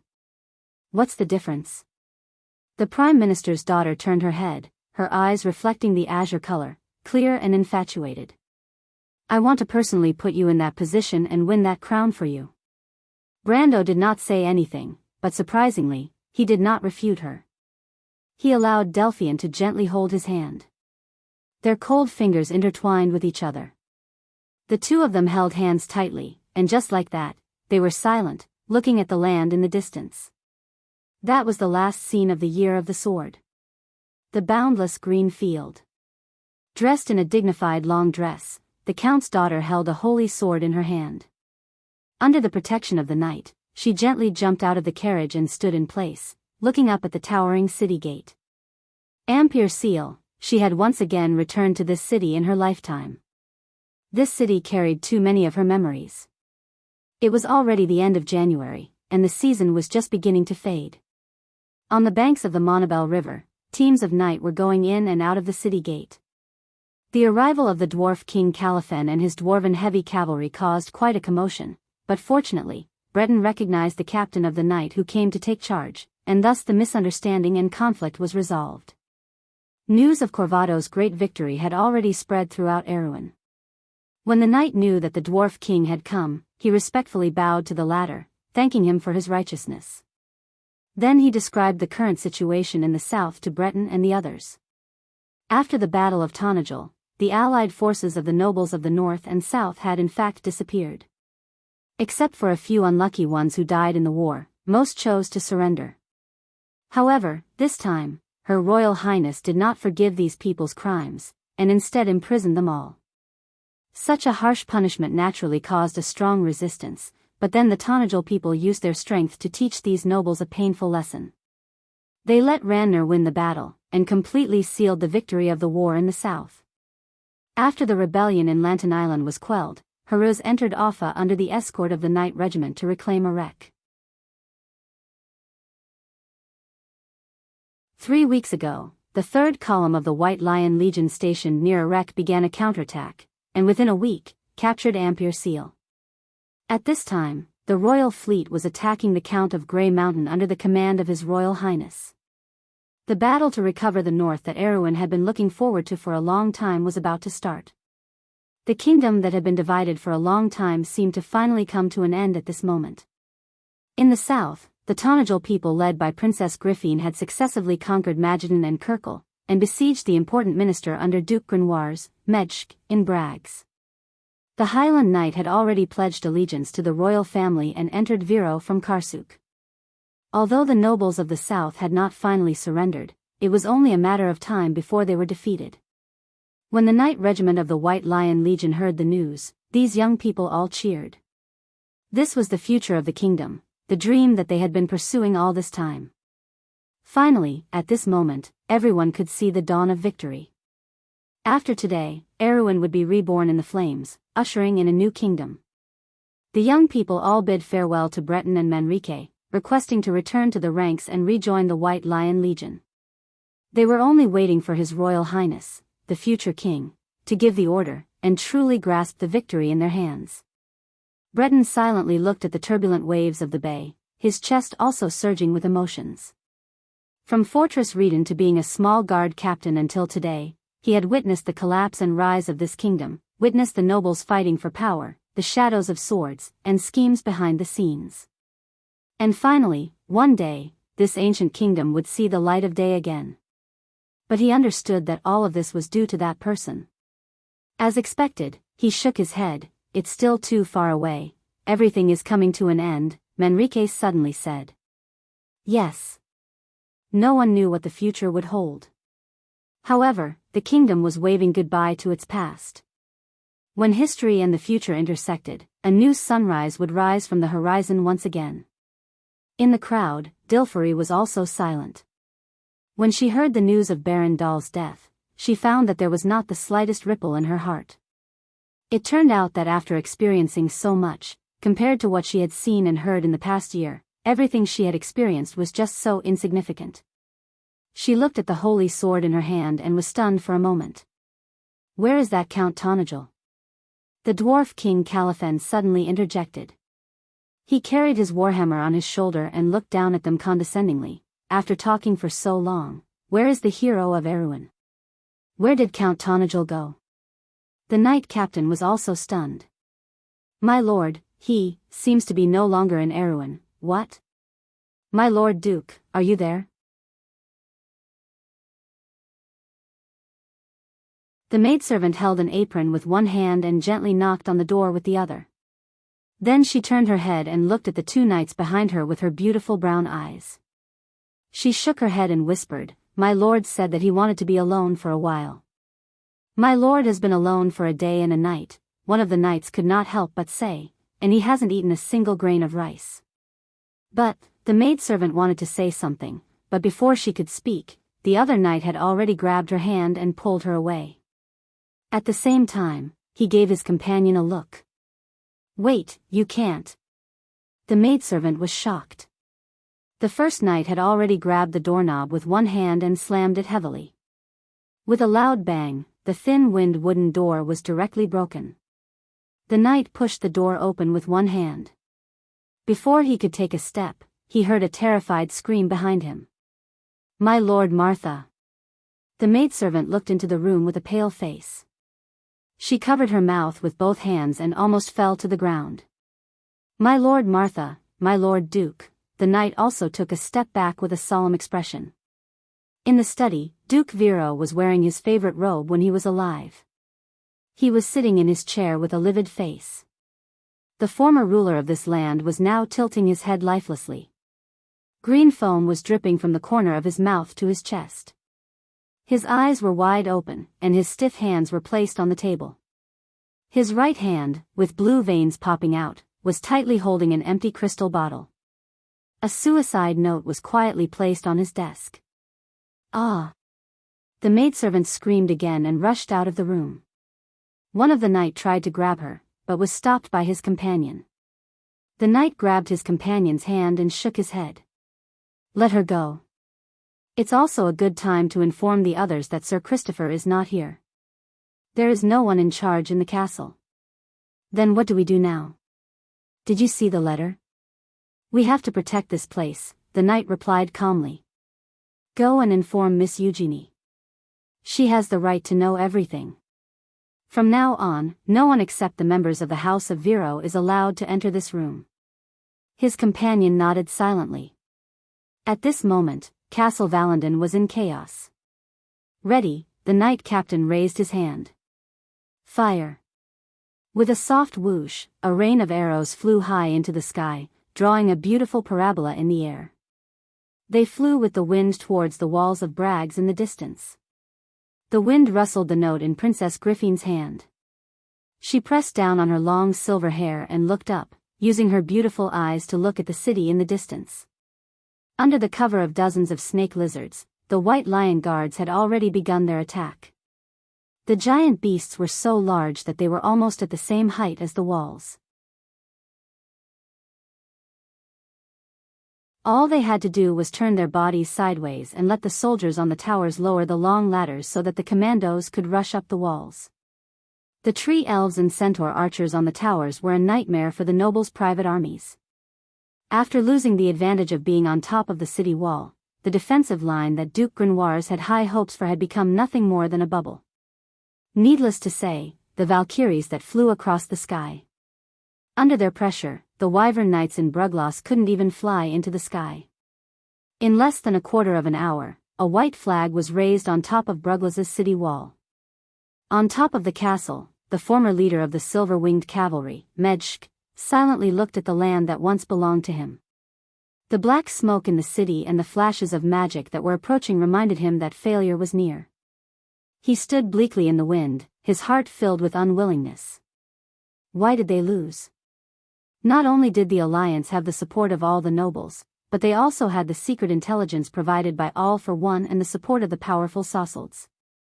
But why did they lose? And they lost so thoroughly. It was as if the history of Erewhon had been completely rewritten overnight.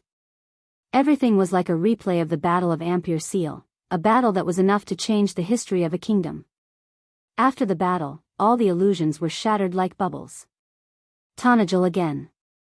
Why is it always Tonagel? Medshk punched the battlements hard. If he had known that the grandson of that damned Darius was under his rule, he would have found that bastard and executed him. But this idea was just an impractical way to vent his anger. He shook his head, his heart full of regret. He was too anxious and lost everything. "Sir, we have to go." The attendant came up from behind and tugged at his sleeve, whispering, "It will be too late if we don't go now." Medshk nodded. The former commander of the silver-winged cavalry had always been a cautious person who cherished his life.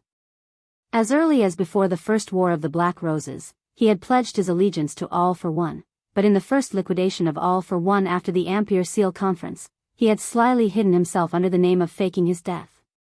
It was not until after the Second War of the Black Roses that the royal faction betrayed the Princess Royal that he regained the trust of Duke Grenoir's through the revival of All for One. This person's slyness and forbearance could be seen. It could be said that the whole world knew that this former leader was a lackey of All for One, but every time, he luckily escaped the judgment of justice. This time, if he hadn't gotten too carried away, he wouldn't have fallen into this situation. But even so, he had arranged a way out for himself. Even if he was stripped of his noble status again, at least the wealth stolen from Bragg's would be enough for him to enjoy his old age. Besides, the nobles might not completely give up. There would always be a day when they would rise from the ashes. He could wait. He took a last look at the city that once belonged to him with some regret. Then, he followed the attendant and left the castle's rooftop. But just as he entered the hall, the attendant let out a scream and fell on his back.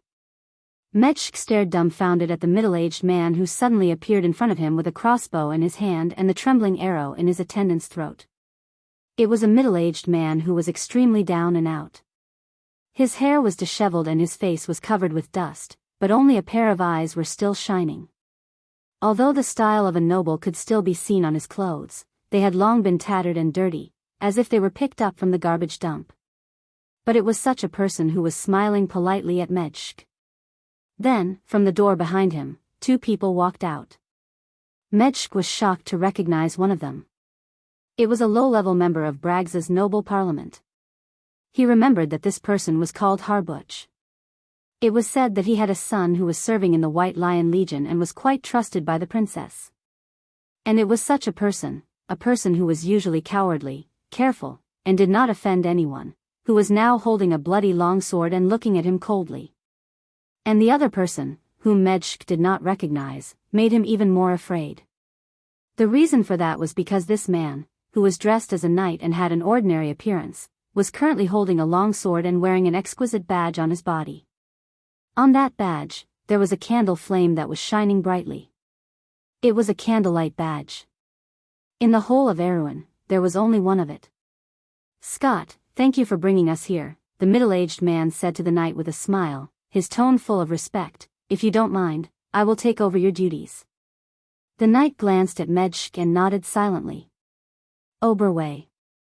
Medshk's voice was a little hoarse. "You won, why do you have to kill me? You killed me and imprisoned me here. Do you think that I don't intend to take revenge?" Oberway looked at him coldly. "You joined the All for One and sold the information of Butchie to Madara. Do you think that no one knows about it?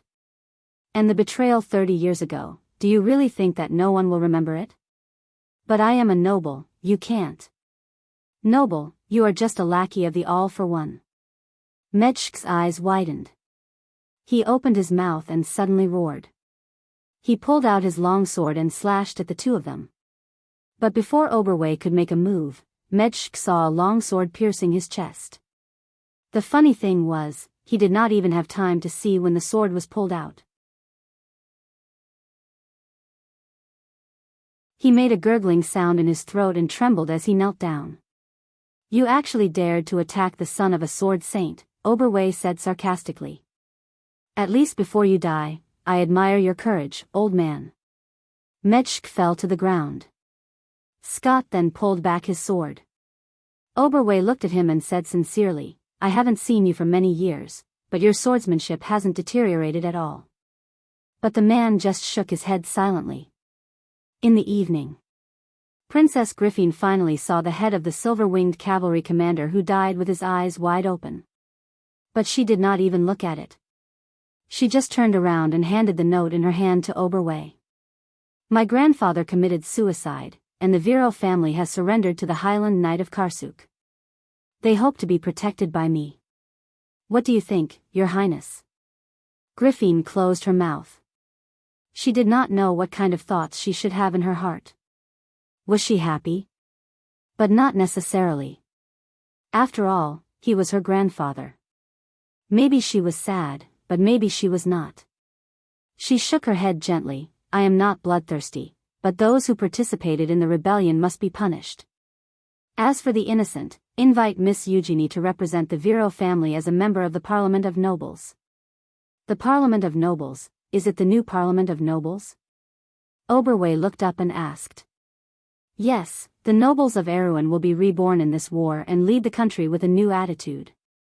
There is no need to leave the old things behind." Griffin laughed self-deprecatingly. "At first, I wanted to promise you an earl's land, but now it seems that I will have to break my promise." Oberway was concerned about this and shook his head. "These are not my pursuits. Although it may be a little pretentious to say this, but compared to your knight, it is nothing. But at least I am glad that some people are blinded by profit and greed, but there are always people who have not joined them. Teacher, you are one of them." Oberway smiled proudly. Griffin looked at him and asked, "Teacher, I would like to invite you to be the first speaker of the Parliament of Erewhon." When the lone wolf of Erewhon heard this question, he looked at the sunset in the distance with some emotion. He was silent for a while before giving the answer to this question. "There should be a more suitable candidate for this position," he said. "Whether it is the eldest son of the king or Brando, they are more suitable than me. My brother is indeed the hero of Erewhon." Oberway was a little surprised that Her Highness deliberately avoided that person. But Griffin only raised her head and gazed calmly at the stars that rose faintly in the east. She had finally realized her dream and re-established the faith of this kingdom. But at this moment, she found that she did not feel much joy in her heart. It turned out that she had lost more because of this.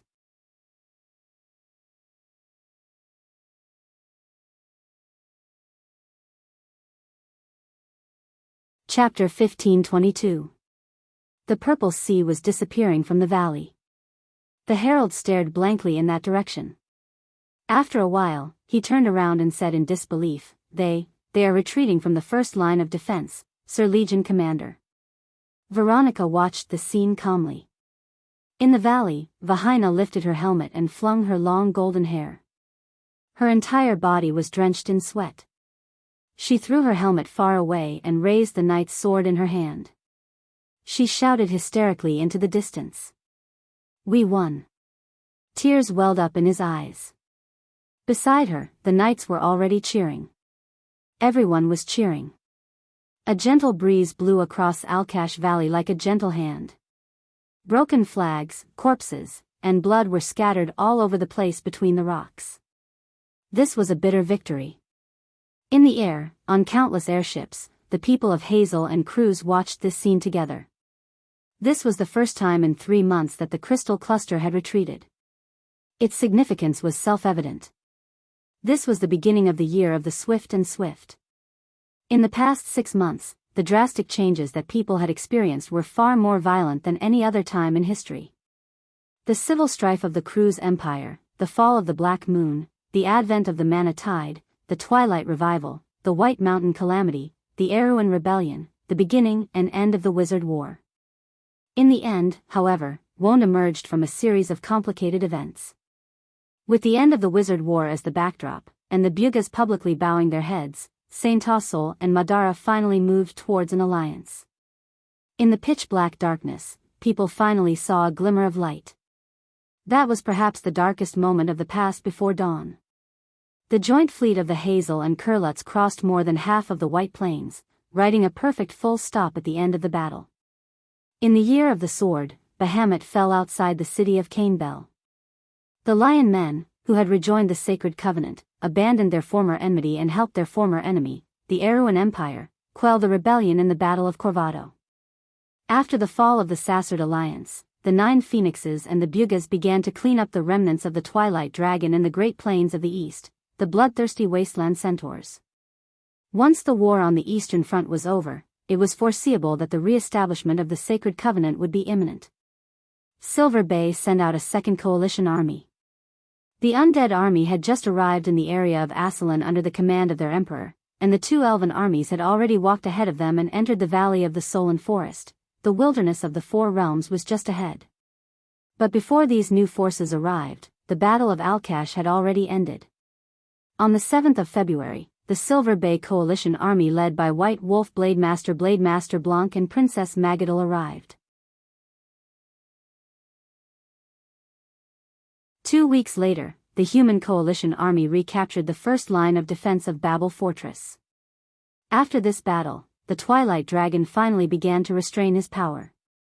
Perhaps after the Sassard conspiracy was thwarted, the Lord of Chaos was tired of repeatedly wasting his power in one place. But retracting his fist was only for the next attack to be more powerful. In many areas, especially in Silver Bay, people celebrated this miraculous victory. But for more human and elven leaders, it was becoming clearer and clearer that this was not the end. It was apparent that the victory of this battle wasn't the end of everything. On the contrary, it might just be the beginning of this long war. What followed next would no longer be schemes and tricks, but true bloodshed and slaughter. The times seemed to be getting closer and closer. A new round of the Wilderness of the 4 Realms was already in preparation. This time, the Kurlutz chose Menkader as the venue for the meeting. This place was called the Holy White in the language of the Myrnas in the past. It was once the place where a sacred oath in the War of the Holy Saints was concluded. It was located at the old site of the Holy White Conference in the middle of the Wilderness of the 4 Territories. The hidden meaning of choosing such a place was, in fact, known to all.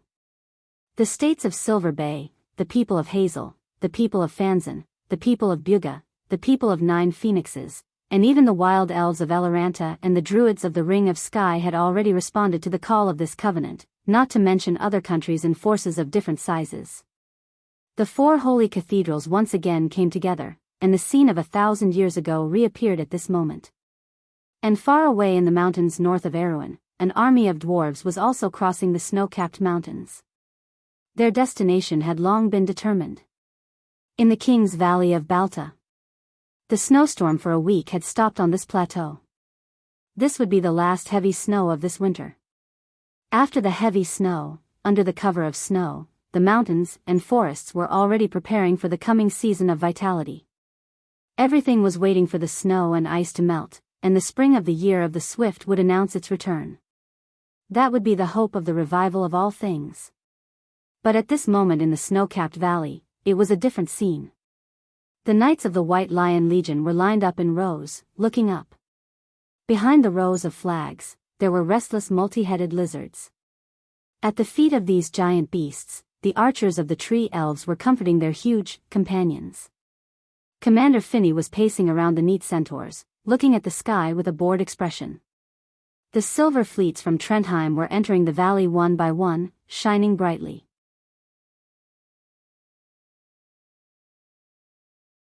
Then, the figures of the Valkyries appeared in the sky, and when the Pegasus burning with gray-white flames flew over the valley, cheers and shouts of joy could be heard. Following closely behind them were the Wyvern Knight and the few Griffin Knights. The knights held the flag of Erwin high, the silver war flag fluttering in the wind, causing the atmosphere in the valley to reach a climax. The cheers shook the snow and ice on the treetops in the distance, falling into the stream below. The floating ice floated on the water, spinning and disappearing into the distance. At the end of the stream was the warm south of the kingdom. In those places, spring was already in full swing. But suddenly, a few figures appeared in the temple in the middle of the valley. One of them was small, but the figures seemed to gather the hearts and strength of the entire kingdom. The valley suddenly quieted down. Only the sound of breathing could be heard. Everyone raised their heads, waiting for their commander, their king. In the whistling cold wind, Haruz breathed out white air, blinking slowly, looking at the entire valley. He gathered his cloak, which was very inconsistent with his height. The long cloak dragged on the marble floor, golden red in color, and the white cotton was like a cloud. He seemed to be a little too weak, almost not like a king, but more like a princess, a somewhat thin and beautiful little girl. But he was firm enough, reminding people of the equally brave Princess Phosha. The cloak was like a silent agreement, to bear the burden of the future heir of the kingdom. For the past 100 years, the kings of Corvado had chosen to take the throne in Winterclaw Castle. There, they would receive the scepter and crown symbolizing the king from the bishop of the Holy Cathedral of Fire, and become the true ruler of the land. But today, there was something special. The crowd slowly separated. Haruz turned around, and his silver eyes reflected his sister. Accompanied by Sir Oberway, she slowly walked up the stairs, step by step, and came in front of him. He looked at the crown in his sister's hand. The somewhat dull silver crown was inlaid with a sparkling gem. It was Gorlan's gem. It was once born in the hands of a hero, and witnessed the birth of another hero. When people found it from the ruins of the lighthouse, the brilliance of the gem was not damaged at all, as if nothing in the past could leave any trace on it. Just like the loyalty and unyielding of this ancient kingdom, it also represented the indomitable courage of the people of Erewhon. Haruz looked up, his silver eyes were a little watery, and he silently looked at his sister. "Are you ready?" At this important moment, Griffin was a little distracted. She held the crown and asked softly. Haruz nodded seriously. A ceremonial officer came up and handed the ruby scepter and golden apple to him. Haruz held the two symbols that symbolized royalty and power, and looked up slightly nervously. Princess Griffin looked at him and said seriously, "From today onwards, you will inherit the will of the kings of Erewhon and become the new master of this land. But it is not only rule, but more responsibility. The oath that the late King Eric made under his sword was to protect this land." "Haruz," she asked again, "are you ready to lead this kingdom forward?" Haruz was silent. He felt a little regretful that on this important occasion, the most important person to him was not here. Compared to taking on this responsibility, he wanted to be recognized by his teacher more. In his mind, only that person was the eternal hero. Without him, where would he and his sister be? But when he thought of his teacher's expectation of him, Haruz's heart became firm again, and he nodded solemnly, "I am ready, sister." "Make the oath." "From this moment on, I will be the king of Erewhon, but also the courage of Erewhon. I swear that I will stand in front of everyone and protect this ancient kingdom until the end of my life. Princess Griffin nodded, and she looked at Wolf Knight. Oberway took a step forward, looked at Haruz, and said, "Your life is still long, my king, but the oath will last forever. Remember, if one day you forget today's oath, not only will the Lionheart sword leave you, but every Erewhon will call you a traitor. I will never betray you, Oberway. I hope to see this day." Oberway raised the Lionheart sword in his hand. There were shallow cracks on the bright blade, but it was no longer a symbol of a sword. It was the power given to the king by the nobles and the people. He put the sword on Haruz's shoulder and gently gave it to the young king. Then he put down the sword and helped His Majesty put it back into the scabbard. At that moment, a young lady in the crowd quietly watched this scene. She felt a little pity in her heart, but she was also filled with relief. Wolf Knight took a step back and let Princess Griffin come to her brother. Princess Griffin held the crown in her hand and carefully placed it on Haruz's head. The little prince lowered his head slightly to bear the weight of the crown. Griffin said with a little sternness, "Remember this moment, Haruz, this will be the last time you bow your head. From today onwards, you are the king of this kingdom. You are the symbol of courage of all Erewhon. Don't let this ancient kingdom lose its backbone." "I remember, sister." The crown was gently placed on his head. Haruz also raised his head at the same time. The whole valley was silent. This was a scene that many people had been looking forward to. How much blood and tears had been paid for the rebirth of this kingdom.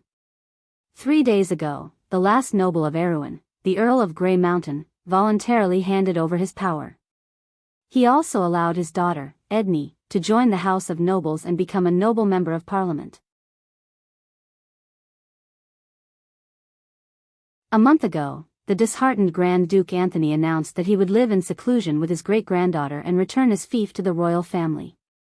Then Grand Duke Karsuk was also willing to accept the royal family's invitation and go to the high official's residence in Corvado.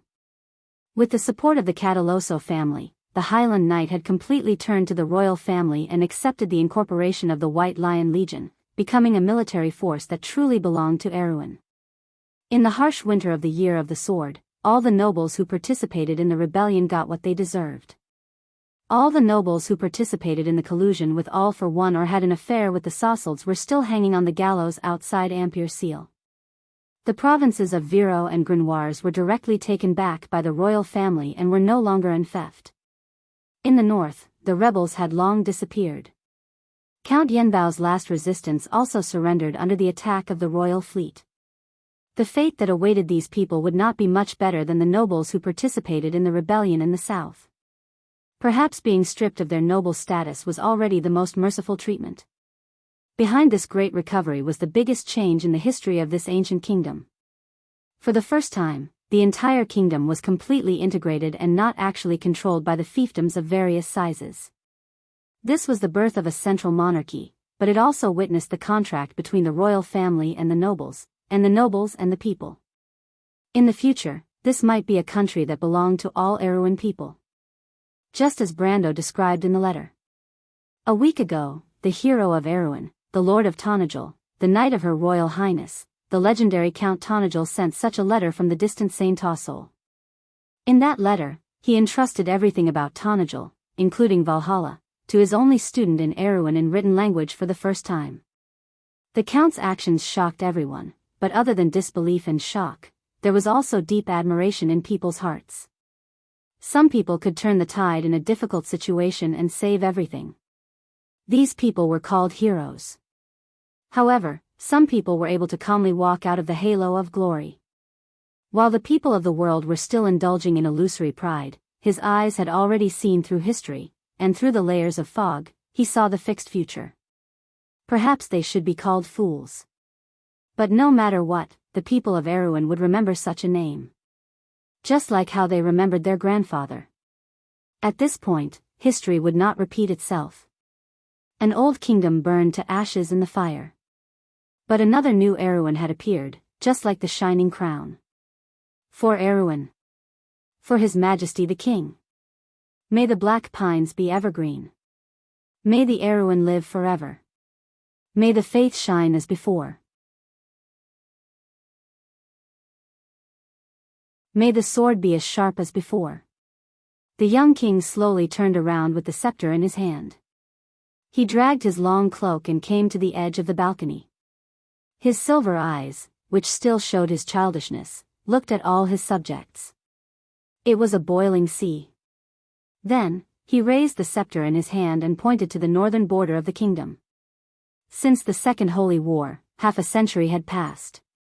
At this moment, the army of Erewhon stepped out of the country again. Their opponents were no longer their compatriots, but for the future of the world of order. P.S. After today's chapter ends, tomorrow will be the last chapter of the Amber Book. Thinking about it makes me feel a little emotional.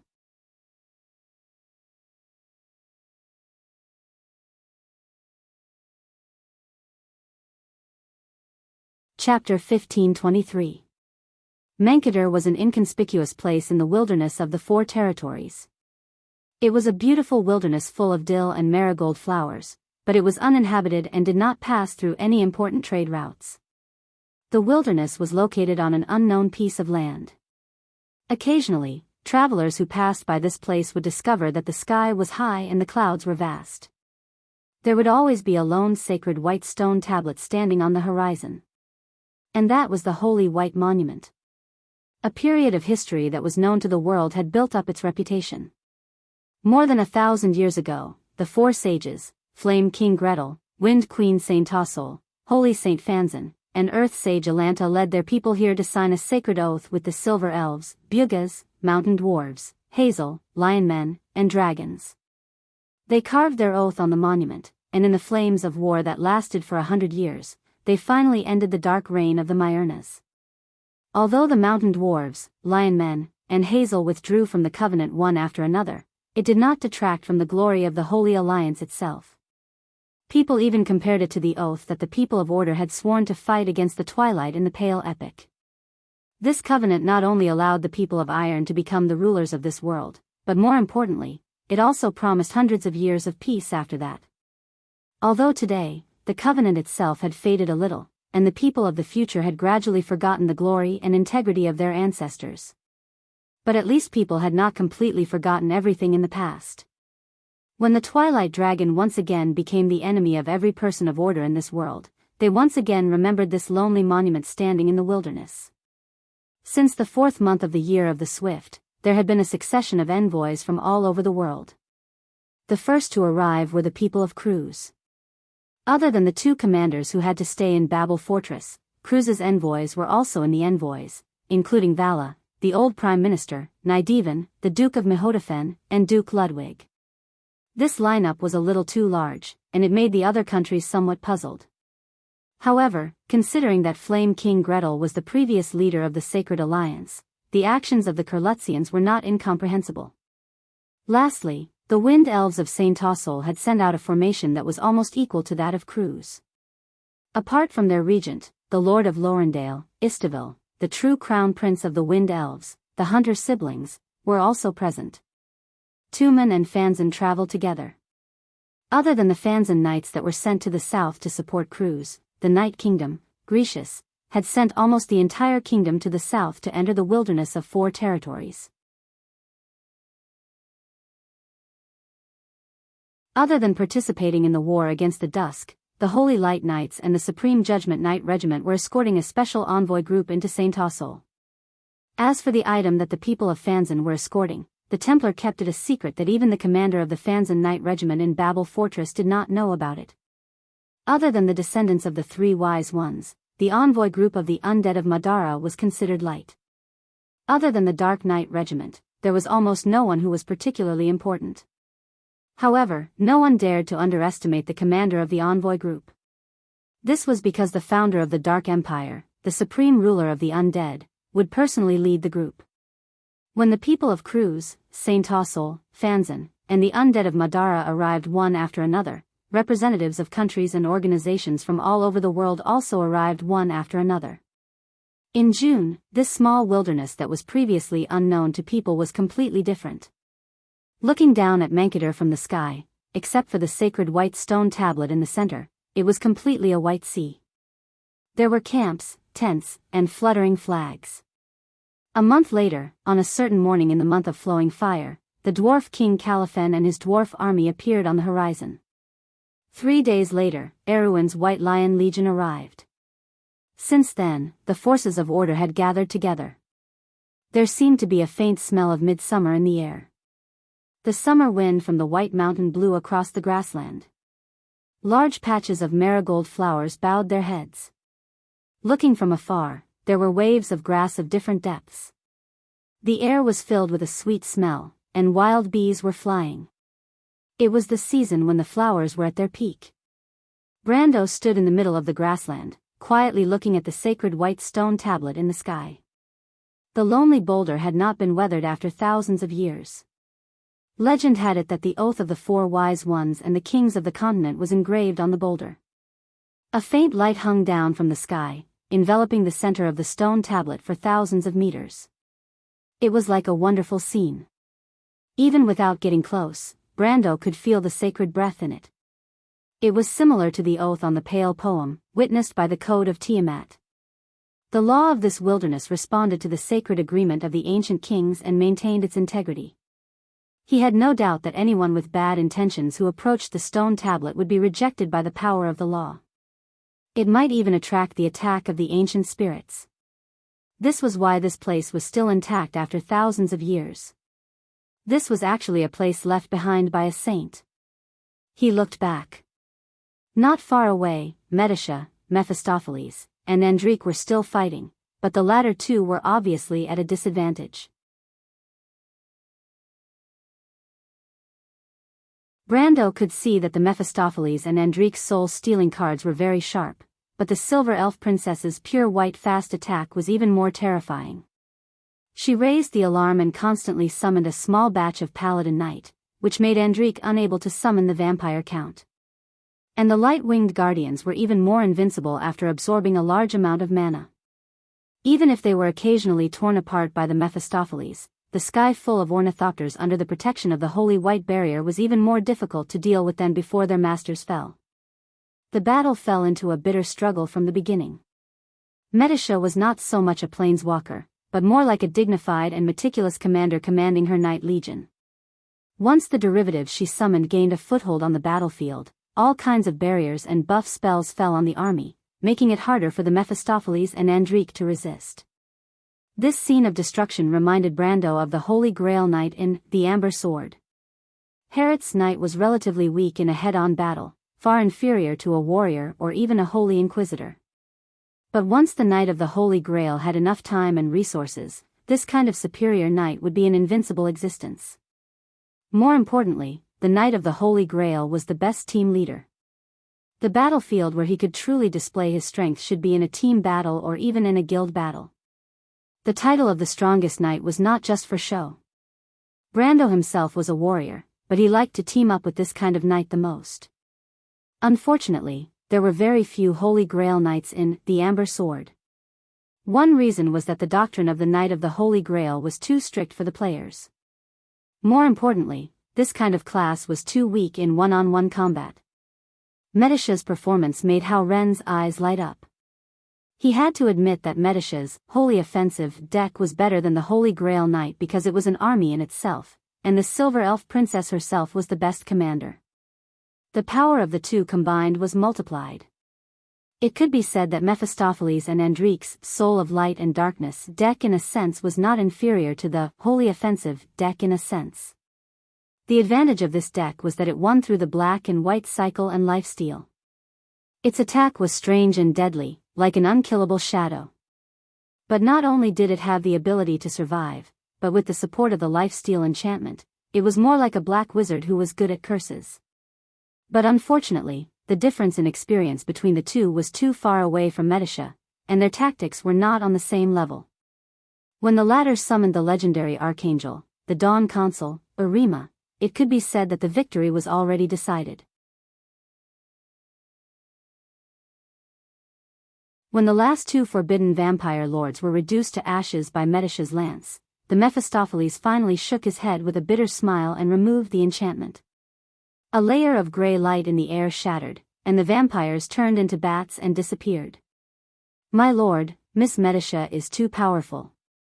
Mephistopheles did not have blood circulation and did not sweat, but he still kept some of his habits when he was alive. He was panting subconsciously, making him look more like a weak little girl. "We are no match for her." Andrea also walked over with a straight face. Her originally pale face was now as dark as a stormy cloud. Although they had not seen each other for a long time, Brando at least knew his subordinate's temper. He quickly comforted her. "Indeed, your deck is more suitable for one-on-one battles. Against stronger opponents, the holy offensive is a little inadequate. In comparison, the soul of light and darkness is much better." The vampire princess glanced at him with a little surprise, and gave him a look that said, "It's good that you understand." Brando could not help but shed tears of gratitude.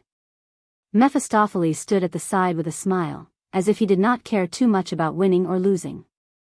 As long as he could be by his lord's side, it was enough to make him happy. At this time, Medisha also came down from the arena. She tied up her long hair with one hand, and her white forehead was still glistening with sweat. She put her lance aside and looked up at her lord with an extremely gentle smile. "My lord, how was it?" Brando was stunned. Medisha and Hippamra returned to Wone together with the seven-pole dragon queen, Fuchsia. It was said that they first went to Erewhon and returned to the wilderness of the Four Territories. In fact, the three of them left Erewhon later than the White Lion Legion, but because of Fuchsia's powerful strength, they arrived at Mankther one step ahead of the dwarf king, Califen. But this was not the key point. What made Brando a little distracted was that the little silver elf princess had changed too much after returning from the trial field. The little princess, who was still a little childish before, had now fully grown up. She was like a blooming lily, with a perfect figure, a pure and flawless temperament, and a snow-white knight's attire. Coupled with her long silver hair that cascaded down to her waist like a waterfall, the princess gradually exuded the charm of a young girl in the most brilliant years of her life. This unparalleled beauty stunned Brando for a moment. It was not until Amandina coughed from behind that Brando came back to his senses and replied awkwardly, "It's okay. After all, you have some land cards in your deck. If it's just one or two battles, you can still hold on. But the efficiency of Nirvana Rebirth is too low. If it's a more difficult battle, I'm afraid you'll have to prepare more holy water in advance." The little silver elf princess had a mischievous look in her eyes at Brando's distraction, but there was also a faint trace of happiness.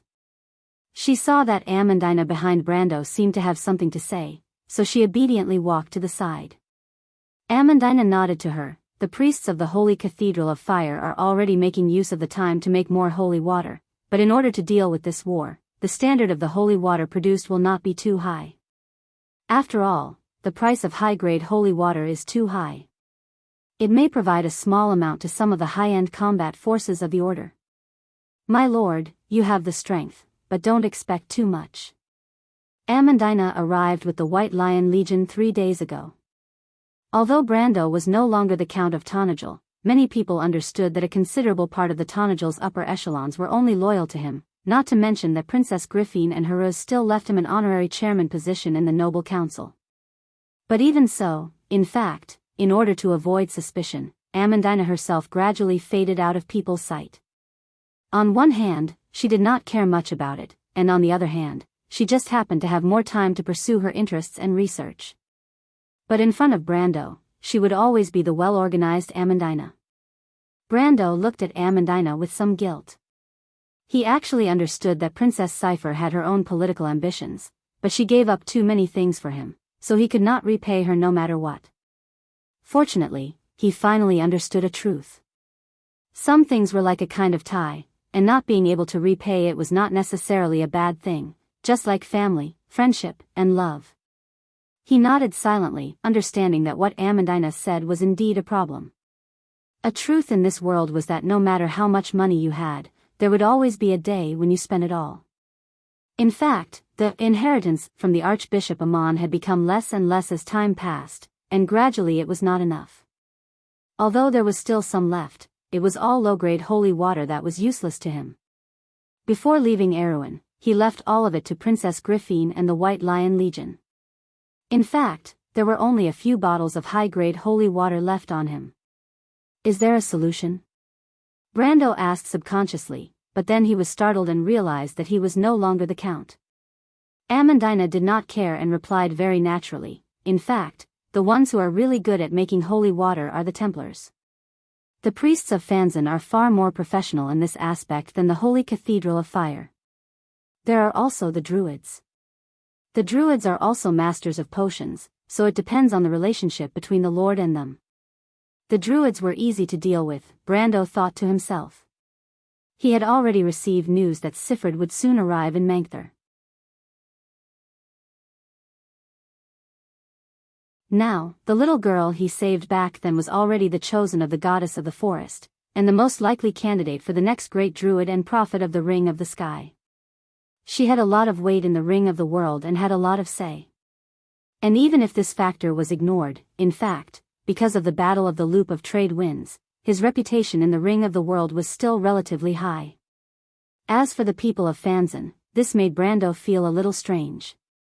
In fact, these days, the people of Fanzan had come to find him more than once, and the other party's attitude towards him was very strange. Although he was once a member of the Knights of Grecius in the Amber Sword, that had no connection to this world. But the leader of the Knights of Judgment was very close to him, which made him feel that it was a little strange. The people of Fanzan seemed to know something. But since the other party did not say anything, Brando would not easily mention this matter. He looked up at the sky. It was almost time. According to the agreement, the real meeting of the Sacred Alliance should be officially held today. Let's go back to the camp, he said. But at this time, a voice came from afar, Brando. Brando turned his head in surprise and was pleasantly surprised to recognize the person who came. It was Vahina, the daughter of the Duke of Mehodafen. But the Vahina today made Brando slightly unable to recognize her. You're tuning into the Dreamy Love Stories YouTube channel. Don't forget to subscribe and join us on this journey to catch the most captivating stories.